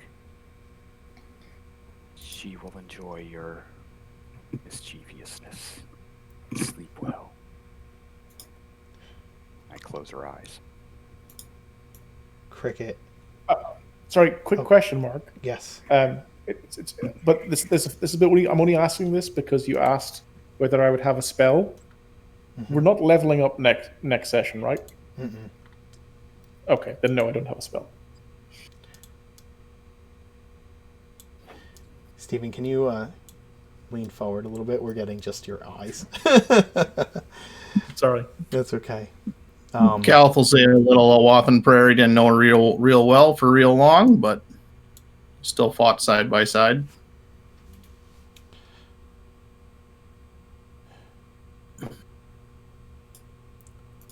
Cricket, as you move through the darkness towards the swaying lantern light, you see a tall woman in a midnight blue robe standing at the edge of a mist. She holds her lantern high. It is the skull of a demi-lich, but the eyes are filled with a warm, greenish light that shines out towards you. And she holds out a hand in your direction. You see just the very tips of her pale face hidden by shadow, the shadow of her hood, as she holds a pale hand out to you. I don't quite take the hand just yet. I kind of kick my feet against the ground and give her big kitty cat eyes. Say, I messed up, didn't I?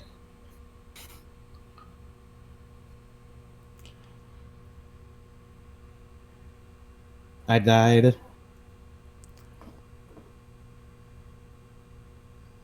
The voice that comes out is steady and mournful, but also filled with authority and comfort. You would not be in my realm if you were not meant to be. This was the time that was appointed to you. Yeah, I thought so. You have sunlight, right? Like, this isn't it? I will take you to a place where you will find peace. You will frolic in the realm of Robin, for that is where your heart will lie. Can I get an answer to a question though, like before I go with you? Your curiosity knows no bounds, even in death. No, it's a. Mom always said it was.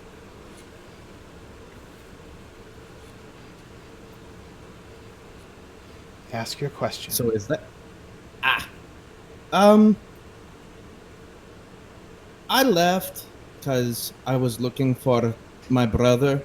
His name is Carr. He's kind of an asshole, but I like him a lot. Is he still alive?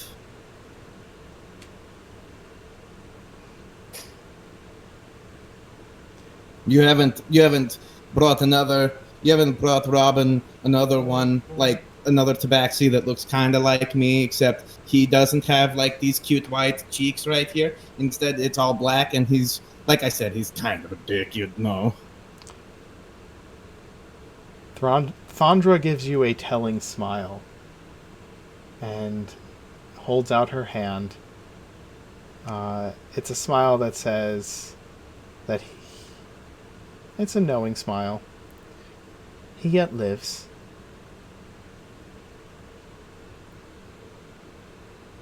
Ha! Well, I guess I can wait a bit longer to see him again. And she doesn't.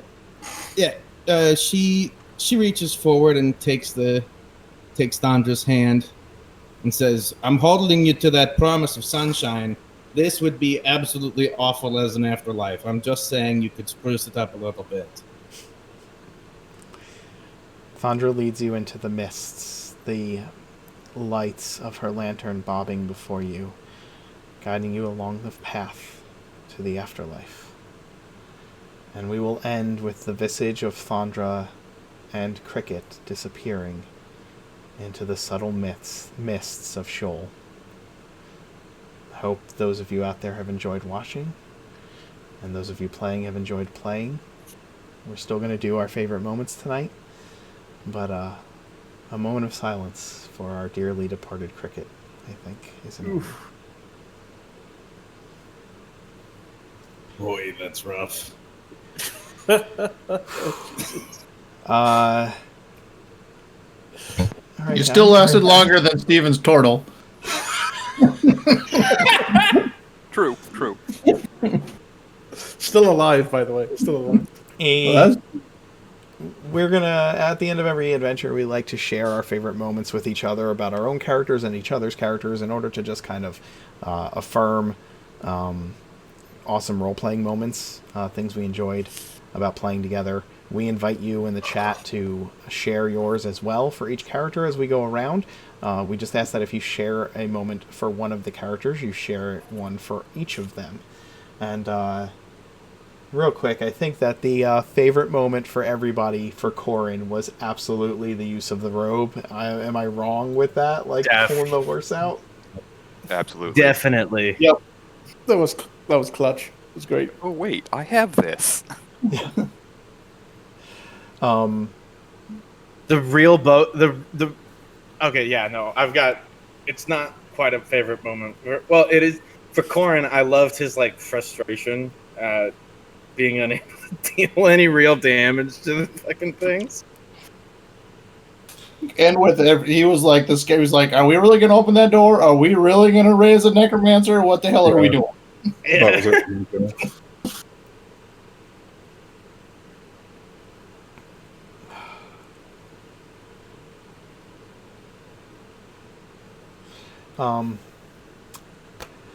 Marcus, what was your favorite Gemwin moment today? Oh, it's hard to say. Honestly, I'm reeling. I can hardly remember anything I did. I guess going back for cricket, like that's the part that meant most to me. Awesome. That was defining, man. That was epic. Yeah. I gotta say, mine was the tears, man. Mine was the tears. Oh, sure. Yeah. Definitely, crying for Cricket almost made me cry. I'm not gonna lie. Crying for Cricket sounds like an emo band name. It so does. I'm like legitimately sad. I have to say, I'm like legitimately sad. Me too. Tears for Tabaxi. Tears for Fears cover band. Really? I think she should have I think that the goddess of death should have picked her up in like a car. And it'd be death cab for cutie, man. Oh my god. Any other favorite moments for Gemwin?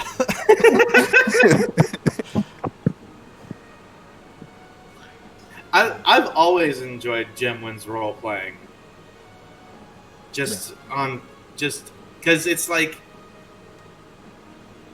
there's I don't know. I feel like there's a stark contrast to the way, like, because I play Warforged as well, and just seeing that, like, the way that you role play them completely different than the way I do, and still make them feel like a Warforged is fucking awesome. I have to say, I love the little details, like when you described casting Firebolt for the first time and the gem in the forehead turning red. It was just a great little moment. Just those small types of details are great. Dio agreed that going after Cricket's body was her favorite Gemwin moment as well.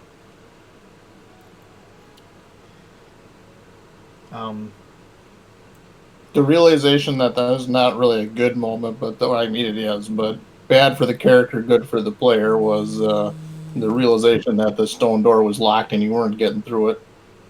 Yeah, that was heavy. And out of character, that was heavy. Yeah. Because that would have been a far shorter... Well, maybe not, but... I felt like that would have been an easier path out.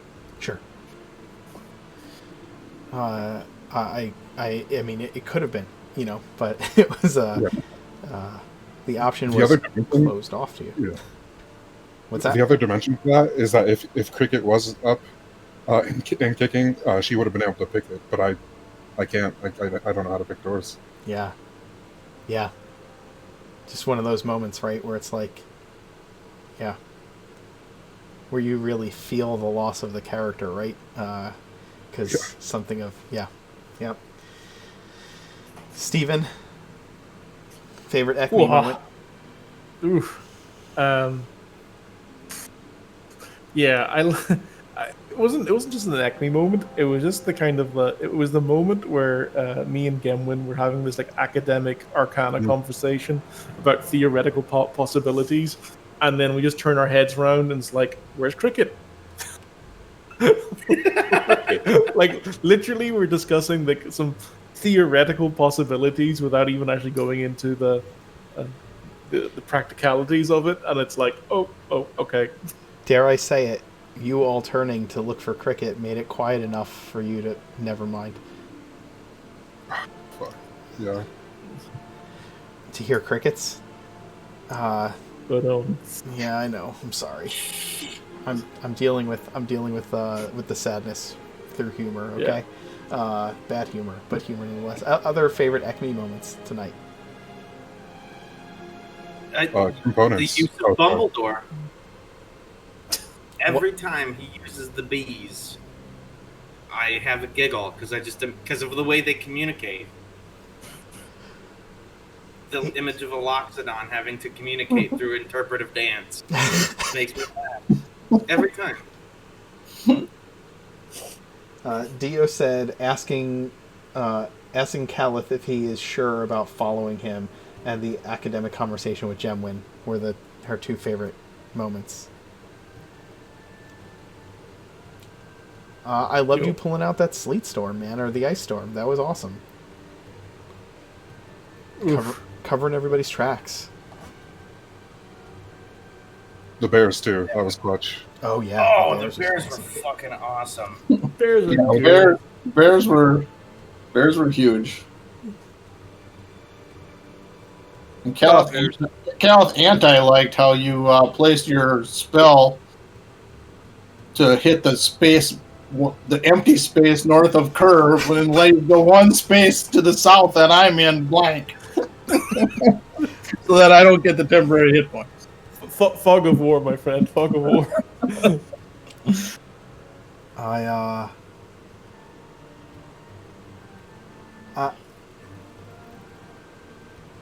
Steven, this is not a specific moment tonight, but I was talking the other day, and the fact of the matter is you don't like use a voice for any of your characters, but all of your characters have a voice. Like every one of your characters feels distinct and different. Yeah, I mean I know because you've played 4 different ones at this point. But like you don't like use voices, you don't use mannerisms all the time. You just kind of describe the character and the way that they express themselves is different. Every one of them is a different character. It's a noticeably different character, and that just speaks volumes to your role playing. Cheers, man. Yeah, so I just want to say that. This one in particular reads as druidic too. Like it has that. I don't know if it's an affect or a mannerism or something, like a vocal mannerism, but like it screams druid. It's awesome. Mm-hmm. Yeah. Cheers, Paul.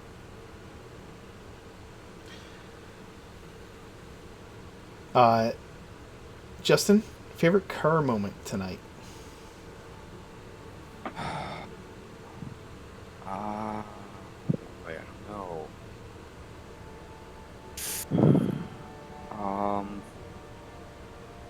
I think it was finally letting slip the extra voice. I think that was the first time the party has heard that one. Mm-hmm. Yeah, calling Caliph muscles was wonderful. Oh, that ruled. Yeah. Yeah. Those choice. Dio said, being the smart one to get the fuck out and casting Sanctuary. And I have to say, she also mentioned the funeral. Casting Ceremony, that description was one of my favorite Kerr moments of the night, was the use of that. I think it's been brought up before, but Kerr is crazy, but also a competent spellcaster. And it's pretty fantastic. Gemwin was impressed by Kerr from day one, but I think they've developed like straight out respect because Kerr's judgment has been like flawless pretty much, despite their logic being not what Gemwin is used to. Yeah, by a certain standard, right? But yeah, Kerr has proven to be not only competent, but maybe like the most competent in the group when it comes to playing it safe. I don't even know if that's yeah. Kobold. Yeah, I think that might be it. Yeah, high wisdom kobold. He's also the one who like found the grate and decided to jump in it. Who's the only effective escape route, effectively. Mm-hmm. Opening the door after Cricket had closed it. Yeah. Yeah, so clutch. Brilliant. Very kobold. Very kobold.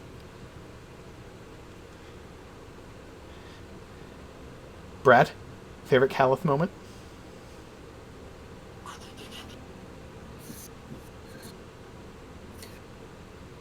It's not very role play this week, but Kalskin, I feel like he's kind of been ineffective for a couple combats in a row, so it's kind of nice to see him actually do a little better this time when he kind of got extra mad and kind of tore through a few ghosts. Kicking ass, yeah. Yeah.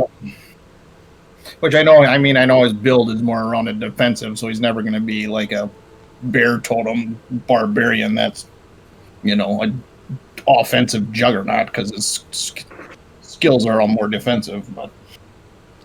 But man, when you get going, you can do some serious shit. You killed like 4 specters in a matter of moments. So I gotta agree with Dio though in regards to the best Caliph moment and like the getting so angry that he literally couldn't hear anybody else, or he was kind of like blocking everybody else out. Exactly. Yep. Absolutely. Yeah. Semi coming out of it whenever when Corin complimented his sword. Hacking the last white to bits and turning around covered in ichor. Oh yeah, that was metal as fuck. Yeah, that's the perfect rule for it. I just, again, it's one of those things where like the little descriptions of certain things can like really make the characters shine. And whenever I asked you like how do you take out this ghost or what happened, like asked you to kind of expound upon a moment, the descriptions were great. you really have a good feel for who Caliph is. And I also really love I love his deference to Ekme and his loyalty to Ekme as a friend. I think that really helps cement the party. Yeah, I think this. Yeah, I didn't really come across. There wasn't really a chance to come across in the game, but he was feeling. I'm glad that he's glad Corrin made it out because he felt guilty kind of running when Corrin was in the other room, but he kind of had to choose between Corrin and Ekme at that point because when they're in opposite directions. That's heavy. Yep. Because they've known each other. Well, him and Corrin have not known each other. He actually knows Ekme better than Corrin, even though Corrin's been playing with our backstory that hasn't been on the show yet. But because Corrin was a fairly new character that he just met not that long ago. Yep. Are you three the core three, like the remaining ones from the previous season? Yes. Just Caliph. Well, Caliph is the only character. Yeah, Caliph is the new. Oh, that's right. Yeah, Caliph is the only character left from the original party. But yeah, there's 4. Justin, Steven, Brad, and Grayson are the 4 players left from the original party. Well, I purposely went in the order that I did to talk about Cricket as the last character. So, Chris, tell me your favorite Cricket moment.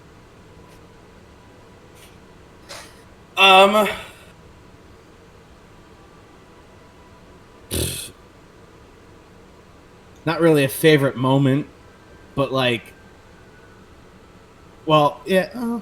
I mean, I always have a blast playing cricket. Probably bouncing across the top of the bears. if I'm gonna be honest. Yeah, and also, yeah, that was my most favorite part. Either that or tied with the conversation with Reaper. That was a lot of fun. I'll have to agree with Dio and say it's the last crossbow shot. That's what I was going to say. Like, just like a cat. Oh, you don't like that I knocked over this vase? Well, fuck it, I'm going to do it again.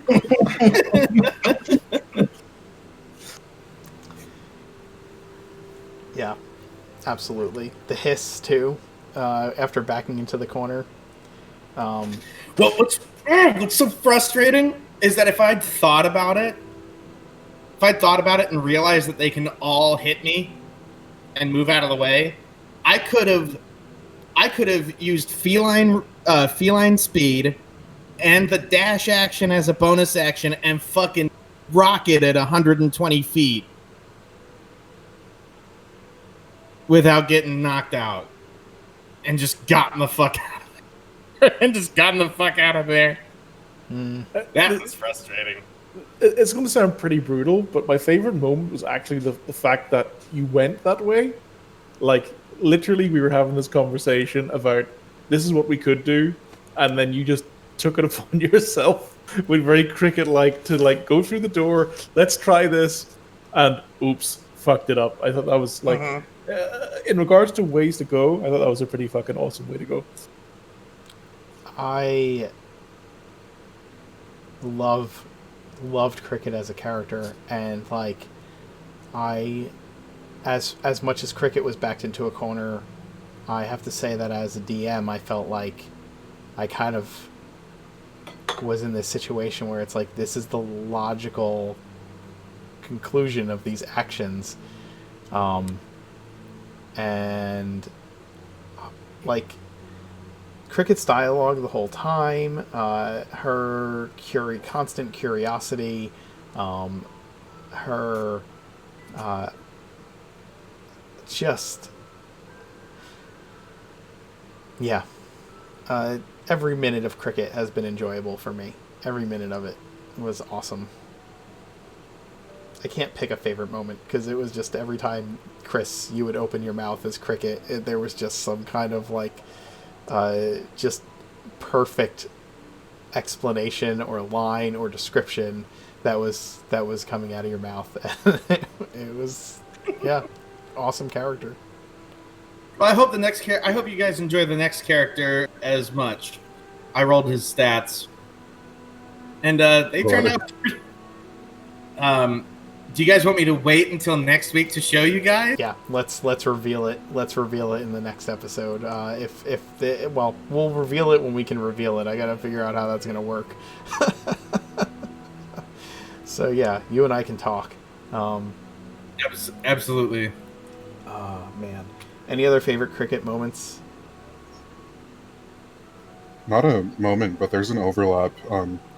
There's an overlap in Cricket's character and in Ack's approach to role playing that is defined primarily by Ack's willingness to like throw himself into the character. Absolutely, just go and for it. That comes through in Cricket in her curiosity, I think.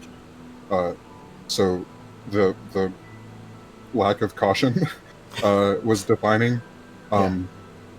Yeah.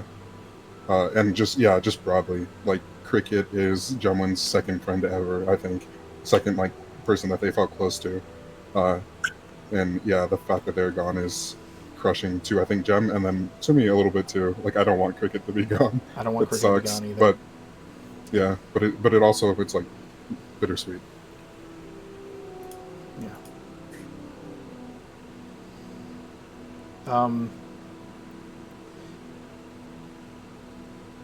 Sorry, guys. I didn't want her gone either. I'll be honest.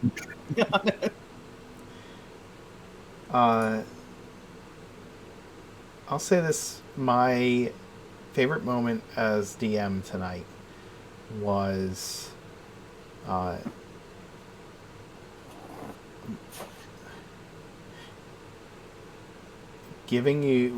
watching you guys try to determine how you were going to utilize your resources and what kind of decisions you were going to make regarding what you were finding.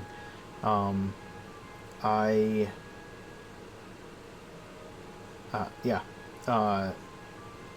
don't know if you guys have any favorite moments. I don't have a favorite role-playing moment for myself, really, because I didn't really play any characters that you interacted with tonight. You were interacting mostly with the environment.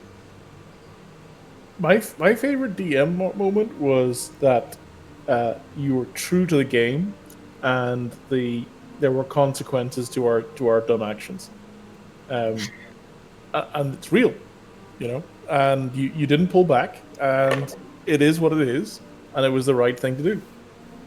100%. For me, the closest thing that resembled another NPC that we could interact with was the bee. And then last session too, the way you roleplayed the spider, you make it very clear that they think differently about the world, and that's immersive. Like, that's very convincing in terms of like making them seem like they're not just another character, but they're a character that, yeah, if that makes sense. Yeah, thank you.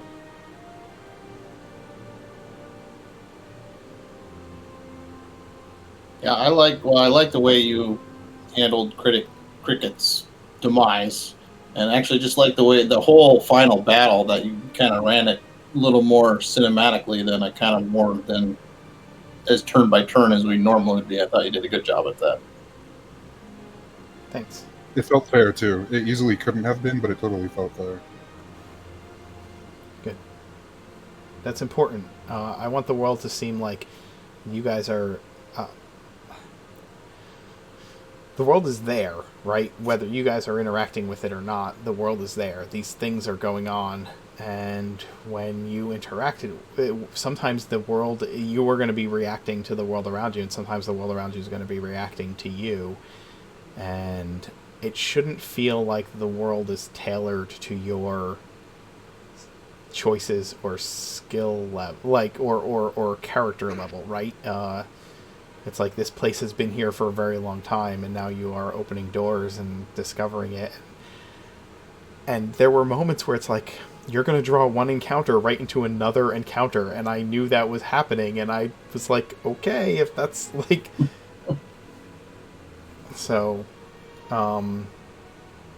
So yeah, I'm glad it's important to me though that it also feels like I'm not just like out to get you and putting things there like to just to be a vengeful or aggressive. Please, we're the death saves. Yo, when that totem nearly fucking one shot my ass, it was my choice to shoot it. Okay, like you did absolutely nothing wrong. I loved the way the whole thing went down. And I try to make it clear what you're looking at, right, so that you can make choices based on the environment around you, right? I don't think I like Absolutely. You know what I'm saying? Like, you guys made active choices to engage with the environment, even knowing information, and I think, like, yeah.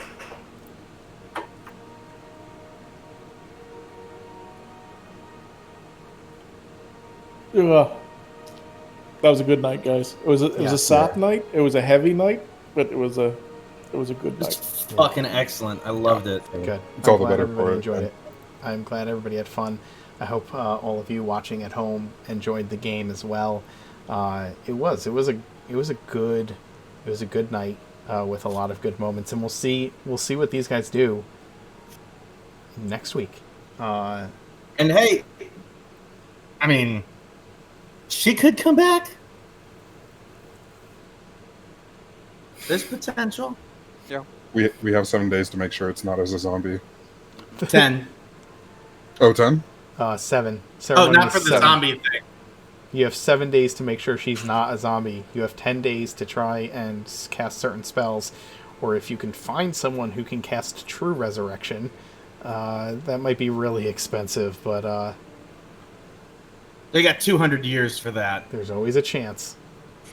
And the question that will really come up is if you find someone who can cast it, and you can put the resources together to do it, and you do decide that that is where you're going and what you are planning to do, there's always the chance that you can cast the spell, and Cricket says, I like the sunshine and being surrounded by yarn. So, yep. We'll see. Are you really trying to take me back from the land of infinite naps? Jesus, Jeezy Pete's, you guys. This is ridiculous. How bad off are you guys? Who knows? We'll find out. We'll find out what the gang does and what they decide to do next week. So yeah, thanks for watching. It's been a great night. We'll see you next week. We're gonna I'll find a raid. So stick around. We'll find somebody to share some love with.